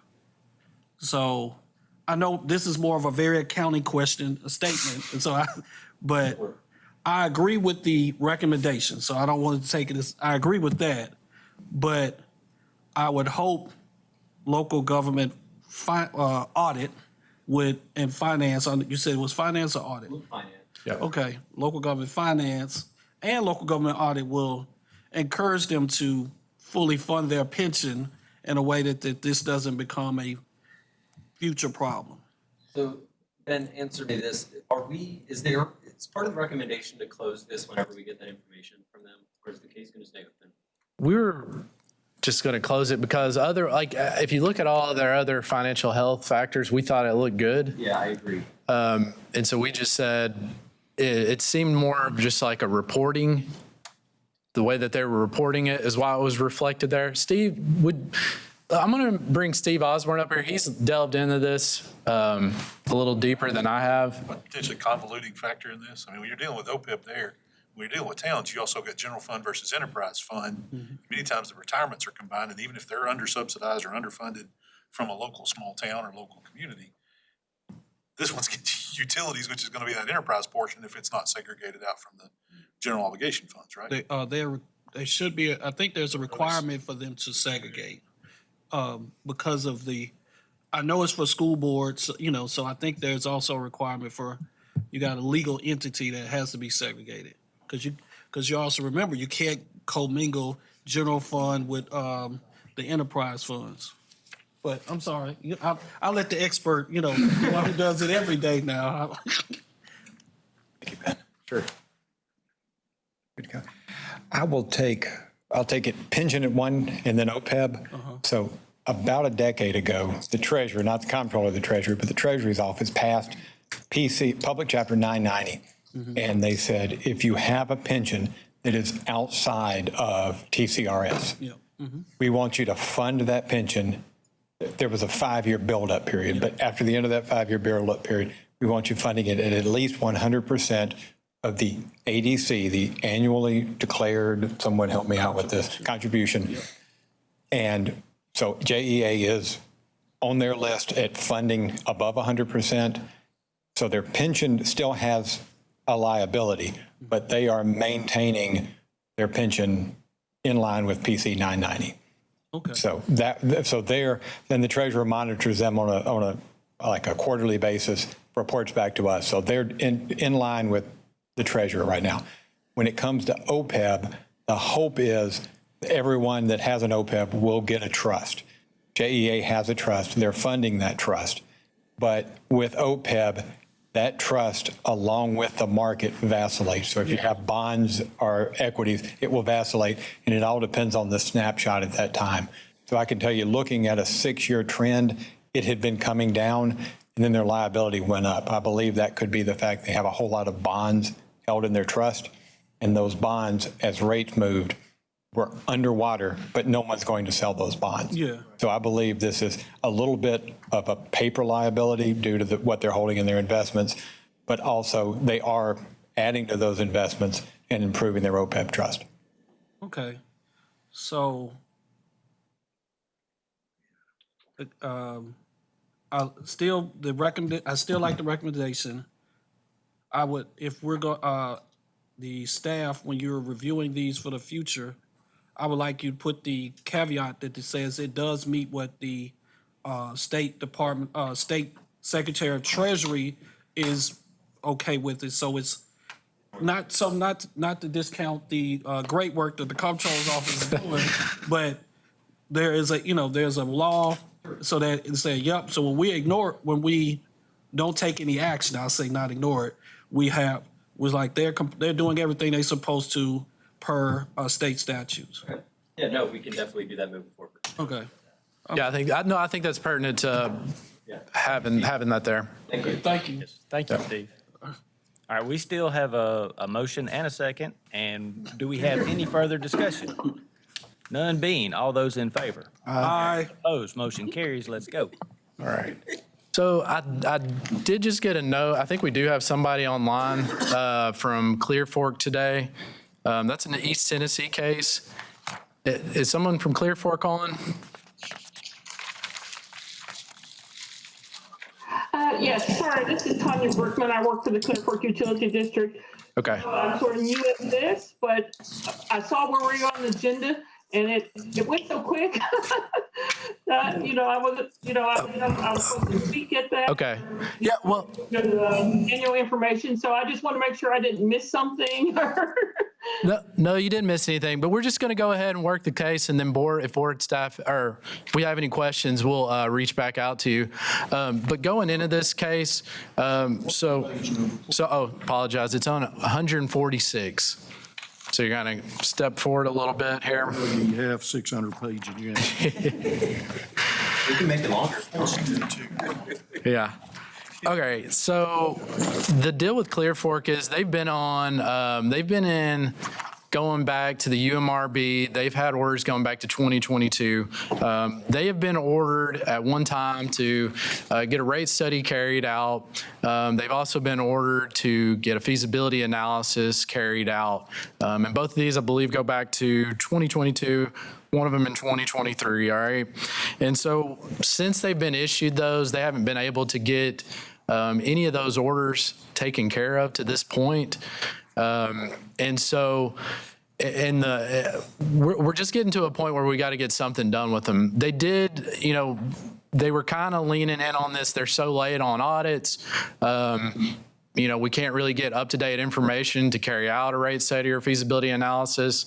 But we would say that if you would have got this done originally, going back to like 2022, you could have used some of that information. They did have a big 18-month audit put together. So their 23 audit is up to date, but they don't have their 24 figures. And so essentially we're just trying to resend everything, get a new timeline out there. And, if they can't get this timeline taken care of, then I think we're wanting to, I think there's language on here about moving this forward with the Office of the Attorney General. So it's a rate study, a feasibility analysis, and getting all their audits completed is what we're asking, and it's a new timeline. The first would be June 30th, 2025. That would be one that we'd ask that they have their rate study carried out. April 30th, that's when we'd like the contract for that study. And then September 30th is when we're asking to have a feasibility analysis completed.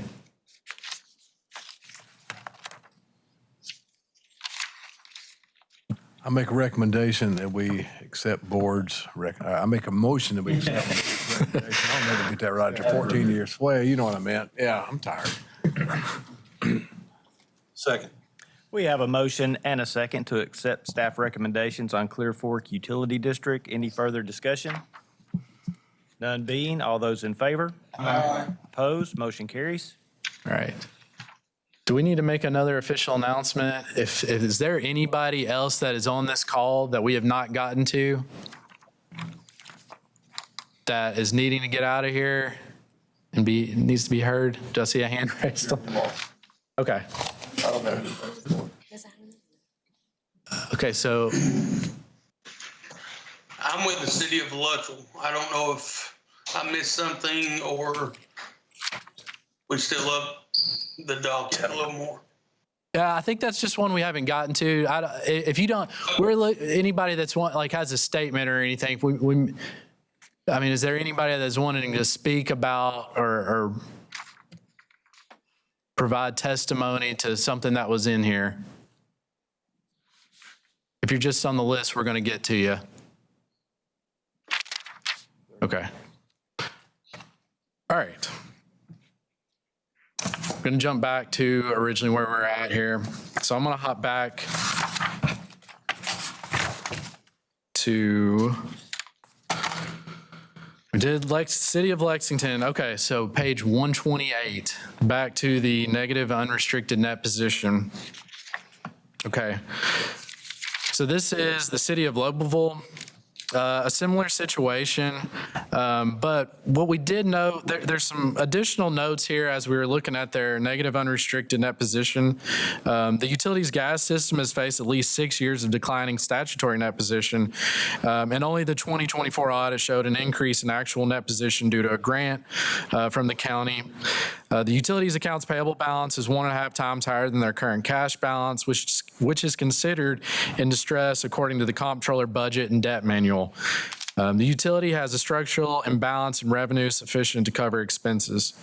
So in this case, we are asking that a rate study needs to be carried out so that they have a sufficient rate structure to cover costs and rebuild the cash. And not be considered distress per our budget manual. So what we have here in this case is by April 30th, get a contract to set up the rate study, and then by June 30th, have that rate study completed with language in here about extending up to 6 months if that needs to happen.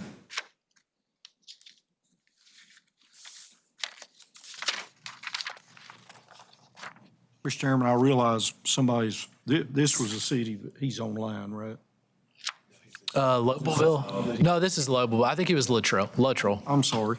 I would move to accept staff recommendation. I second. We have a motion and a second to accept the staff recommendation on the City of Lobelville. Any further discussion? None being, all those in favor? Aye. Opposed? Motion carries.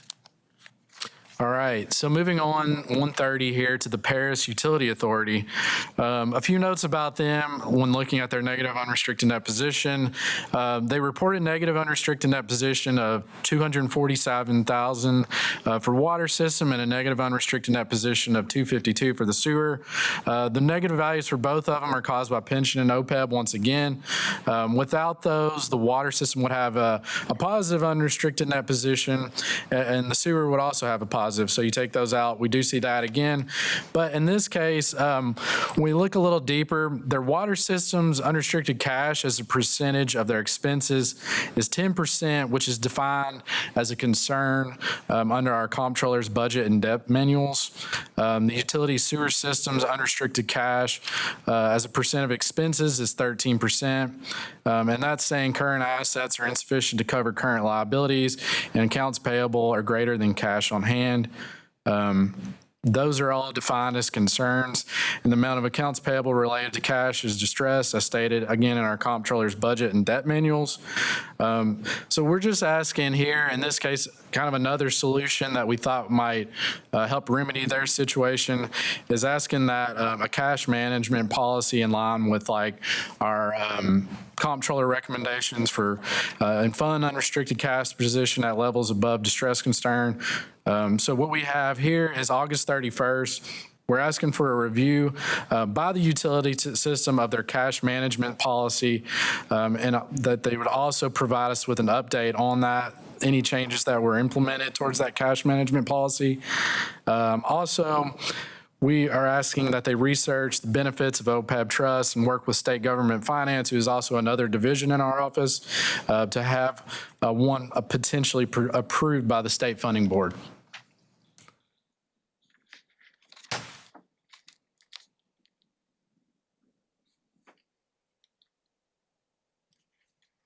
I'll make a motion to accept staff recommendation.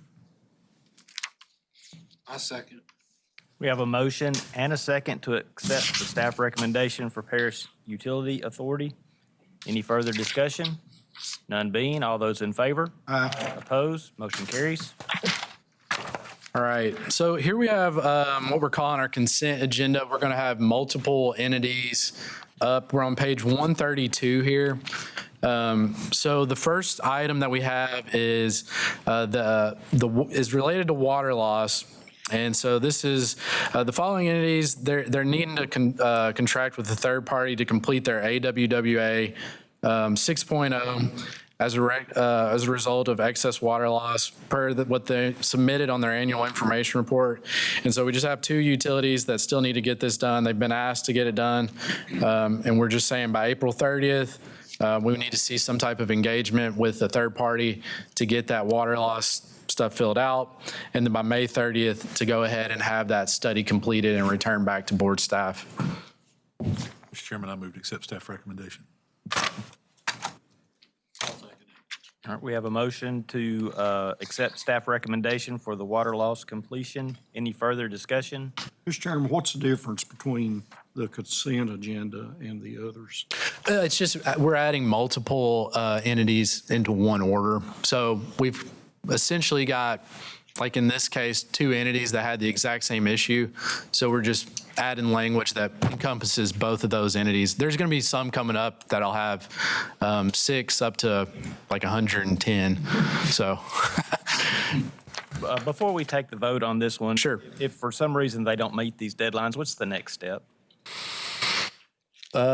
Should we go ahead and put language? We could add subpoena language Yeah. to all of these if you want to. Subpoena would be the next thing. So if they don't comply with this at the next meeting, we'd come to you all and say we want to subpoena them, or we can just go ahead and add the subpoena language now for them to come to the next board meeting. It's probably good because they can see what's coming next. Right. So update, keep the recommendation, but also include subpoena language for failing to meet these deadlines. I think it would save a step. Yep. So we'll say staff with subpoena language. We can add that.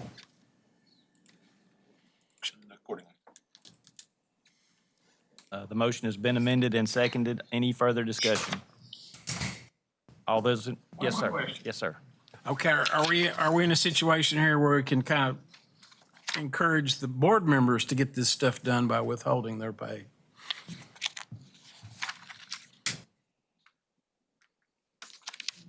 It is 2 utility districts on this list. I think under a generous reading of our statute, we do have that authority. I would call that the nuclear option, and I would not want to use that.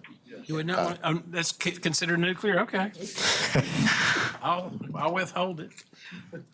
Just want to push the button. Any further discussion? It's just some comments. All those in favor of the motion? Aye. Opposed? Motion carries. All right. So this is sticking with the water loss theme. Again, when they fill out their annual information report, if they report to us that they have water loss, the first thing that they have to do, we ask them to get that AWWA 6.0, which is our last order. And then this, after they get that done and we see that there is confirmed water loss, they've reported it to us, we ask for a water loss plan. And so we've reached out to these 7 entities for that water loss plan, but we have not received it from them. And so we are asking that by May 31st, they provide a water loss plan to board staff. If they were to get it to us before then, we could call it case closed. We can also add subpoena language. I know that that's something that maybe will help expedite it. So I'm seeing some heads nod. Go ahead and amend. Recommendation with the addition of subpoena language should they fail to respond. A second. All right, we have a motion and a second to accept staff recommendation with the added subpoena language. Any further discussion? None being, all those in favor? Aye. Opposed? Motion carries. All right, so again, we have multiple entities. This is related to our decrease in net position. They've all shown, well, these are what we want to see. So we've got 7 entities that have all shown progress in correcting their financial distress. We believe that the utilities should be placed in the update cycle. And so the official recommendation would say, place these in the update cycle, then it would require that the utilities, respond to staff requests for information about their financial position and also have 2 consecutive years of financial positive change in net position. Mr. Hampton. All right, so I want to, so on page 34, you got Tennessee Ridge number 6. But you want to put them on the update cycle, but back on page 123, they have done their audit report. So how would they qualify for both? I mean, because if they, they've got a decrease, which is good, but they hadn't done an audit report for 2 years. So how do we know that the increase is still current?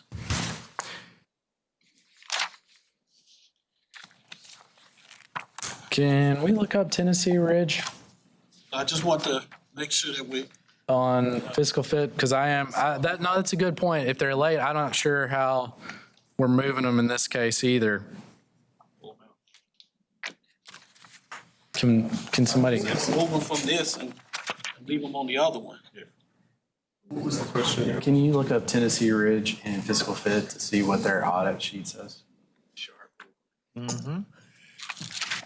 Yes, sir. You know, kid, remember when he slipped in and got those cakes Tennessee and Ridge. cookies and ate them in front of us? Hold that against me. Yeah. Coming here with Cheetos. He's on a sugar rush. Oh, the question why we're putting them in the update cycle. Yeah. Okay, yeah, so, all right, I thought it was totally my bad. All right, so it's just the update cycle. We're not actually releasing them. They've corrected all the previous orders that we've sent to them about financial distress. So like in this case, they had rate studies. They are behind on audits, but they have carried out the rate studies that the board has issued to them. So for them to get released, they're going to have audits, 2 consecutive of them together. We're going to have to see financial statements from them. So they're still technically under us. They have just followed what was ordered against them by the board. And so there's a chance that once we get their 23 and 24 audits, if it shows them positive, then we'll release them and they'll no longer be in financial distress. But under this, they're still financially distressed. We just don't have any other orders that they need to comply with. So we're just kind of watching them for the time being, because they've complied with everything except getting their audit. So it's like two different things here. The way that this board operates is we send them an order, they comply, we throw them in the update cycle, and then we review their audits. Okay. But we can't review their audits, so they're just hanging out in the update cycle until we get the audits, and then we'll review them, and then if we can release them, we'll bring them back to the board to be released. Okay. Okay? They'll have two referrals. Honestly, this is purely like documenting, this is just the process. This is, yeah. I understand what you're saying. I would take staff recommendation. Was that your motion? Yes, that's my motion. We have a motion and a second to accept staff recommendations. Any further discussion? Being, all those in favor? Aye. Opposed? All right. So the next item is pure water loss. And this whole item right here is related to anybody that has to this point stated to us in an annual information report that they have more than 40% non-revenue water loss. To this point, board staff has essentially just worked with the utilities one-on-one. We haven't had an order out there, and this is really more of an administrative thing, anything to recognize all of the entities that have come under us for water loss. And this is where I was saying, I think we've got around 110 entities that are on here. In most cases, you know, they have followed what we've asked so far, except for those few earlier. So we're going to be moving these to the update cycle because all of these entities have provided us with an AWWA 6.0 audit of their water loss. They've also come up with a water loss plan.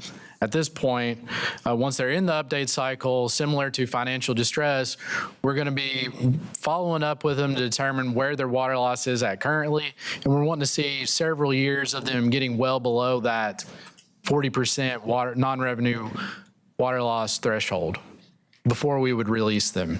But you can see we've got a list.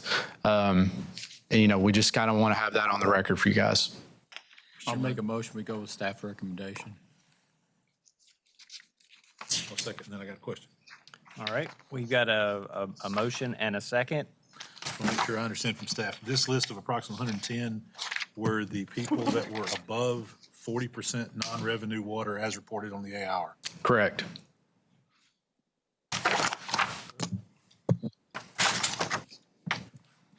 Any further discussion? All those in favor? Oh, go ahead. So, just adding up based on this report you provided, right now we have what it looks like about 379 entities that sell water, and we're talking about over a third of them have water loss. Okay, I just wanted to. No, water loss is a pretty severe problem. And the 40% is a broad brush or what do you say, high altitude look.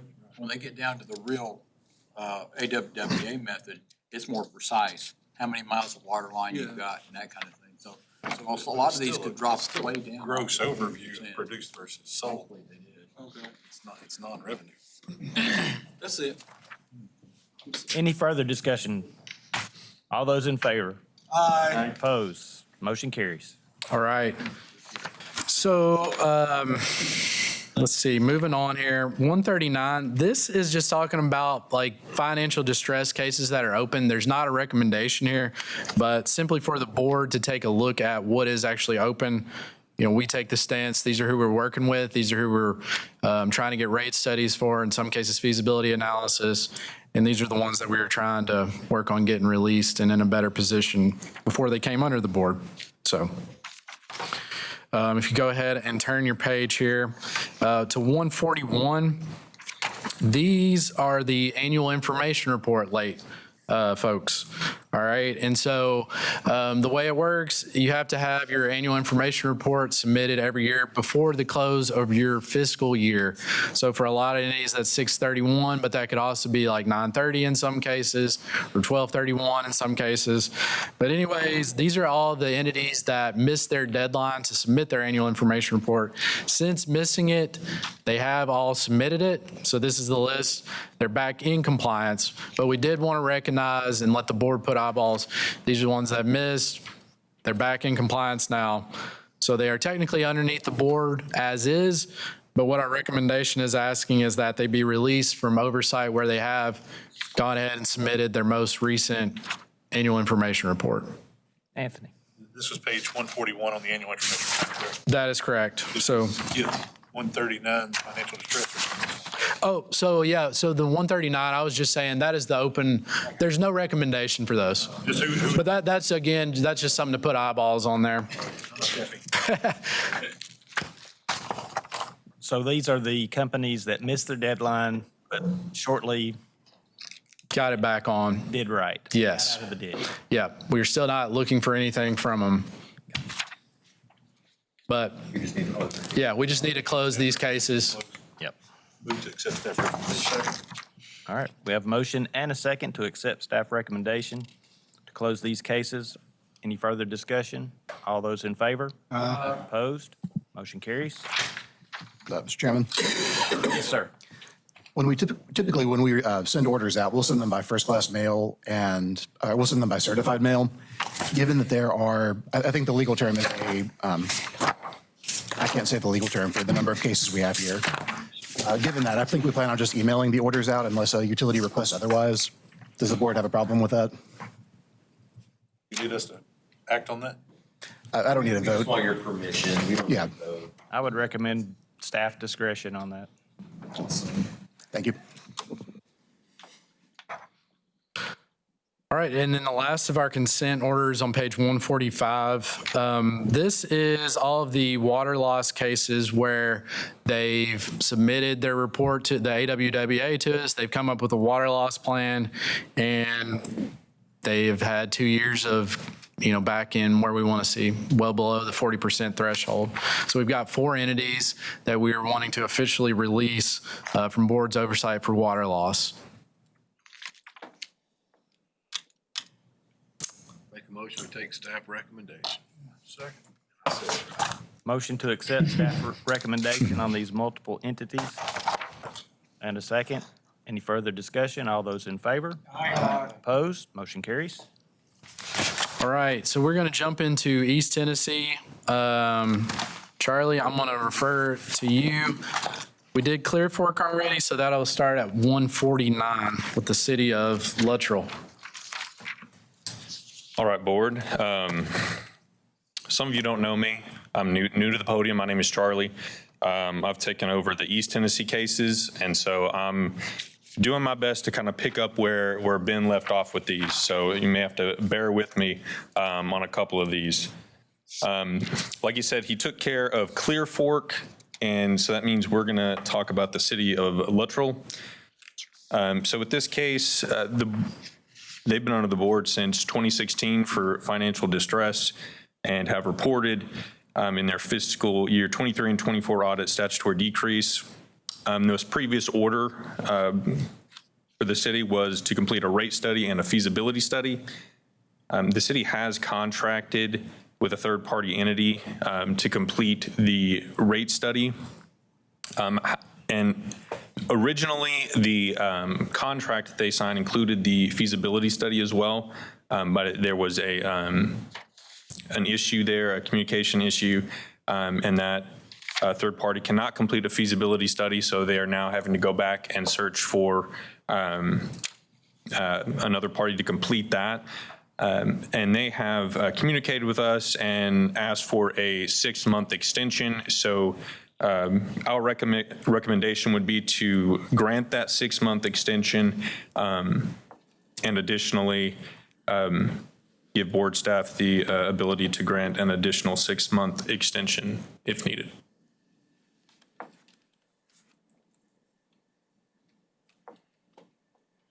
Mr. Chairman, I would move to accept staff recommendation. Second. We have a motion to accept staff recommendation and a second. Any further discussion? Mr. Chairman, I just have one question. This is to staff. It says it's been ongoing or financial distress since 2016, so we're at 9 years. And I know some of these, hopefully in time, we're cleaning them up and people are getting up on their own 2 feet.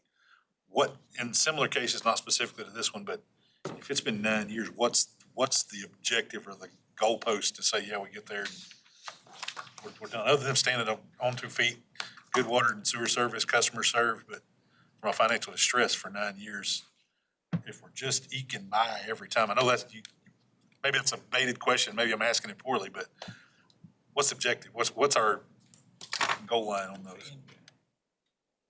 Yeah, so honestly, I can't attest for the previous years. 2016 goes back quite a long way. And that probably predates most of y'all. Yeah, that's right. Why it's Latrell, Blaine, Corrington. So the utility district, that's the water, and this is only sewer.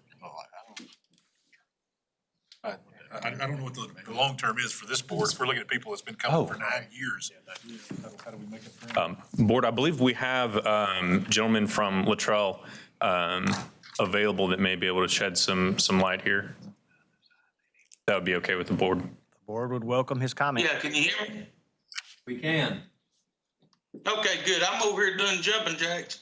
Hoping to God you can hear me and then feel the earthquake from up here. Because I want to explain to you all that, 2019 is when I came into office. Y'all, and I reckon it was in distress in 2016. When I took office, there was only $31,000 in the sewer fund. Okay, now if y'all look into the city of Luttrell, you can see that there was some fraud that was done.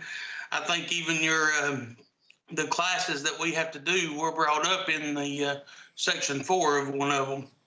So I kind of want to point out a few things though.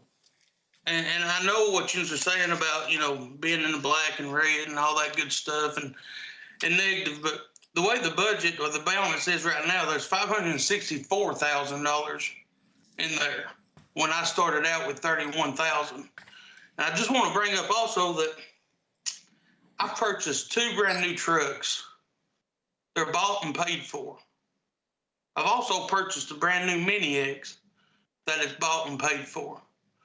The guys that I had working here had no tools when I took office. They have tools now. And I know some of this might not mean nothing to any of you. You all are looking at the stats, and I understand that. But you are asking us to do more and get this flexibility and another rate study done, which we had done with Buddy Petty. And also, the other issue that we ran into was we are only a sewer company. LBC, Luttrell, Blaine, Corrington, does our billing. When we did the rate study, after that first initial rate study that we had, and we raised it, LBC was supposed to do the rate study or do the raise 2% each year for the past 3 years. They did not do that. So since July 29 of 2024, we raised the rates up 6% to where it would have been correct according to the rate study that we had done. There's a lot more to it that I don't think you all can see. And I'm sorry, I was at the Sheriff's Association, or I would have been able to have been there, because this is just a part-time job for me. It's not a full-time job. Or I would have been there in person and kind of showed you a little bit more. And I do apologize for taking up so much time. I know yous are ready to get home, and I'm an hour ahead of you, and my babies are here at the office with me, so I totally understand. Thank you for those comments. Could you state your name and position just so we'll have that on record? Yes, sir. My name is Jerry Lawson, and I'm the city mayor. Thank you very much.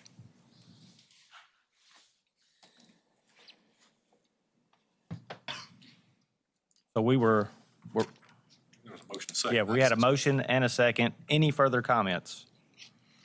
All those in favor of accepting staff recommendations? Aye. Opposed? Motion carries.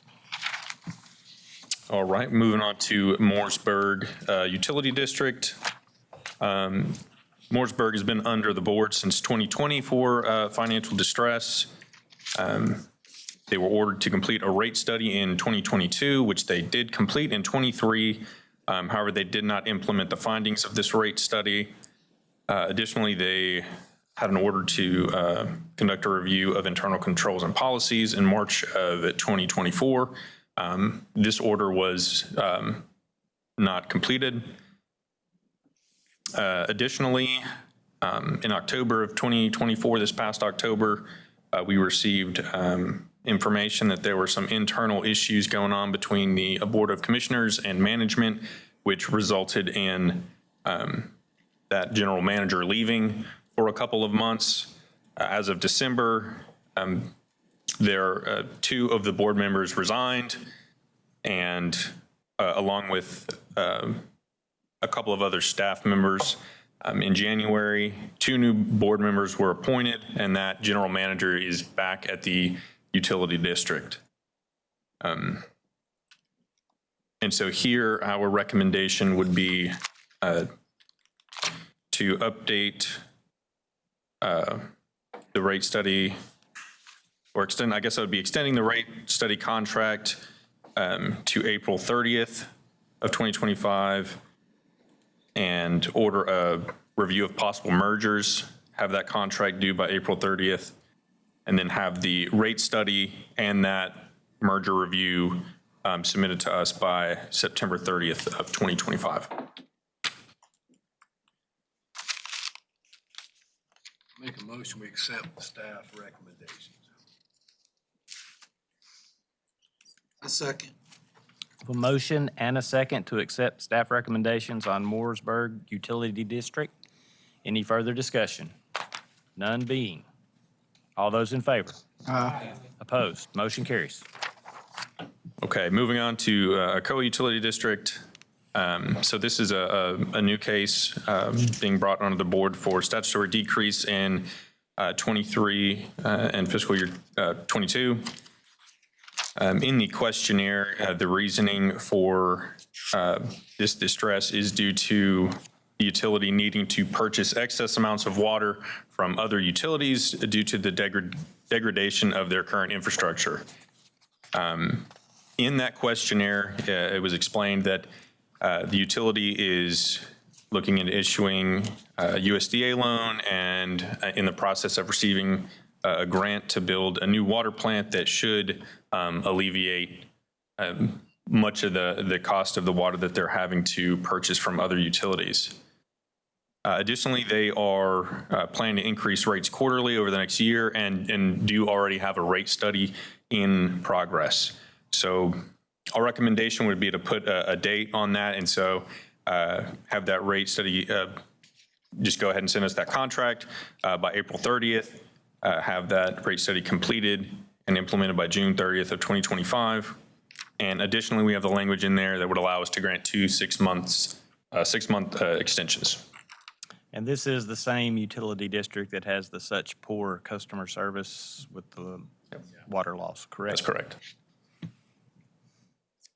Have they've been required to submit a water loss plan as well? I can't remember. That's correct. Okay, because building a plant won't do them any good unless they've got a way to tighten the system up, so.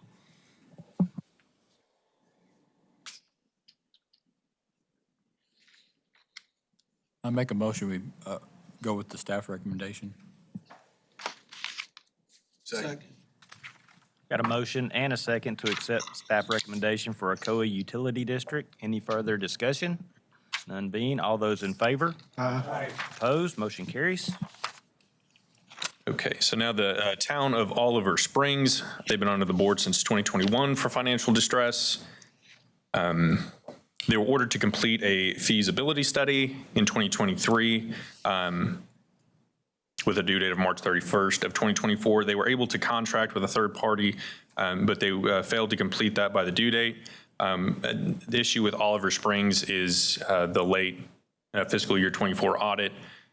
So they're unable to complete the study without the most updated financial information. We have communicated with local government audit to try and get like a time frame of when that should be completed, and they have informed us that The audit should be completed and submitted by May 31st of this year. And so our recommendation would just to be extend that feasibility study completion date to October 31st of 2025. Mr. Chairman, may I ask a question on this one? Once again, I guess I just think about how dragging some of these timelines are. I mean, this one started in July 23, had a deliverable in March of 24 a year ago, still hasn't complied, and we're looking at extension to provide those things. So you're going to be looking at, gosh, what, 28, 30 months to do a feasibility study, to engage somebody and do a feasibility study? Personally, that's just somebody who doesn't take seriously the instructions of the other orders. And so I'd be curious with what other board members think on some of these that are excessive, in my opinion. Yeah. What other things can we do other than just grant extension? Because that's. No, you and I have had plenty of conversations. I agree with you wholeheartedly that a lot of these times, these things aren't taken seriously by the utilities that we govern. I will say in the case of Oliver Springs, they had significant turnover. They got a new new town manager in the last year and a half, 2 years, that they were so delinquent on audits that a rate study couldn't even be completed. So I echo your comments and everything. With this one in particular, I don't doubt the effort of the current staff and administration in trying to comply with this. It's not like they haven't been complying with us by choice. They're doing their best, but even like people are doing the rate studies are saying, we couldn't have done anything because we can't trust your books. So with this one, I believe that this is a good extension because they have been trying. We have an order against them. They won't accept the order, so we're having to send a server to give them the order. So I kind of see they need to merge with somebody else. They are looking into selling their utility to Limestone, just putting that out there. There are one very strong local utility that I know for a fact is interested in merging and taking them over and improving service. I've had a conversation with that general manager. I've done 2 orders on them. And the reason that they're looking into selling to Limestone is I believe they're trying to get money for the general fund. My concern at the end of the day, what I feel like part of our charge is here, these are extensions, and this is administrative managers, workers that's there. What about those customers and levels of service? Are they getting, what quality of water are they getting? What repeatability are they getting? If this is the level of effort and responsiveness and performance you get from the people that are in charge, what about grandma who's sitting there at home and don't even know who to call? And so that's why I was asking about, okay, let's encourage some people to be a little more intense and motivated about their efforts. Very fair. Mr. Chairman, I'd move to accept staff recommendation on this based upon their efforts. With understanding my impatience, I guess, is my. Second. Motion to accept staff recommendations and seconded. Any further discussion? Town of Oliver Springs, all those in favor? Aye. Opposed? Motion approved. Okay, next we have the town of Parrotsville. This one's been on the board since 2017 for financial distress. The board ordered them to complete a feasibility study in March of 2023. That was completed in January of 2024. However, they did not meet the implementation deadlines of this order. I have provided the feasibility study. It's not in the packet, but I did place it on top of the binder earlier, and I also supplied a short little summary of the kind of like the three options that were identified in the feasibility study. The feasibility study identified the third alternative as the most viable, which would be constructing a new pump station in Force Main to convey sewage to Newport Utilities. Right now, Newport Utilities does not want to do this. They don't want to take on the cost of this. And so they're really kind of looking for the town of Parrotsville to for lack of a better term, get cleaned up before wanting to merge with the utility. And so on this one, staff doesn't really have a recommendation, but kind of believe that, the board should have a discussion on that and come up with some recommendations.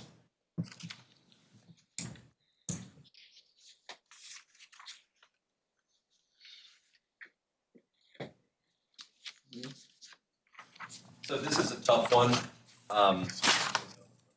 Normally, we are not opposed to mergers, right? I mean, we love regionalization here. We always think it's the best thing.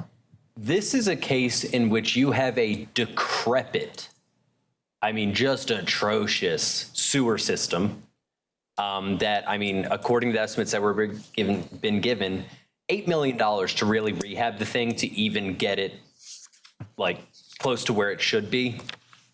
Normally, we're not opposed to looking at a good utility and saying, listen, this is going to be a little tough, but y'all need to, but to sign someone up for just right off the bat, $8 million on, I don't know their customer count, but it's a tiny 207 customers. So they 7 for 8 million. that's tough. And so to really, I mean, this is a tough situation. We can continue to go down the rabbit hole to push Newport into doing this. But when I look at $8 million on 200 customers, I think that could negatively affect Newport. Because despite how you can keep the book separate all day long, that's tough. So that's why I'm kind of, it's tough to do this one. We haven't got any more merger money either, have we? No, the legislature took all that from us last year. And they're not going to reseed this thing. I don't see us getting any money anytime soon, let alone $8 million. My initial reaction is decentralized is your best option for this thing. I mean, this is a scenario in which the whole thing should just be kind of scrapped and start over. I mean, or TDEC just says, let's just do a bunch of septic out there. I don't really know. It's just $8 million for 200 customers, crazy. How far are they from Newport? I don't know exactly how much, but it's close enough for them to be the water provider. There's a map, but you can't tell anything from it. They do the, I mean, they do all the billing and provide the water for Parrotsville. Mr. Hampton, you're recognized. So, if it's so bad and it has to shut down, what services would those 200 individuals have to then come up with to? They have to put a septic tank or a, what do you call those? Decentralized or low pressure. Step system. A step system or septic tank? And both of those options seem cheaper than $8 million. Correct? Okay, I just want to make sure that, what they're going to is not a. I know, the step system, you got to have land. Right, that's what, yeah, exactly, if it will work. In this area, CDBG. Well, no, but for doing the septic tank. 207 though, that's gotta be small. 6 miles roughly. Think about the size of a survey for 2 miles. 6 miles. That's what I'm guessing, 6 to 7 miles, that's if I scale. 10,000 a day size? That's what it Peak says, it. 13, peak of 26. I mean, that's ridiculously small. I mean, let's be honest, this sewer system should have never existed in the first place. I mean, this is one of the reasons that we have the ability to allow, what? I'm sorry. I think that's serious, Tom. To allow, or we have the ability now to allow or deny the creation of new systems. Unfortunately, that power didn't exist whenever this system just should not exist. And so now it's kind of a question of, what do we do? Do we allow them to continue to exist? Do we tell Newport, bite the bullet, we're sorry? I'm not comfortable with that, but if that's not going to be my recommendation, but. Mr. Hampton. So for the environmentalists on the board, if we let this continue, how bad would this affect the? We're gonna end up nailing Parrot and take it up to money they don't have in fines. And so fine wise, they may not exist because they find out. Fine. If it's really bad. That's my crap. No, you're good. I'm looking at something. But that's still nowhere near 8 million. No. Oh, wow. And I'm assuming the houses are spread out away? You have any idea? I mean, it's pretty rural. I've been there myself. I used to set up weddings out there back in high school. Those were the days. Yeah, I mean, it's rural. It's pretty, but yeah. Have a local system. Not really. I mean, so to put this into perspective, if we want to just continue to let them flounder, in 2023, they were short $5,000 on 200 customers in a very poor rural part of the state. I mean, 200 customers to get $5,000 or $30, and that's just barely going to get them to just over break even. $30 a year, not $30 a month, $30 a year per customer, which, I mean, in the grand scheme of things, isn't a whole lot of money. And honestly, normally I don't like just turning a blind eye, but I think getting them to pay $30 more a year and just have this really small, tiny utility, and then maybe one day Parrottsville becomes a metropolis, and this is a thing of the past. I doubt it, but I just don't feel comfortable moving forward in the merger because $8 million or $7 million, whatever it is, on 200 customers, that's not fair to Newport. So I would advise that board staff just continues to work with Parrottsville. Let's see if we can figure out what their rates need to be. They don't need to go do another full-blown rate study because they have so few customers. This is easy math. Tom, is that, what TDEC field office is that going to be in? Knoxville? Should be Knoxville. Is there not any field staff there that would, I mean, because if they could go to just some maybe decentralized or septic tanks or something else. Yeah, that's what I was trying to think of in terms of decentralized, but if they're spread out, that's not gonna work. And if it's. But if they're that rural and it would perk at all, I mean, even if you had long field lines, you could go back to at least, if it perks, it's mountainous. $4 million to put septic tanks in. I'm guessing. Maybe not quite that much, but. You know, I mean, it seems to be that there's no answer until it becomes emergent. Yeah. Right. You take their revenues. You'd almost be doing harm to do something meaningful. Yes. And that's a bad spot to be in. So if it become emergent, then obviously it's the least worst decision. For your plants, your most expensive option. I think low pressure is the second most expensive all the way to Newport. The septic tanks is your cheapest, and it's between $2 and $3 million probably. Yep. The problem there though is people won't fund, they fund the plant, they won't fund the septic system. Oh, I know. If you look at total revenues though, they're only paying on average less than $20 a month per home. It's not feasible. I mean, it's, you know, they're not paying tremendous fees anyways. I mean, 45,000 revenue on 200 homes. Look what the new guy brought us right off the bat. He said, look at the new guy brought us right off the bat. Charlie, he's. Yeah, Charlie, you figure this out, man. Look at alternative one. I mean, alternative one says rehabbing what they have. There's a whole context around like they don't have the app. They want to get rid of this. Yeah. But what if they're not really in a position to get rid of it? That's the cheap, like alternative one in that study is the cheapest, you know? I mean, and that's kind of just rehabilitating their plant as is. So what I would like to propose is at this time, the board take no action and let board staff talk to Parrottsville more, and we'll come back at the next meeting and hopefully have a better way to move forward. I'll check with our staff too. Yeah, we'll work with y'all, and Try to figure out who handles them. so if y'all are cool with us We expect you to taking no solve action. this before you retire. No, this is gonna be after, we'll do this in June. So if that's okay, the board, we're asking y'all to take no action on this item. We don't need a motion on no action, do we? All right. So we'll move on to East Sevier County Utility District. This is an admin review case under the board since '22. Previous orders include a rate study and a feasibility study. The utility currently is contracted for the completion of both of these. The issue here is the inadequate accounting and billing software. When I spoke to management last a few weeks ago, they did not have the ability to track all of the customers that they were billing, and which is an issue. However, they did tell me that they were getting very close to, and I'm not sure exactly what that issue was and how they were resolving it, but they were coming close to getting that resolved. And after having that conversation, I was told that their anticipated completion of these items would be December 31st of 2025.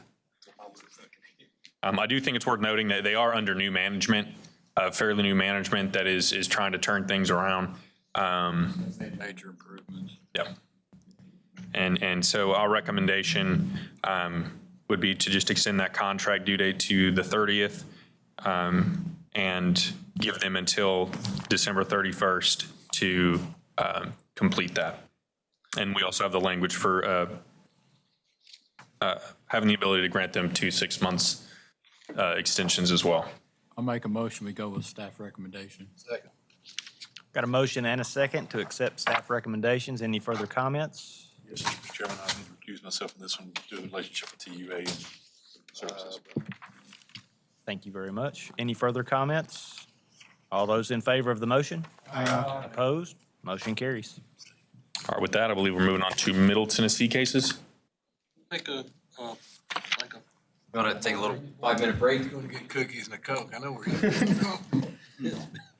We will be back at 3:05. I think we're good to go. We are back on session. All right, page 162, Middle Tennessee cases. Megan Huffstutter is not here with us today. Normally she would present this.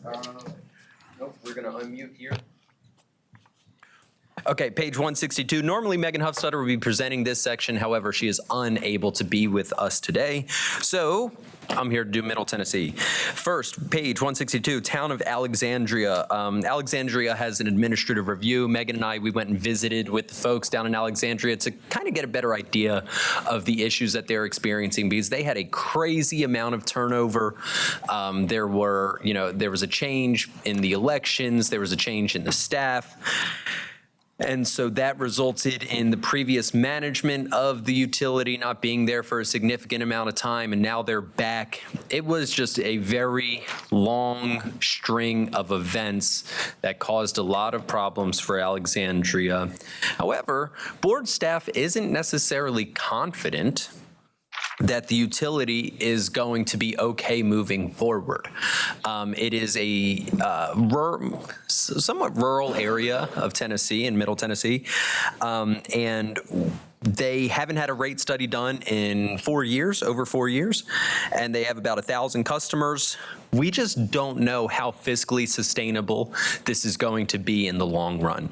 So, board, we believe that they need to get a new rate study done. That rate study will include a review of all of those policies mentioned, and a part of that rate study is also going to be a feasibility study, whether the merger with the surrounding utility system is feasible and beneficial, because there are several utilities in the area, and trying to get a better handle of who is connected to who, what does that look like? We need a third party to review that. So by April 30, we need the contract of who's going to do that work. By June 30, send us the rate study.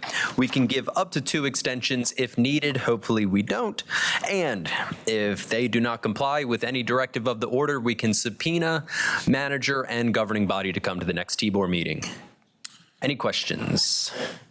They're a purchase-only system anyway. Mm-hmm. They buy all their water from Carthage. Mr. Chairman, I move to accept staff recommendation. We have a motion and a second to accept staff recommendation. Any further discussion? Yes, sir. Just one quick question. Is there a current standard of is there a rule that says you have to have a study done within a certain amount of time? A rate study or feasibility study? No, there's only what we kind of consider as industry standard, but there is no Tennessee rule, there's no T-Board rule about what you need to be doing. We just We see a lot. There are utilities that are sophisticated enough to where they don't really get one done every 4 years, 5 years. They're able to do it internally. Alexandria is not the case. So no, there is no standard by which, but I see utilities that do them every 2 years, every 3 years, every 4 years. It's not standard. The TN scorecard that came out with all of the ARP rankings stuff was a 5-year, it was a question, has there been done in the last 5 years?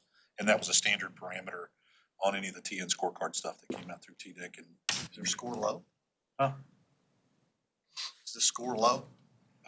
Well, it was a yes or no, has there been one done in the last 5 years? And so it wasn't a sliding scale, it was just more of a question that fit into that scorecard ranking. Any further discussion or comments? All those in favor? Opposed? Motion carries. All right, next we are moving on to the City of Dunlap, page 165. So the City of Dunlap has not submitted their 2024 audit because they failed to close their accounting records within 2 months after the close of the fiscal year. The utility failed to submit their audit within 6 months after the close of the fiscal year, and they have not completed a rate study in the last 5 years. They have been found to have 2 consecutive years of negative change in net position. 22, it was negative 50 grand. 23, it was negative 100 grand. And so we believe that there needs to be a rate study performed, and they've engaged MTAS and Rye Engineering to look at utility rates and water loss, and they passed a water rate increase in November of 2024. So obviously they're taking action to correct all these things. However, we just want to put some deadlines on this so at least they have some, goals to try to meet. So by June 15th, they will get all of their audits in. By April 30th, they will let us know why they're having delinquent audits. They're having MTAS or another qualified entity, they've already contracted with MTAS, to perform a rate study that includes all of the things that are listed there. By April 30th, they'll send us a contract to make sure that the third party is going to meet those deadlines. And by June 30th, they will send us that rate study. We can provide up to 2 extensions, and if they fail to meet any directive of this order, we will subpoena them to come to the next board meeting. But because they're already completing anything, I don't foresee that being the case.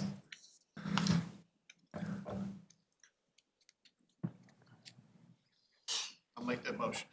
Second. We have a motion and a second to accept staff recommendations for the City of Dunlap. Any further discussion? None being, all those in favor? Opposed? Motion carries. Next is page 168, Grundy County. And let me tell y'all, Grundy County has been so far on my radar since I started with the boards. I've had so many conversations with the county mayor. Grundy County, it's a very, very small sewer-only system, and they have tried their hardest to just keep it running on their own, but there's just no way that this thing can be financially viable. They had a rate study performed because they've been under the board since 2016. You can see that they're only operating on 2021 to 2022, they had a $60,000 increase in revenue, and they still weren't able to start breaking even. It's just tough. This is just a really small sewer system. So here's what needs to happen. They need to have another rate study done because we don't know why that they can't break even. Part of that rate study is also going to include a feasibility study because Grundy County is not the water provider, just the sewer provider for those customers. April 30th, send us a copy of the contract. June 30th, get us the rate study. We can give up to 2 extensions upon a showing of good cause. Should the utility fail to comply, we will subpoena the utility personnel and governing body to come to the board. Who's the water provider? Big Creek Utility District. Do you know about how many customers? Do y'all know off the top of your head how many customers Grundy County has? It's tiny. It's so tiny. It's not many. It's 100-ish, 150. That's what I was about to, I think it's less than 100. Just super small. Race to who can pull it up first. Who can navigate fiscal fit better? there been any discussion about? Yeah, it's 50. It's 50. They have 50 customers. Has there been any discussion about merging? I have not had, I've had conversation with Grundy County Mayor a while ago saying that you need to do this, but that was before we had this authority. I've also had a conversation with Big Creek Management to let them know that this is probably on the horizon. I have not had a conversation recently saying that this needs to happen now. So both of them are somewhat aware.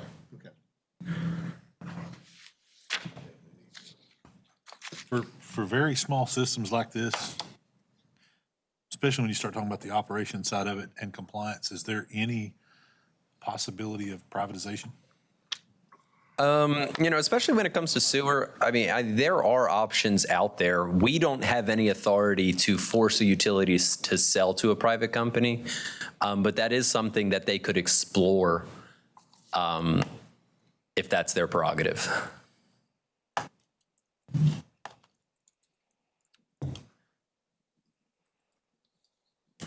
I would really like to see a motion if anyone's got one. Move to approve the recommendation.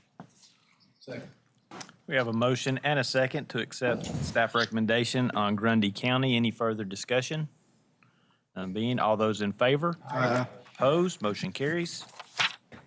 Page 170, Jamestown, specifically their gas utility, which is interesting. We don't have a lot of gas utilities that come in front of us. Normally, they're pretty well run. Even, the weather makes it a little difficult to do gas. However, Jamestown is somewhat worrisome when it comes to looking at their gas situation. But they have not submitted their 2024 audit. They failed to close their records accordingly. They haven't had a gas study done in the past 5 years. So this one is similar to previous recommendations. We need all their audits by June 15th. We need by April 30th an explanation as to why their audits are completely delayed. We need a rate study that includes a look at all those policy by April 30th. Send us a copy of the contract between the utility and the expert who's going to do it. By June 30th, send us that rate study. We can give 2 extensions of up to 6 months. And if they fail to comply, we will subpoena them.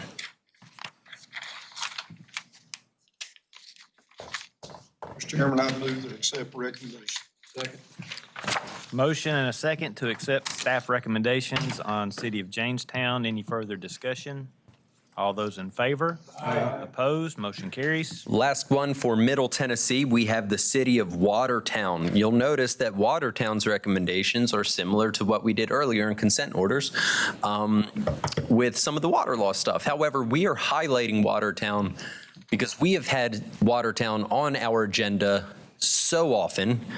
It is very difficult to communicate with the city. The mayor, who is a part-time mayor, chooses to be the point of contact for the city, and it is next to impossible to get a timely response on things. Thing on our orders. I understand that for TDEC, he is also increasingly combative to deal with when it comes to staying in compliance. You can see in the emails that are provided, I mean, we just try to get basic information and we just don't get it. And whenever we meet with him, we're told, well, he's part-time. He can't handle all of this stuff. There's staff at the city that we could also deal with. But regardless, we need to be very clear. I mean, they've already contracted with Rye Engineering to do stuff on water loss. There's no reason why all of this stuff shouldn't already be done. So by May 15th, they have to get us the AWWA 6.0. If they do not, we will subpoena them to come to the next meeting. And I want to be clear. Normally, if they comply between that May 15th and the next board meeting, we'll drop the subpoena thing because we say, you know what, you met it. On this one, we're still going to subpoena the mayor and governing body member and utility management to come, because it is egregious how often this city does not listen to directives of the T-Board. If I may ask you, with that being, once again, having been here for a few years now, and you see some of these people over and over again, what other, and this may be a question for Seth, what other alternatives do we have, whether it's as Mr. Perkey or Mr. Stone have said about freezing stipends and pay, what, other than subpoena power, what other authorities does this board have to affect their I can answer responsibility? this real quick. They're a town. Yeah, so, You could say they can't get any loans or grants. yeah, so we do have the ability to say that if they don't comply, they can't get any loans or grants. Or we could even say that because we have the ability to impose reasonable sanctions, which has been interpreted about those loans and grants. So we could put in this order that they can't take any loans or grants out until they comply with all staff directives. And we can just use that moving forward for Watertown. Potentially impact any current deadlines that would be with ARP dollars that may be towards September 26th. I don't think so, because all of those have already been awarded. So it really wouldn't be like a retroactive. It would be moving forward. Mr. Chairman, I'd move to accept staff recommendation with the addition of added financial sanctions as allowed by T-Board code. Yeah, so I to do that, we'll use the language of the city shall not accept any grants or issue any debt on behalf of the utility unless given consent by board staff. And if board staff doesn't respond to a request to get a grant or take out debt within 30 days of receiving that request, then it's assumed that that request is granted. But board staff will move forward under the pretense that there must be a very good reason to take out this grant and debt in order for us to approve it. Because again, I don't think the mayor takes our board very seriously. Just out of curiosity, since this T-Board and you combined Water and Wastewater Finance Board, UMRB, new statutes are there. What other recourse does this board have if somebody just says, I'm not going to show up, I'm not going to answer, I'm not going to respond? I'm in a little utility district, so I'm. Yeah, if they don't, what other? if they don't comply with the subpoena, I know we've turned other people over to. I'll let Seth answer what happens. Honestly, it feels like we've got several of these are starting up, 3, 4. In my thought process, if you're 3 or 4 years out, you're just ignoring this and we need to take some type of action to get your attention. It just feels like it's worse than, maybe it's not, but it just feels like it is. I mean, honestly, what we could do is we could just subpoena them to come to the next board meeting anyway. Even if they meet this deadline, if y'all want to ask this questions directly to the mayor, we can subpoena him and the governing body member to come to the next board meeting. Mr. Chairman, it would appear from the record that the city attorney is running things.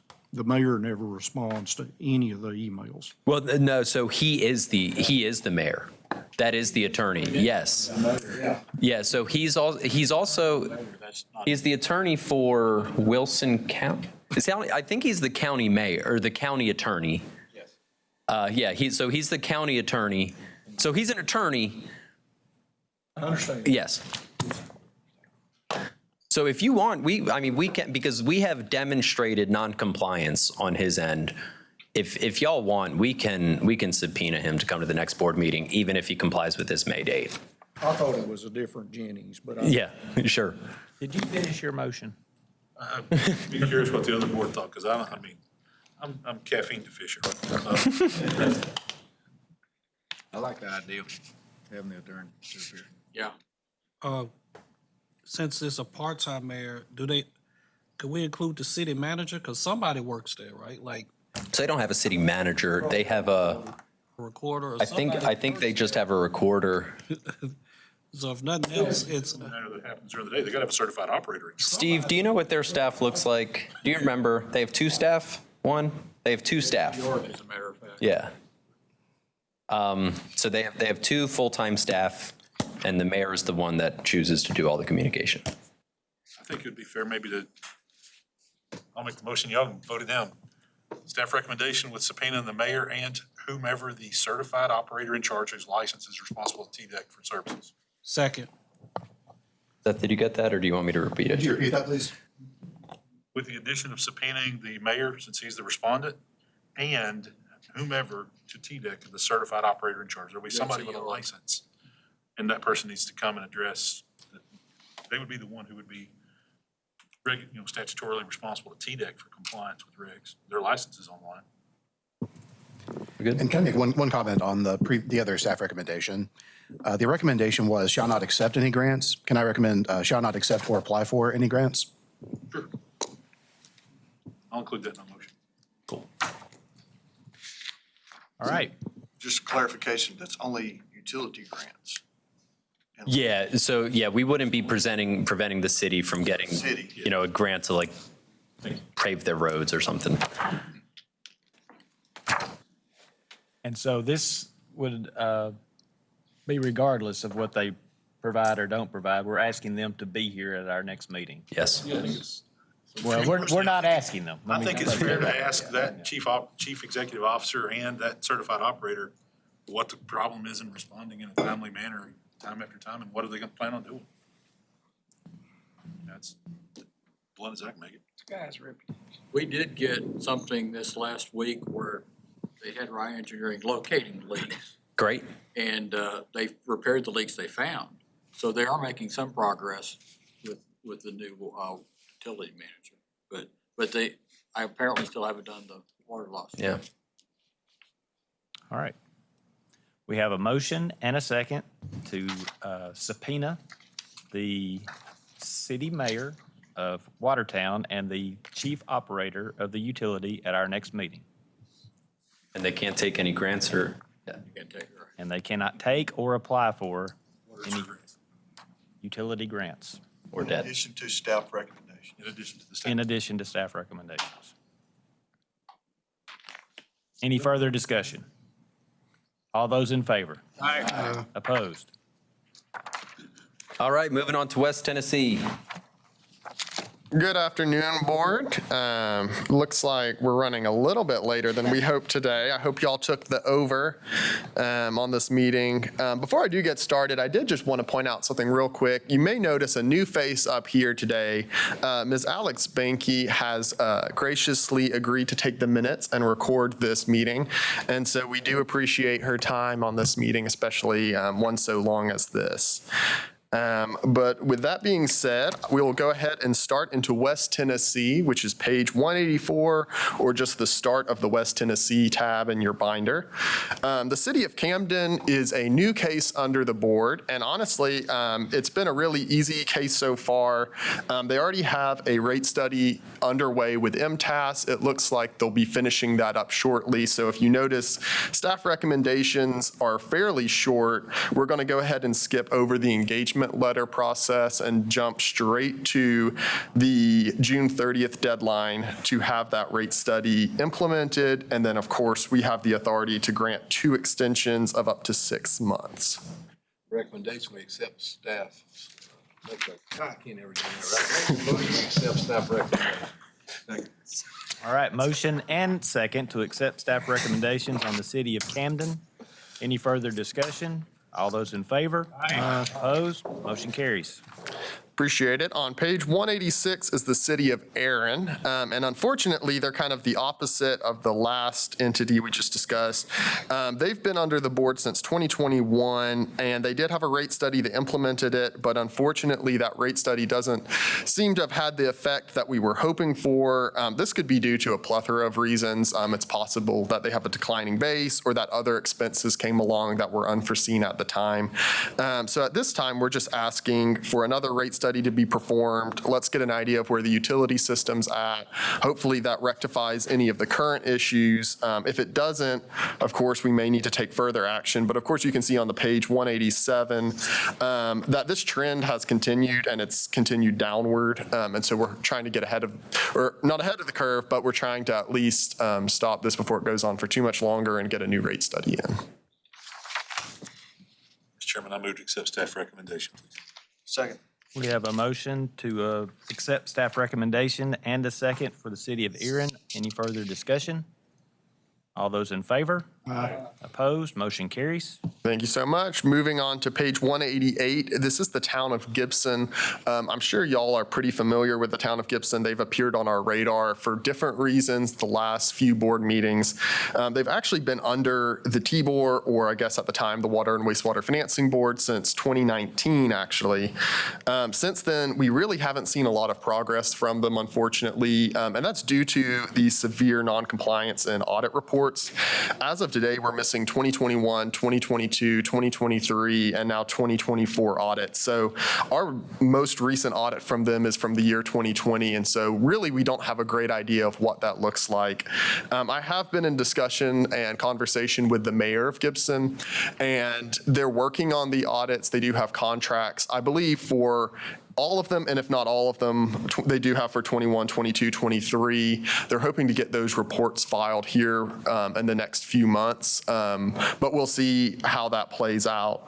Like I said, it's been, unfortunately, very difficult to assess where they're at. The town does not have any direct connections to nearby utilities, but there are two utilities that are fairly large and healthy. The first one's Gibson County Municipal Water District, and the second one is Humboldt. Those are both potential nearby systems. They offer water and sewer. Of course, Mr. Smith's Humboldt Utility District. But we're not at that stage yet as regarding a possible feasibility study to look into a merger, but that is the direction that board staff would recommend, just because we really haven't seen any movement. They're 4 years behind on audits. Same administration, or has there been changeover in election? To my knowledge, this is the same administration since at least 2019. So we're back to I guess I've got the same question. They've ignored us for 4 years. Why don't we subpoena them, ask them to come in and justify why they're ignoring us?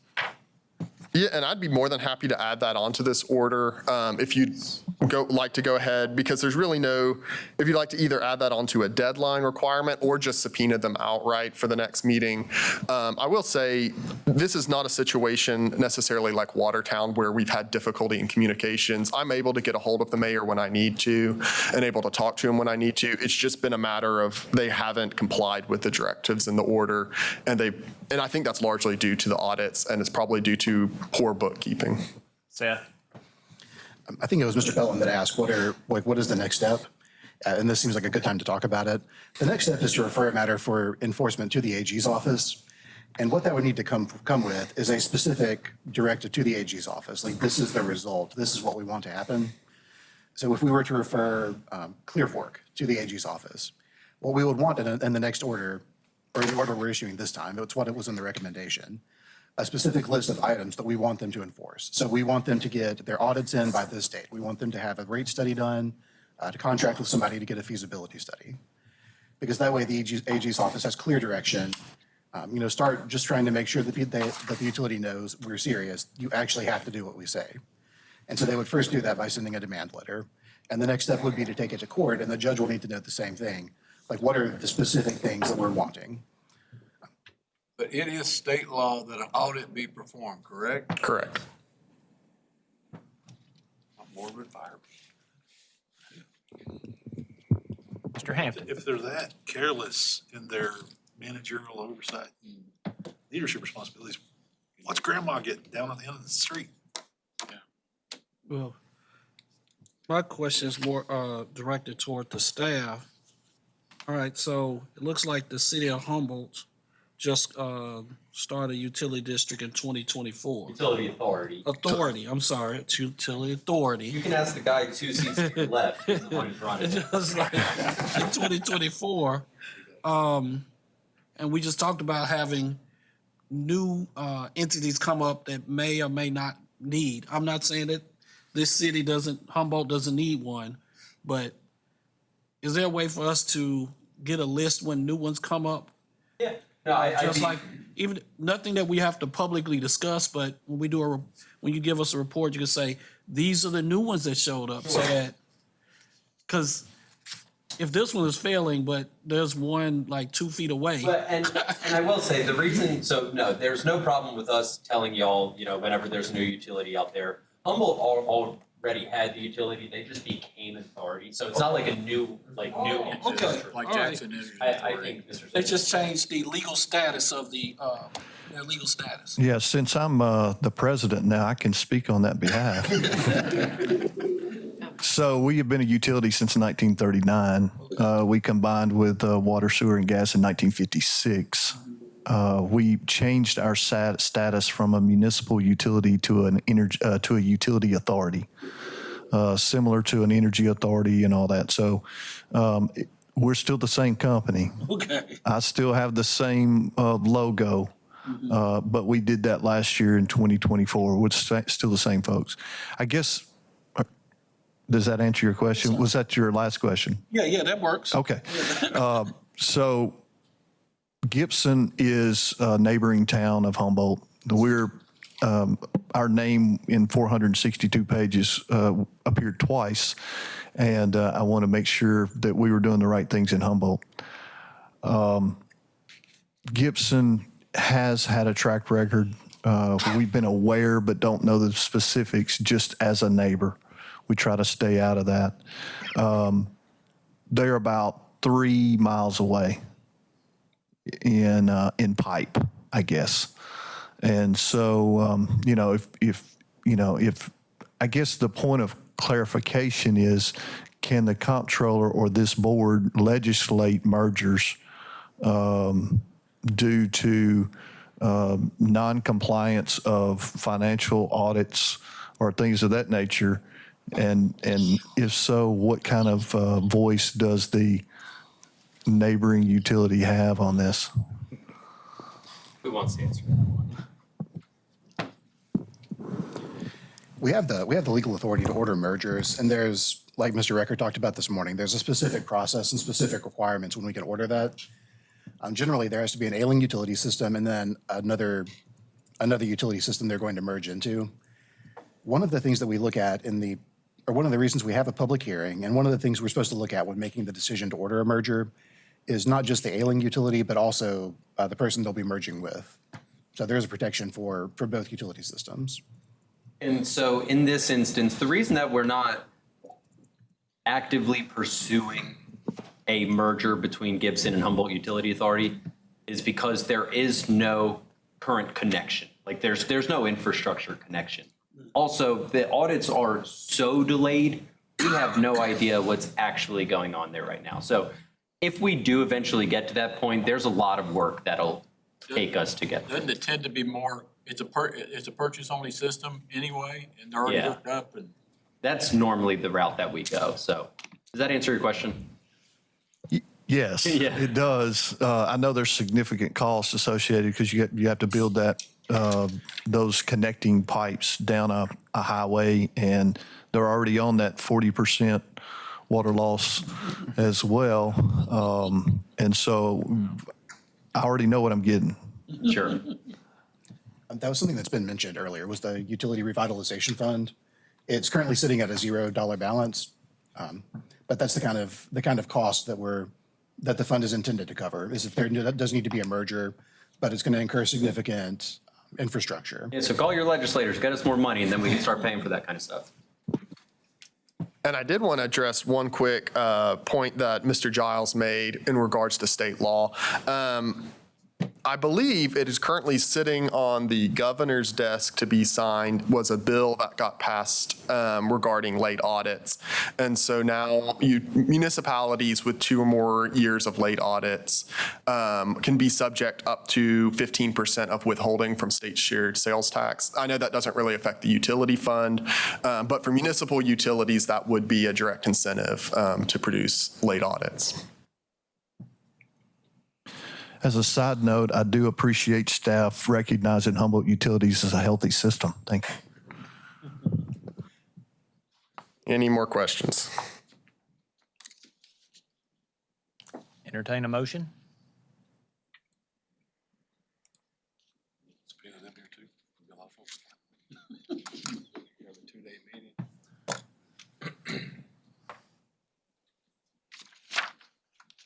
I mean, I think from what staff has said, they don't have the same communication issue. It's not the same level. And the expectation is to get those audits in fairly soon, and they may shed some light to where we. Based on their statement of responsiveness, I would move to accept staff recommendations as presented. One comment, maybe staff says we had discussion about subpoenaing them for not complying, and maybe that will help motivate them. Yeah, we can definitely, I don't know if we can include that in the order per se, but that can definitely be noted to the municipal system. I second that. Any further discussion on the motion? All those in favor? Opposed? Motion carries. Thank you, Board. Moving on to page 190 is Leoma Utility District. And so this is the first of two feasibility studies that were completed in the West Tennessee region. I do want to give a quick shout out on both of these. They were completed by Water Finance Exchange. I believe this is the first time that that group has been before the board and in any type of documentation or feasibility study like that. Mr. Parr is here today. He worked on both of these studies. If you do have any specific questions to the feasibility study, I'm sure he would be more than happy to answer those questions. But with that being said, Leoma Utility District, if you remember, was under the board, I believe, at our March meeting regarding an investigative report by our Division of Investigations within the Comptroller's Office. There was numerous findings, but four that I identified here was first that the board failed to report suspicions of unlawful conduct. The board failed to adequately document labor agreements with the entity's general manager. The general manager failed to maintain supporting documentation for some disbursements, and the board failed to document internal controls or a formal written purchasing policy. Additionally, if I remember correctly at that meeting, Mr. Kelton with the board came and spoke to y'all. There was concerns from the board and as well as board staff regarding the ability of the Leoma's Utility District Board to continue. And so we ordered a feasibility study take place. That feasibility study was completed. Essentially, the feasibility study found that both systems, the City of Loretto and Lawrenceburg utility system, were capable of or candidates for consolidation. And so at this time, board staff is recommending that the board order for us to pursue merger proceedings between the entity and the City of Lawrenceburg. If I remember correctly, it's about 5 miles between the city and the utility district, directly south of Lawrenceburg. We also have an order against them because they only have one well. They're a large enough system, they're required to have backup, which they don't have. They also don't have enough storage capacity, so they need another water tank. And the merger should make that go away. And they have an interconnection with Lawrenceburg already, correct? They do have an emergency interconnection. They have an emergency connection with Loretto and an emergency connection with Lawrenceburg, is my understanding. Appears to be significantly stronger than any Oh, of the yeah. others. They are. I don't know the exact size of Lawrenceburg, but they operate electric and broadband as well, I believe. What's Lawrenceburg's position on potentially being handed a mailing system? 'Cause you don't want to, Lawrenceburg's customers to subsidize efficient operations. For sure. And so we have not had direct conversations with Lawrenceburg at this time. This order would just start the conversations between board staff and the city.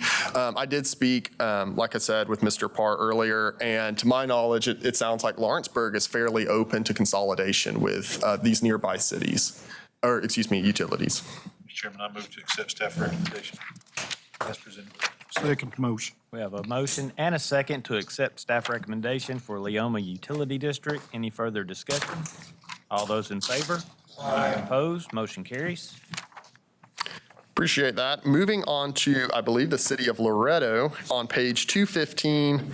The City of Loretto is now under the board for two different reasons. The first one is a decrease in net position. The second is negative unrestricted net position. We're hoping to kind of kill two birds with one stone, so to speak, with this one. And I'll address the negative unrestricted net position first. It appears that it's mostly comprised of capital improvements, capital payable. This should have been taken care of in 2025 when they issued a USDA debt issuance. And so that current liability will just move to long-term liability, and it should correct at least most of the unrestricted deficit. Regarding the decrease in net position, the City of Loretto has already contracted with a third party and engaged in a rate study. Hopefully that should be completed here shortly. So similar to our first order with the City of Camden, staff recommendation is just to be on the lookout for that rate study by June 30th and the ability to grant 2 extensions of up to 6 months for the foregoing deadlines. Make a motion to accept the staff recommendation. Second. We have a motion and a second to accept staff recommendations for the city of Loretto. Any further discussion? All those in favor? Opposed? Motion carries. Appreciate it. And moving on to page 217, the town of Obion. The town of Obion has been financially distressed since 2018. They did receive a rate study, and they enacted those rate increases. However, they are back under the board for 2 years of decrease in net position. And so at this time, similar to the city earlier, and it escapes my mind which one that one was, we are asking for a new rate study to be completed and for those rates to be enacted.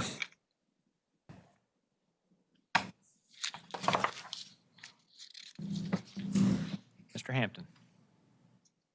So has the 24 audit been published yet? Not to my knowledge. We're in that kind of gray area where the cities and the municipalities and utilities that aren't what we would consider timely audits of being filed by December 31st, 2024 are filed. But we do get those stragglers coming in. So it's possible in the past few days that it's been filed. But as of when this recommendation was written, we don't have the 2024 yet. Okay, only because looking at the expenses over the last 4 years, looked like they had a spike in 22 and then it went back down to what was comparable to what I would say is an increase from 20 to 21. So I was wondering if the 24 year would have leveled out and then Their 24 audit is out. Their expenses are sitting at $718,000. Okay, no, we need to study.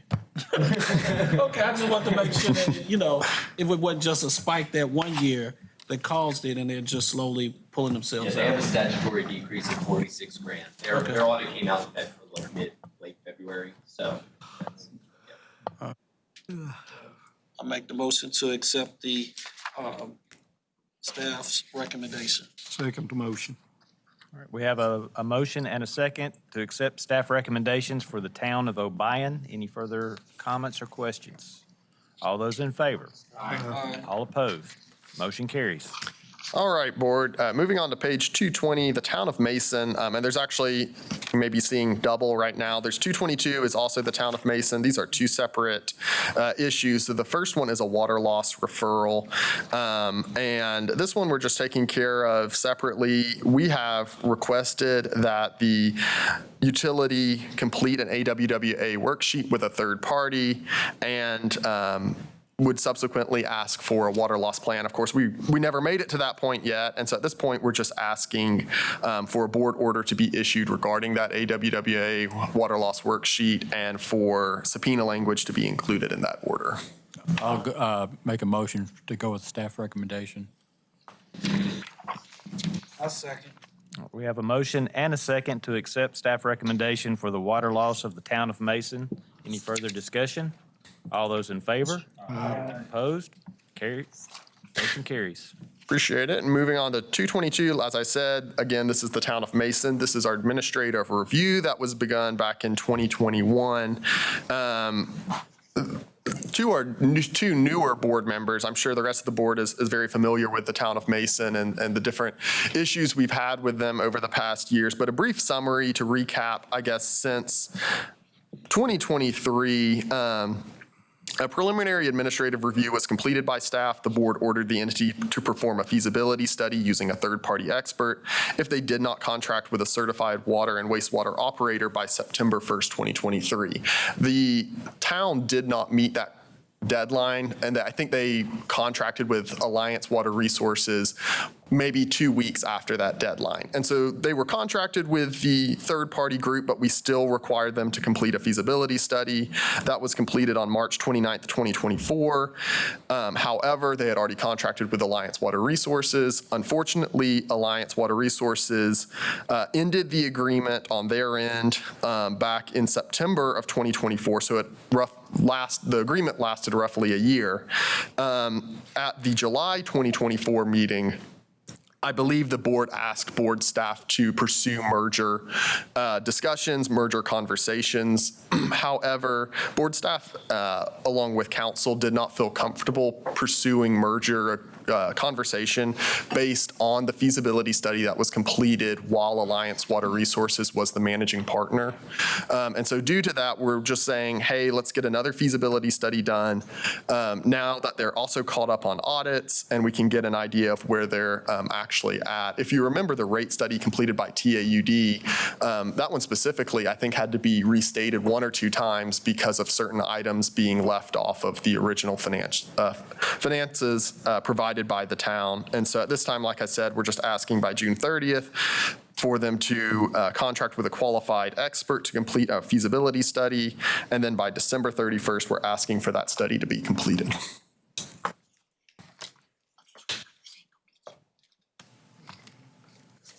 Mr. Hampton.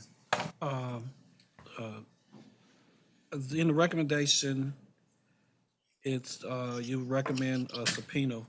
What was the year that the last time we had them, we subpoenaed them? Was that in 22? I think it was 23. Yeah. 23? I want to say we had subpoena language in 23, and then they appeared at the first meeting of 24. I want to say that's. I think that's right. Okay, so basically we're back at a similar discussion. Yeah, and one other thing that I do want to add, because this is a pretty big case for us. You know, Nate mentioned previously that they had Alliance Water Resources and they were paying them a bunch of money to manage them, and Alliance is no longer there. Since then, Mason is contracted with SL Environmental for the contract management of the system. And also in the latest audit, the latest numbers that they're showing, their depreciation went up, and I'm basing this on a conversation that I had yesterday with their engineer. Their depreciation went up from like $80-ish thousand a year, maybe, based on what he's saying, to about $300,000 after new finance staff came in and new auditor came in. There was a whole bunch of stuff that just wasn't being accounted for. So now we're seeing a change in the cost of management and also a much higher cost in depreciation. They need an updated rate study and also a feasibility study because, I mean, the entire game has changed when it comes to Mason.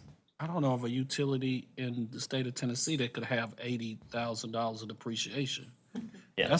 That's what, one building and a couple of trucks. Like, it's just, that's way too low for depreciation. Yeah, and so, yeah, if you look at the next page, you'll see 22 to 23, it jumps from 80,000 to 304,000. We So- have to give them this amount of time before we start holding them accountable, because the probability of them doing this is next to nothing. So if they don't make some significant gains, let's just say instead of June 30, it was May 30. And if they've not met that first deadline for contract, at least that we bring them in here then and not wait till December.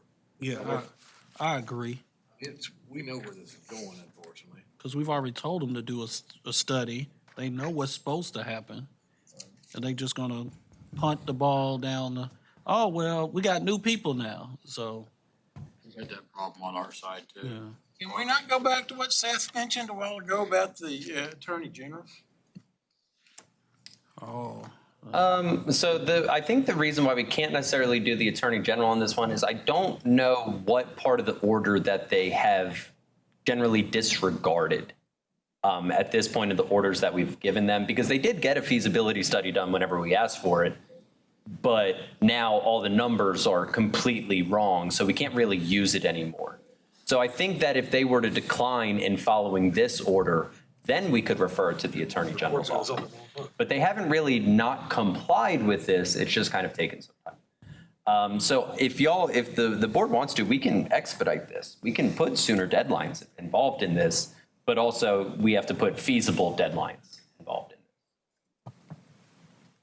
Have y'all seen the 24 numbers, much like he said with the last one, and are they the same? Is depreciation increasing like that, or is it coming back down? Or So it's on par with what was reported in 23. Yeah, so it leveled off in 2024. I guess the reason I made that comment, if you change that June 30 to May 30 or whatever, we can require them to be in here by June 30. if they don't meet that deadline, at least So we could tell them to come to our June meeting July 10th. Yeah, whenever. or July meet, whatever the next one is. Yeah, so. But not just for 6 months and instead of let them stay out there till December. Yeah. And just ignore us again. I would agree. I'm just Just asking. pull the dates up, and if they don't respond, then subpoena them to July 10 meeting. I think it's July, next meeting that we're offering, right? So Bruce, to answer your question, assuming the next board meeting that I'm going to be proposing is going to be on July 10th, Okay. if we do the June 30 date, and they don't meet it, there won't be enough time for us to subpoena them from June 30 to July 10th. So if we move it to May 30 and they just don't listen, then we'll have time to subpoena them. So I'll make a recommendation that we move that to May 30. And that way you have time to subpoena them if they do not comply with that first step. Time to get on it. No. Oh, well, I would like to recommend, we still have them do the number 2 at May 30, and we still subpoena them, because even if they have the contract, we still, so that we can hear why it's just been taking them so long to get all of this done. Because then they would take number 3 more serious if they had to stand in front of us. And then if they don't comply with the May 30th and the subpoena, then you got Yeah. 2 violations of an order to take to AG. Sure. So to be clear, y'all want to change the recommendation to keep 1 the same, change 2 to May 30, And then keep everything else the same, but then just order us to issue subpoenas for them to come to the next scheduled board meeting, yes. July 10th board meeting. Who do we want to subpoena? Which positions? Do we want the entire board or just the mayor and the utility manager? Well, so, keep in mind, it's a contract manager that they have. It'd be someone from SL Environmental. But Mayor and the contract manager? is it, The mayor normally likes to come and tell us why we're wrong. So could it be, if they meet number 2, still just have the mayor and the contract manager?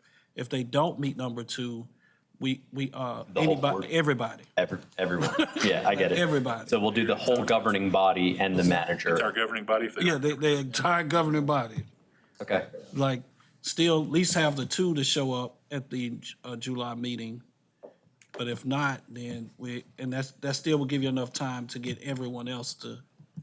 So Is that you would be subpoenaing I them. think that they have 5. Yeah. They have 5 city councilmen. I think they have 5. Steve and Sheila, they have 5 aldermen. Is that correct? 5 aldermen and then the mayor. Does that sound right? Something like that. I think it's 5 or 6, somewhere around there. So then the mayor, 6, 7, management, 8. So 7 or 8 people would be subpoenaed to come to the meeting. Assuming they don't meet that deadline. A long time. Being the media over that. That does seem a little excessive to me. Okay, I would well, guess mayor, chief operator, that's 3.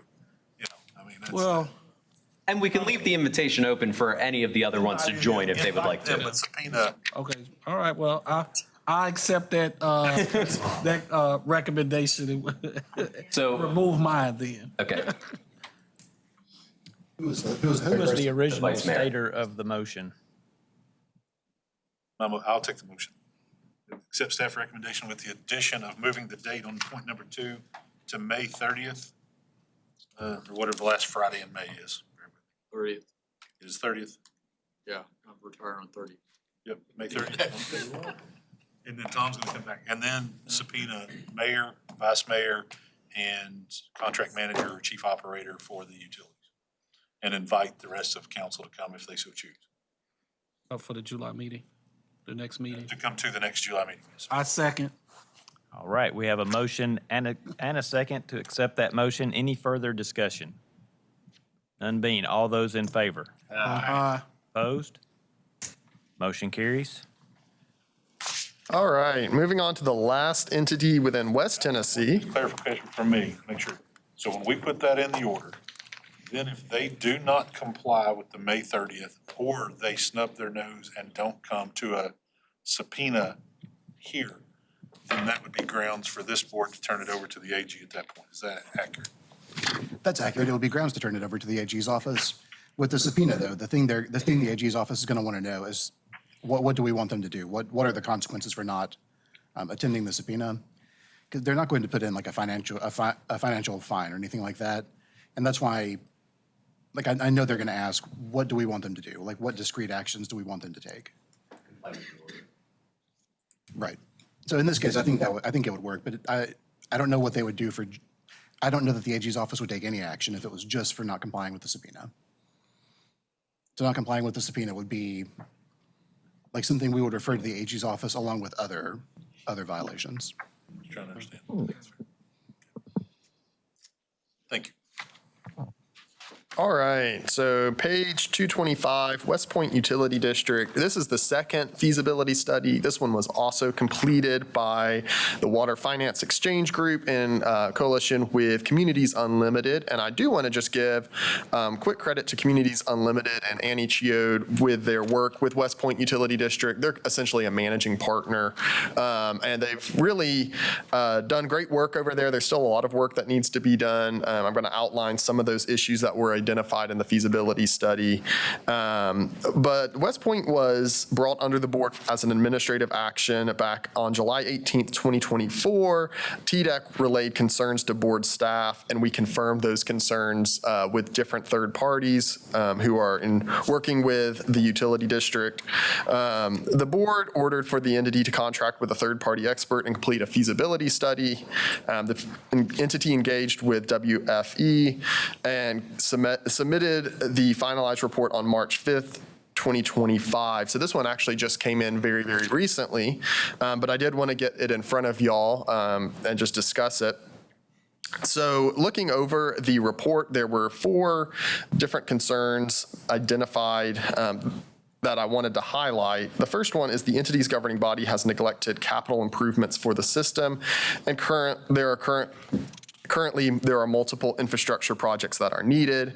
The entity currently does not have an operating budget. They didn't receive an approval from our office, nor does the governing body review financial statements. The entity has failed to enact various policies that are necessary. The entity has failed to remain in compliance with TDEC water quality violations. One other area I did want to highlight, just briefly, is their general manager passed away back in August, and it was, to my understanding, she was pretty much what was holding the utility district together to some extent, and so now they're kind of just out there, and the board doesn't seem to have. I'm sorry. Her husband read the meters? Yes, and I mean, it was essentially just a one-man team with her, and so now that she's no longer there, it's really just the board, and the board doesn't seem to have the capability to provide the sufficient oversight of the system. Currently, the city of Loretto is the sole provider for the district, and so if you see on staff recommendation 1 there, I've recommended that board staff pursue a merger between the entity and the city of Loretto. I did want to actually amend this recommendation after speaking with Mr. Parr. He mentioned that the city of Lawrenceburg is open to mergers, and not just one merger with Leoma, but potentially 2 mergers at the same time or right after each other. So I do want to amend this to include the city of Lawrenceburg in our discussions. We'll still talk to Loretto as well, but Lawrenceburg is definitely the larger of the systems in Lawrence County, and I think it'd be worthwhile talking to them as well. Chairman, I move to accept staff recommendation with the revision to also include merger discussions with Lawrenceburg. Second. Motion and a second to accept staff recommendations as amended to include City of Lawrenceburg. Any further discussion? All those in favor? All those opposed? Motion carries. Thank you so much, and I think I'll turn it back over to Ross. I am back, and okay, the first up is page 311, the city of Deckard. Deckard had a rate study completed by Jackson Thornton. They implemented the rate study. However, the rates went up pretty severely, and there's still some issues with getting their audits in. We need to move forward with a feasibility study to look at the merger of potential merger with Deckard and a surrounding utility. So board, I would like to offer that as my recommendation as written.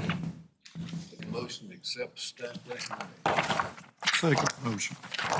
Motion and a second to accept staff recommendation on the city of Deckard. Any further discussion? All those in favor? Aye. Opposed? Motion carries. So next would be the town of Linville. However, we addressed that earlier.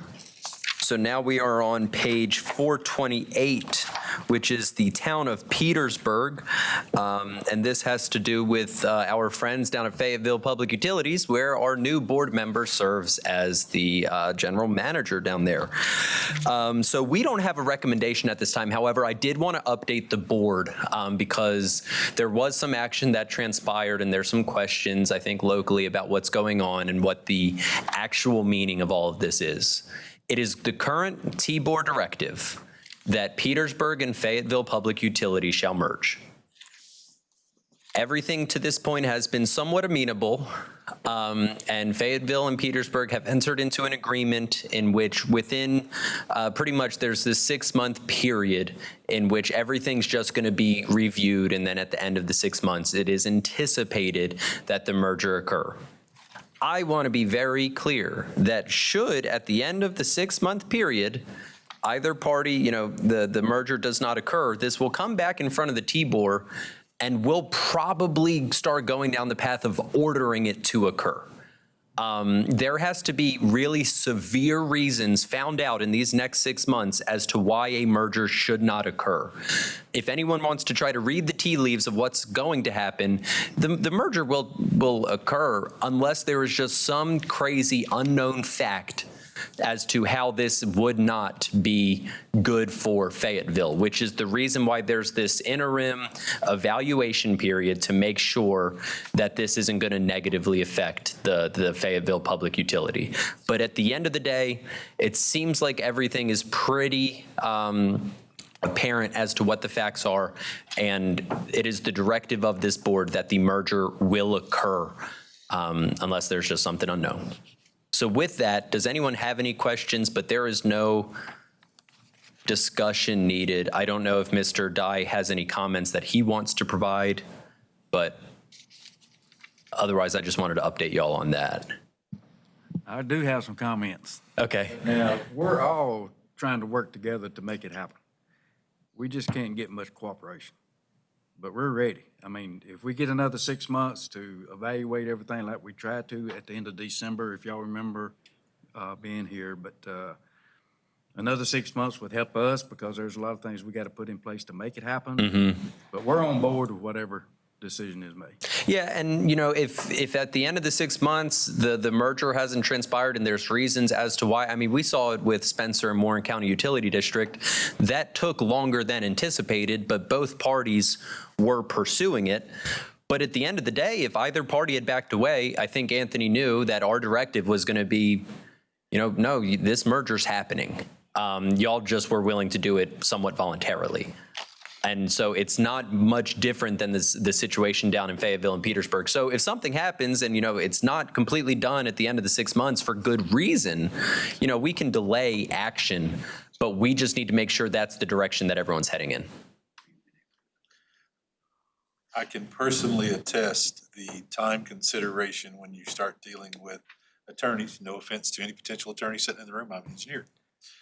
But the title searches, the deeds to transfer those assets, to make sure that all of the easements, the properties, you can imagine doing how many ever property closings for every parcel that needs to transfer from one into the other. By the time you get through legal. Yeah, no one is going to be held in a negative light because they're acting in good faith and we're moving towards the same goal. It's just we have to set a deadline and a timeline, and then if that goalpost has to be moved, we'll move it.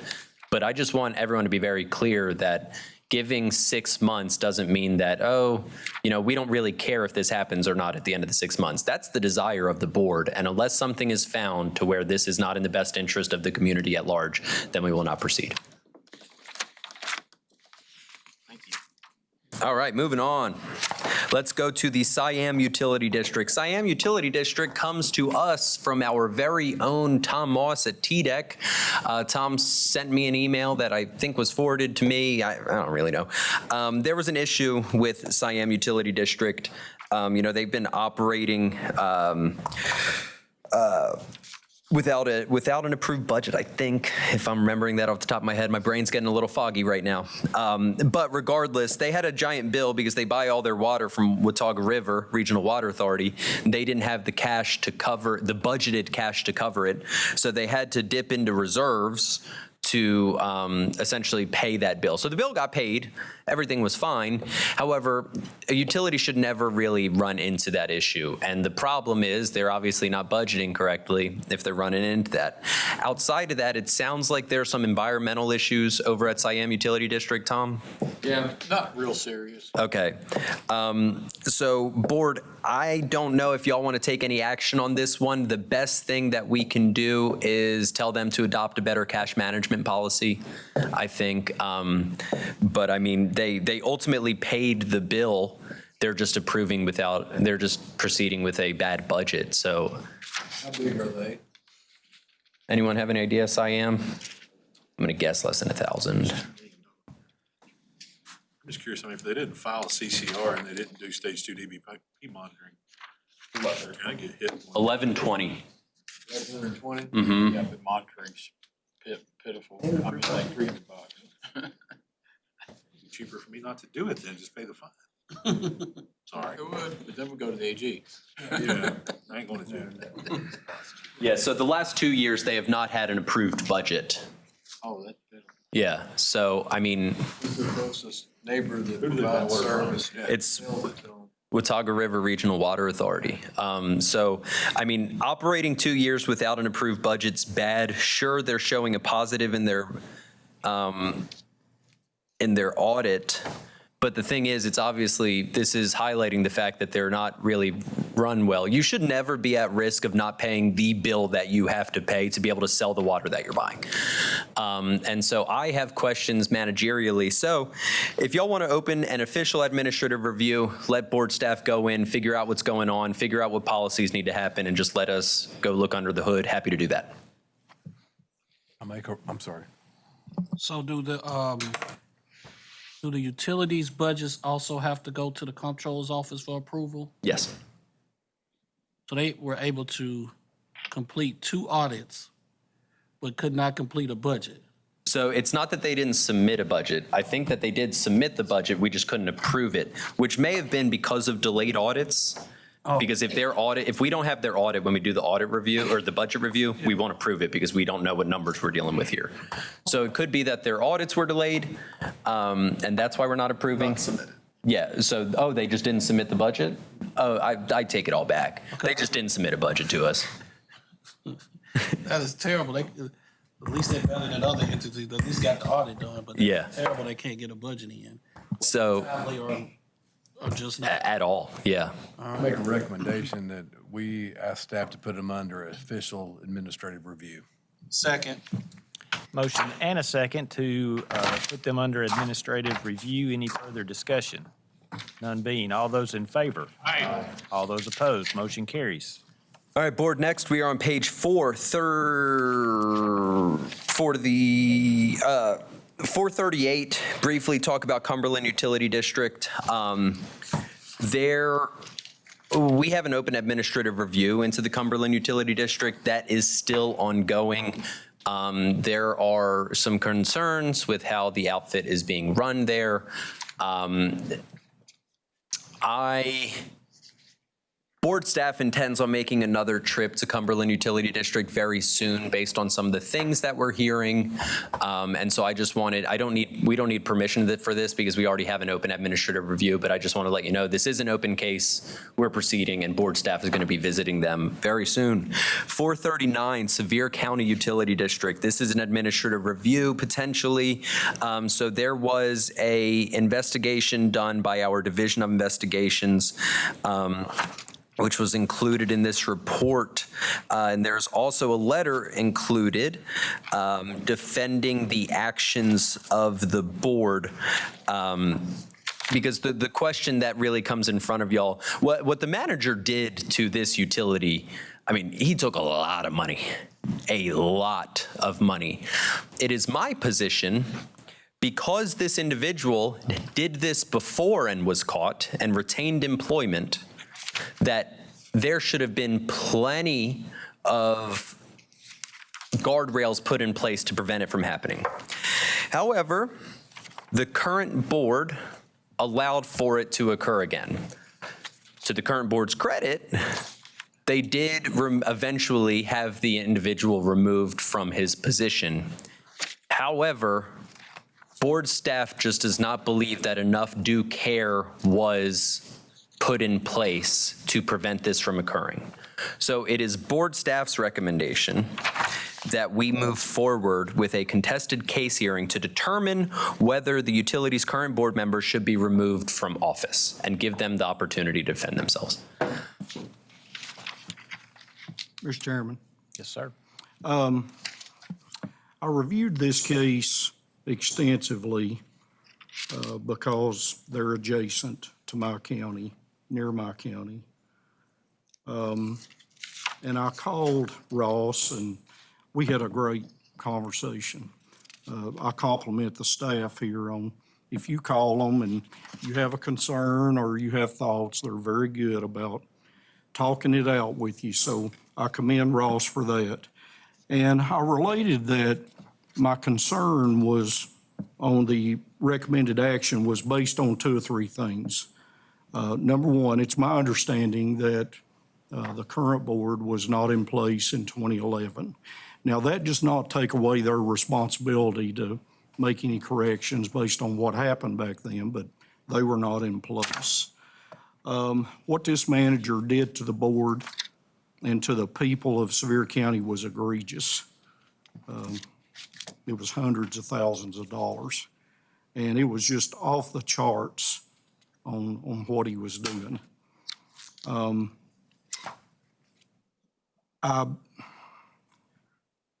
When the board met in executive session at the request of their attorney, and the attorney reported the allegations that had been made to him, they took decisive action that day. They suspended him. They did interviews and they suspended him. Several weeks later, he was asked to turn over his electronic devices. He refused, and they fired him. Took about 2 months to do that. I think most of us would have done it sooner than that. But it, you know, we have so many issues with boards and staff that just won't do what we asked them to do. They fail to act. They have information and they fail to act. Whatever reason, they just fail to act. It seems to me that this board did act. I don't know what they knew before. I don't know what allegations had been made to them. I've shared all this with Ross. I told Ross I would never surprise him at a meeting. So we have to go just based on what is before us. And I would ask the board, my colleagues, to consider not going as far today with a contested case hearing on the board, but to adopt something less, to ask staff to try to determine, to use an old Howard Baker Watergate phrase, what did they know and when did they know it? And then bring that back to the board and we can go from there. But I would hope that we didn't open a contested case hearing on the board today based on the fact they did take action. That's my 2 cents. Again, I shared that with Ross. He was a very good listener, and I would ask the board to modify the staff recommendation today. So with that being said, I want to say that our staff recommendation does stay the same. We've had instances like this before that we think that a contested case hearing should be pursued. However, we are friendly to the idea of making this more of an official administrative review, having board staff go collect more information to essentially answer the question, as Mr. Perkey put it, of, you know, who knew what and when did they know it kind of thing. You know, what, get more, because, I mean, don't get me wrong, our Division of Investigations did an incredible job in putting this together. However, getting a better idea of how much was the board aware, how well did the previous manager pull the wool over everyone's eyes kind of thing? I am friendly to that. However, that is not my recommendation. So with that being said, still open to hear what the board has to offer. If you opened a formal administrative case, staff goes and evaluates, I'm assuming invoices, payables, who signed checks and who had the oversight for what approved invoices there. What type of information would you anticipate inquiring about locally? I don't necessarily think that we would go that far into it because I think that our Division of Investigations has already done that. It would be more to go interview all of the employees and governing body members to really get the temperature of how did y'all not know how severe, like how all of this was going on?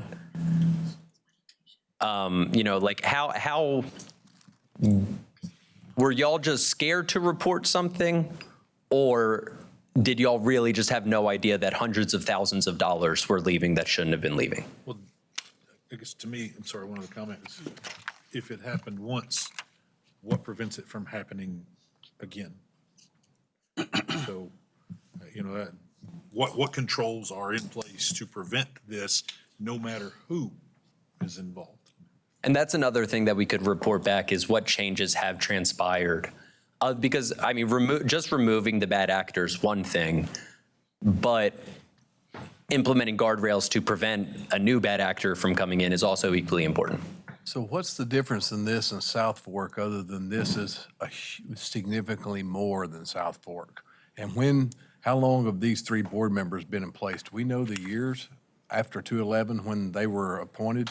I don't actually know how long these individuals have served on the board. That's something that I would have to get back to you on.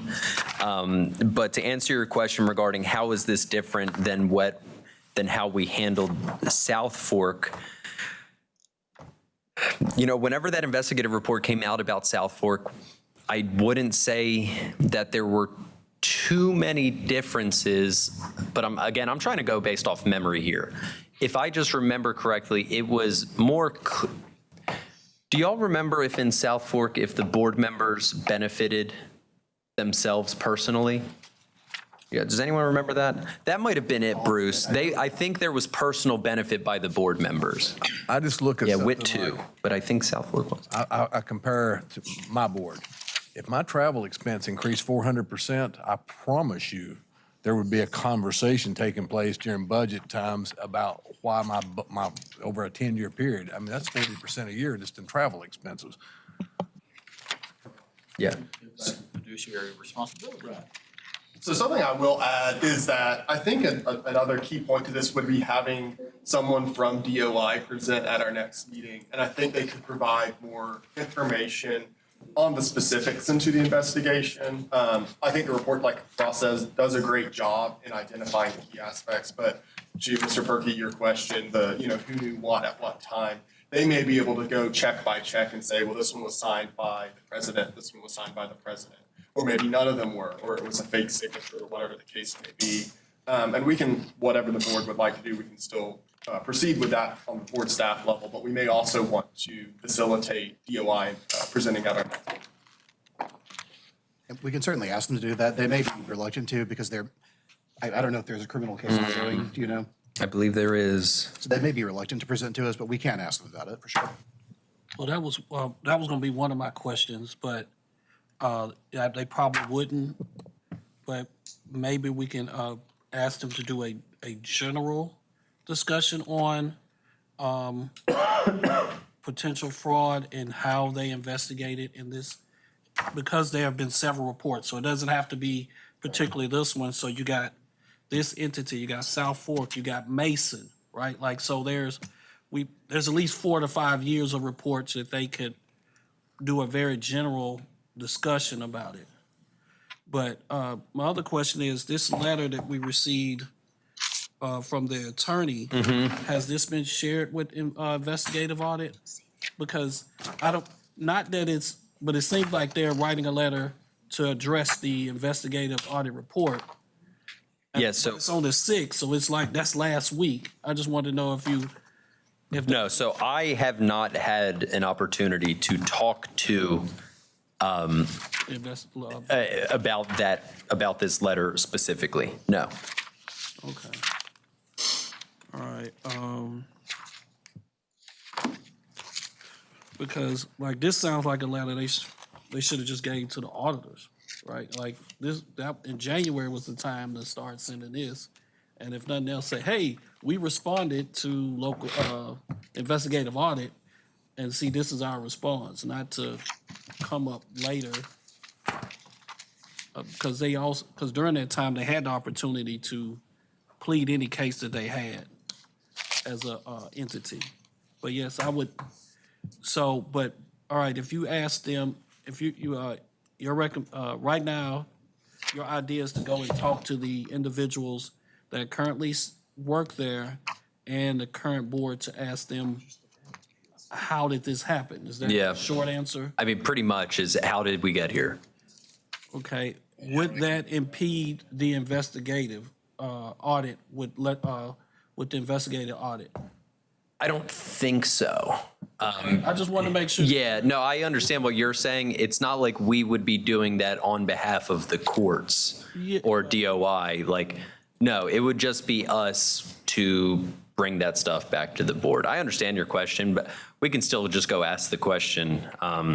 But again, that would be assuming that y'all veer off of the staff recommendation. When we dealt with WIT, to your point, there were 3 utility board members, and one was, for lack of a better term, wasn't culpable because they were relatively new, and we left them and went and dealt with the other 2. I'm back to wanting to know how long these 3 board members have been serving. Yeah. Because if you've been on this board 7 or 8 years, in my opinion, based off of what we're saying, they weren't given a fiduciary responsibility. And I'm not. Oh, I know you're not. I mean, I don't know how long. Yeah, I've been on yeah, this. that's my question, so. So the question stands, do y'all want to go with Mr. Perky's change of the staff recommendation to just direct us to do to actually open an administrative review to gather facts before we attempt to remove them? Or do you want us to hold a contested case hearing to answer the question on whether they should continue to serve? Or do y'all want us to just drop it and do nothing? Mr. Chairman, I do feel like I need to say something about DOI. They pursued their investigation, and there's been an indictment. He's indicted and is awaiting trial. I'm not sure, in defense of them, that they investigated the board. I just feel like I need to say that for the record.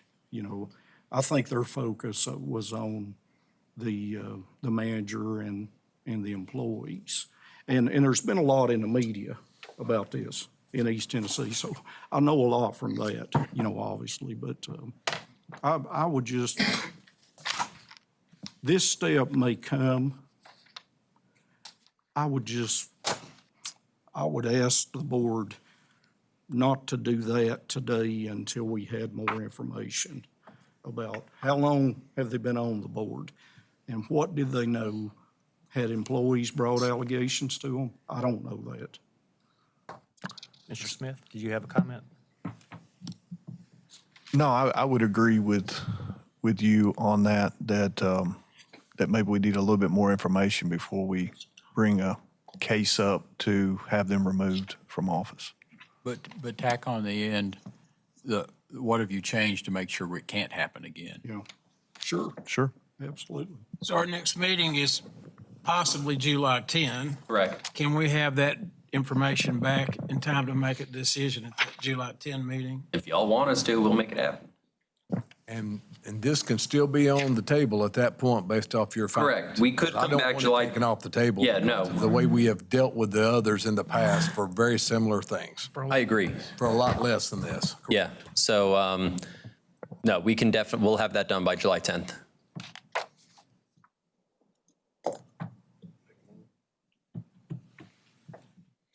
Well, Mr. Chairman, I would make that motion based on the items that have been mentioned I'll second it. So we have a motion to open an open case, Administrative review administrative review. to look into why this happened so we can report it back and deal with it on July 10th at our next board meeting.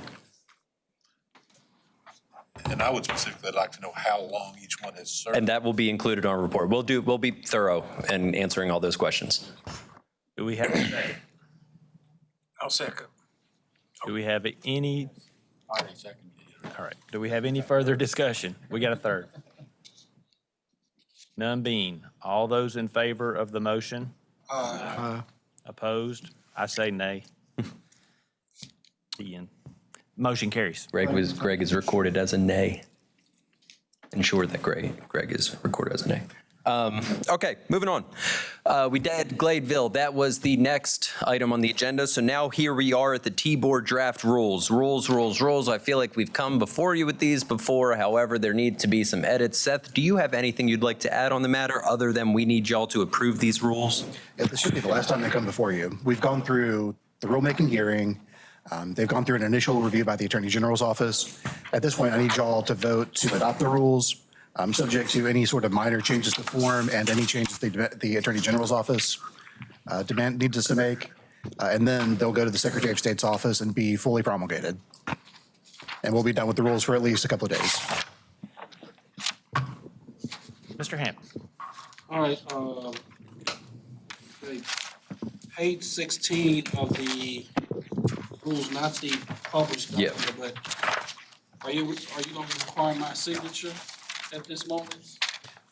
No, we don't require signatures. Okay, I just saw a signature, if required. That's I'll just put a check mark next to it. all right. So, Any further discussion other than, do we need a motion to approve the rule? Yeah. Motion second, vote. I move to approve the T-Board rules. Second. Motion and a second. Any further discussion? All those in favor? Aye. Opposed? Motion carries. All right, so the next item is page 469 of the report. Y'all saw this at the last meeting. This is our utility manual. It's undergone some more changes and we're ready for publication. This is a tool that is going to be available online, given to utilities to explain just things about utilities that they should know, how they interact with our office, some good practices and stuff like that. And board, I'm just seeking for y'all to approve this document for us to publish. This should be a helpful document. It should be. I can't take really any credit for it. I would like to give a lot of credit to Megan Huffstutter and to Sheila Reed, our Director in Local Government Finance. Credit to Seth for reviewing it. They did a fantastic job in throwing that together. I'll make a motion that we accept the manual. just one question. The mega site in West Tennessee, is that in Memphis? Or where's that located? I mean, it's like close to Memphis, but what is that, technically Stanton? Is that technically Stanton? Yeah, Tipton County, so. Okay, all right. Just want to know what we can't talk about. Okay. All right, Tom made a motion to approve the Tennessee Utility Manual. I seconded. Any further discussion? All those in favor? Aye. Opposed? Motion carries. All right, so something that was not in the packet, but I believe was distributed to everyone is the T-Board Annual Report. This is a report that we have to publish every single year. However, I've never really brought it in front of y'all, and we publish it at the end of the year. So we're really changing it up. What we're going to start doing is I'm going to give it to y'all at the beginning of the year for y'all to review and approve, and then it will be thrown on some fancy letterhead and distributed as needed. Does anyone have any questions, concerns, comments about the T-Board Annual Report? Thank you. It's pretty straightforward.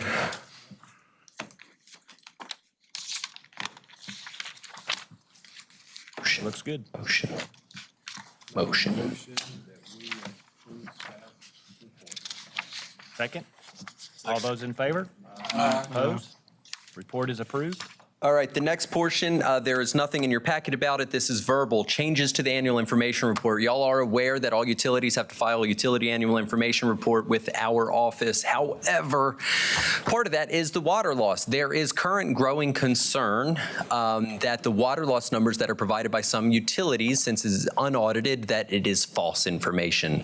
We have been searching for a way to verify how these numbers are verified and approved because, there are bad actors in Tennessee. So this is what we've come up with as a way to prevent utilities needing to contract with a third party to get us these numbers. This was a very happy medium because that was on the horizon had we not come up with this. What I need, board, is I need for y'all to vote to approve board staff adding to the annual information report a field that in which the utility provides to us documentation on how they arrived at their water sold, water produced. Utilities, that should be pretty straightforward how you tell me how many gallons you sold and produced. But you'd be shocked by how many utilities just kind of guess the numbers that they're throwing in there. So that is what I need. I need a motion and a second on that and a vote to alter the information report to prevent, because this, otherwise, if we don't do this, utilities are going to have to, what is on the horizon is utilities are going to have to pay to contract with a third party to get us those numbers. Okay. I worked with CUD. I actually had used to do this there. Okay. So I'm thinking back. All right. So the requirement, you're requiring supporting documentation. So a report from their system. Or Sure. It is so broad. The water treatment plant to show how much was produced, the meters to figure out how much they sold or used their bills for sold, and any estimated water losses. Like, so for example. Yeah, we are intentionally leaving. Pretty straightforward. Okay. It should be the number straight off of the MOR from whoever, or the master meter that you bought, if you were a buy only. Yeah. That's your source produced. And the bill that goes on should be the gross summary of what the 12 months bill totals of your customers are. So you take out all the inefficiency of flushing, leaks, everything else. It's a gross comparison of produced sold or purchased sold. And so I make the motion to approve staff to get the documentation, but it ought to be easy. It ought to be the MORs going to the TDEC from the water plant, or it should be the bill that you bought from whoever you bought your water from.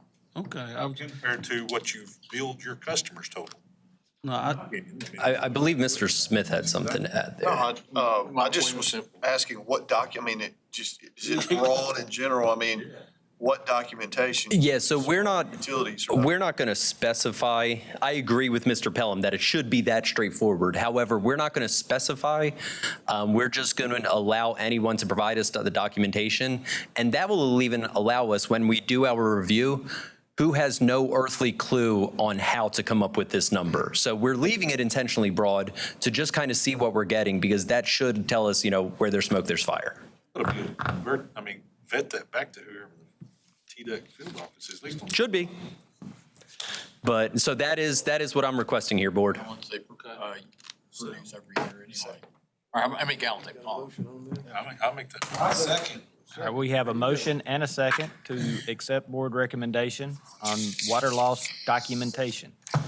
Unfortunately, we are, go ahead and vote. All those in favor? Aye. Opposed? Motion carries. All right, so unfortunately, this is something that hopefully doesn't take too long, but it could. So, proposed salary study is the next thing that is on the agenda. Board, we are currently at a time in which our office is asked a lot. We're getting a new manager, what should we pay? And that is such a difficult thing to answer because it depends on your geography. It depends on how many customers you got. It depends, do you have electric? Do you have gas? Are you just water? Are you just sewer? Whatever. So, board, in talking with our general counsel, we as the comptroller's office have the ability to do a survey that even with public records requests, the survey results can stay confidential, because we understand a lot of people are sensitive, even though you can go look up my salary and I'm not getting death threats.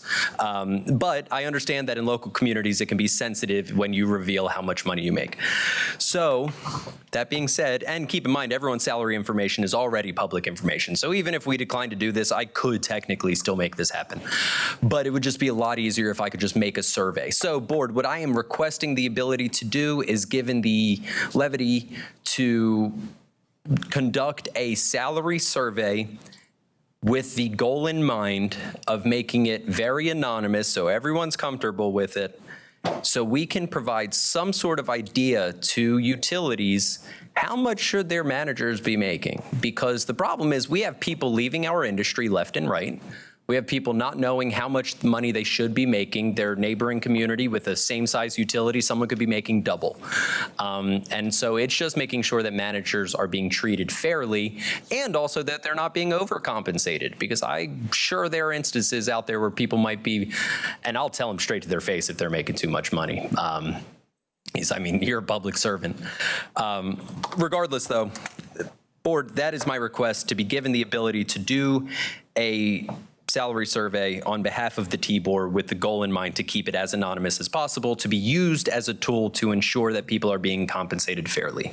So as part of this survey, is it possible, I know you say you're going to leave it anonymous, to basically put salary, services provided, like gas, water, sewer, electric, and the number of connections or something, or maybe each connections in each of those four. Connections for each of the utilities. Some sense of, scale. Yeah, scale. Yeah. Is the right word, because otherwise it's. Well, no, it's going to be that, and we're also going to break it down, not necessarily by county, but maybe by LGF region or by Grand Division. If you had what kind of water plant they've got too. Yeah, so Water versus ground. I don't necessarily know exactly how it's going to look. I just need the permission to do it. And we're open to suggestions if y'all have things that we should look at that we wouldn't necessarily think of. And I can work with the board members individually to It come. might be a good way to break it down by area. You could take TAUD's 11 regions and break it down in that even if you wanted. Sure. It's just an idea. Yeah. You've got some context. Mr. Smith? No, I was just asking, doesn't TAUD do this?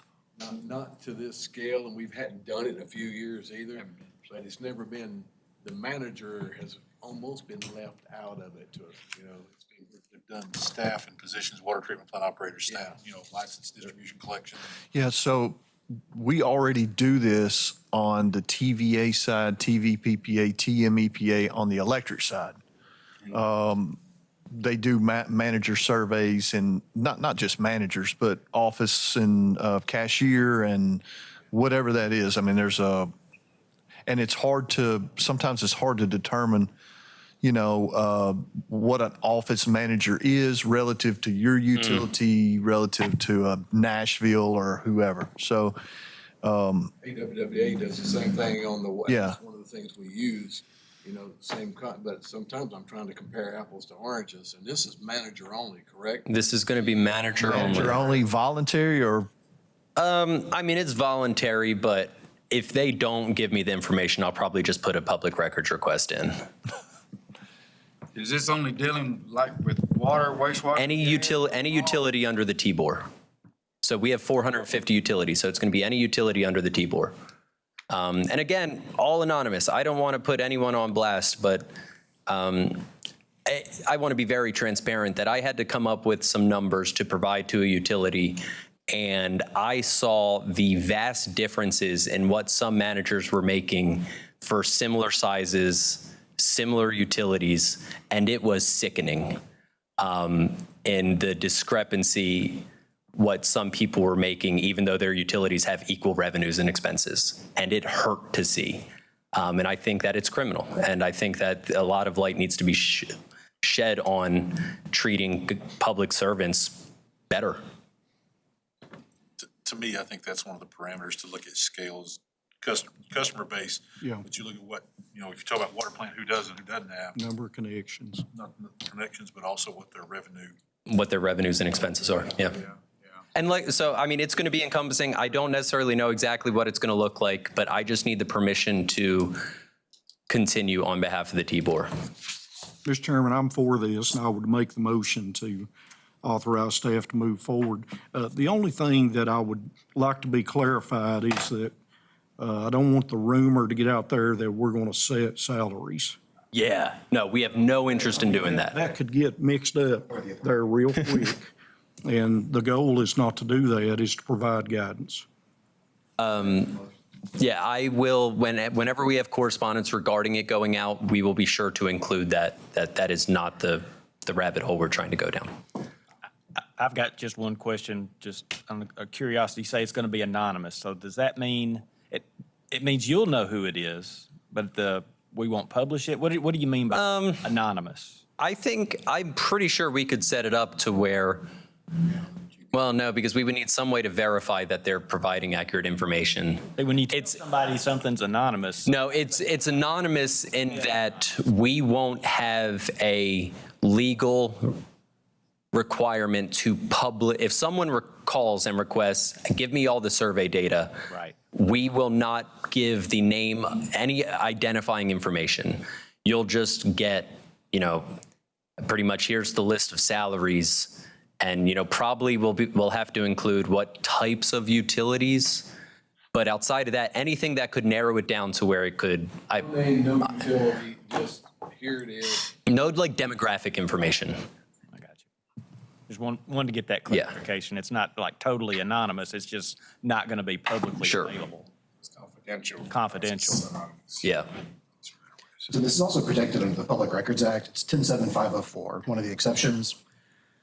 The following records shall be treated as confidential and shall not be open for public inspection. Survey records, responses, data, identifying information,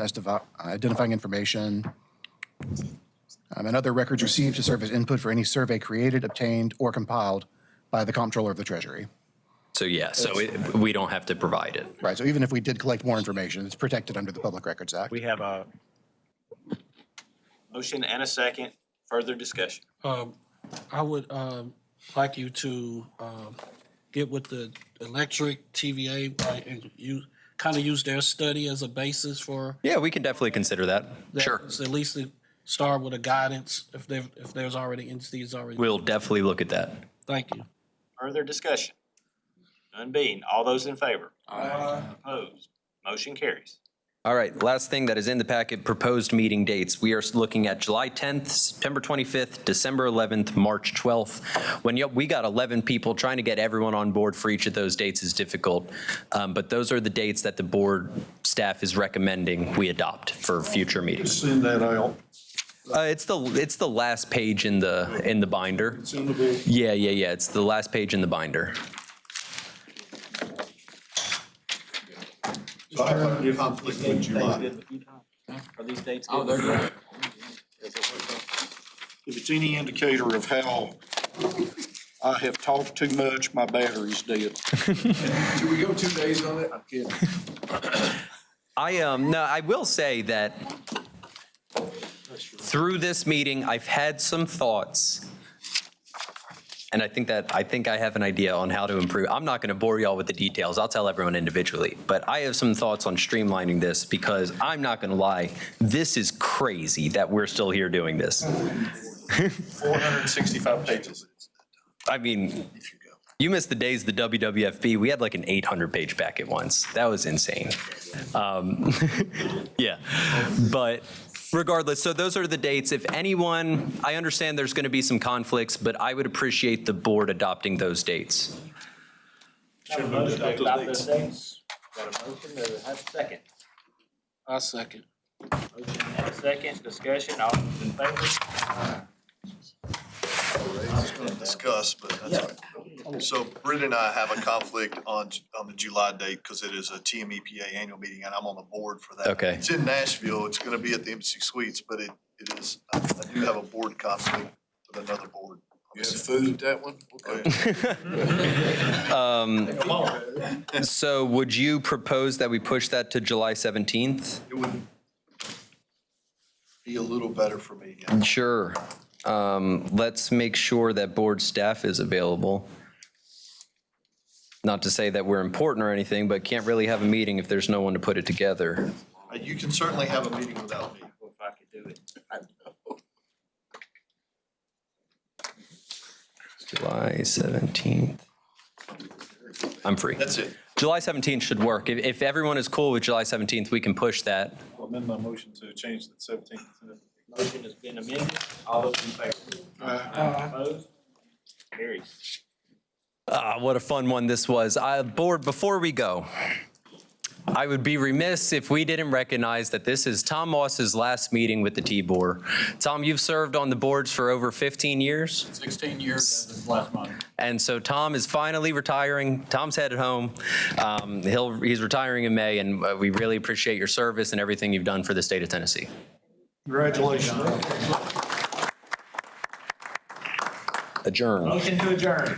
Second. All in favor? We're done.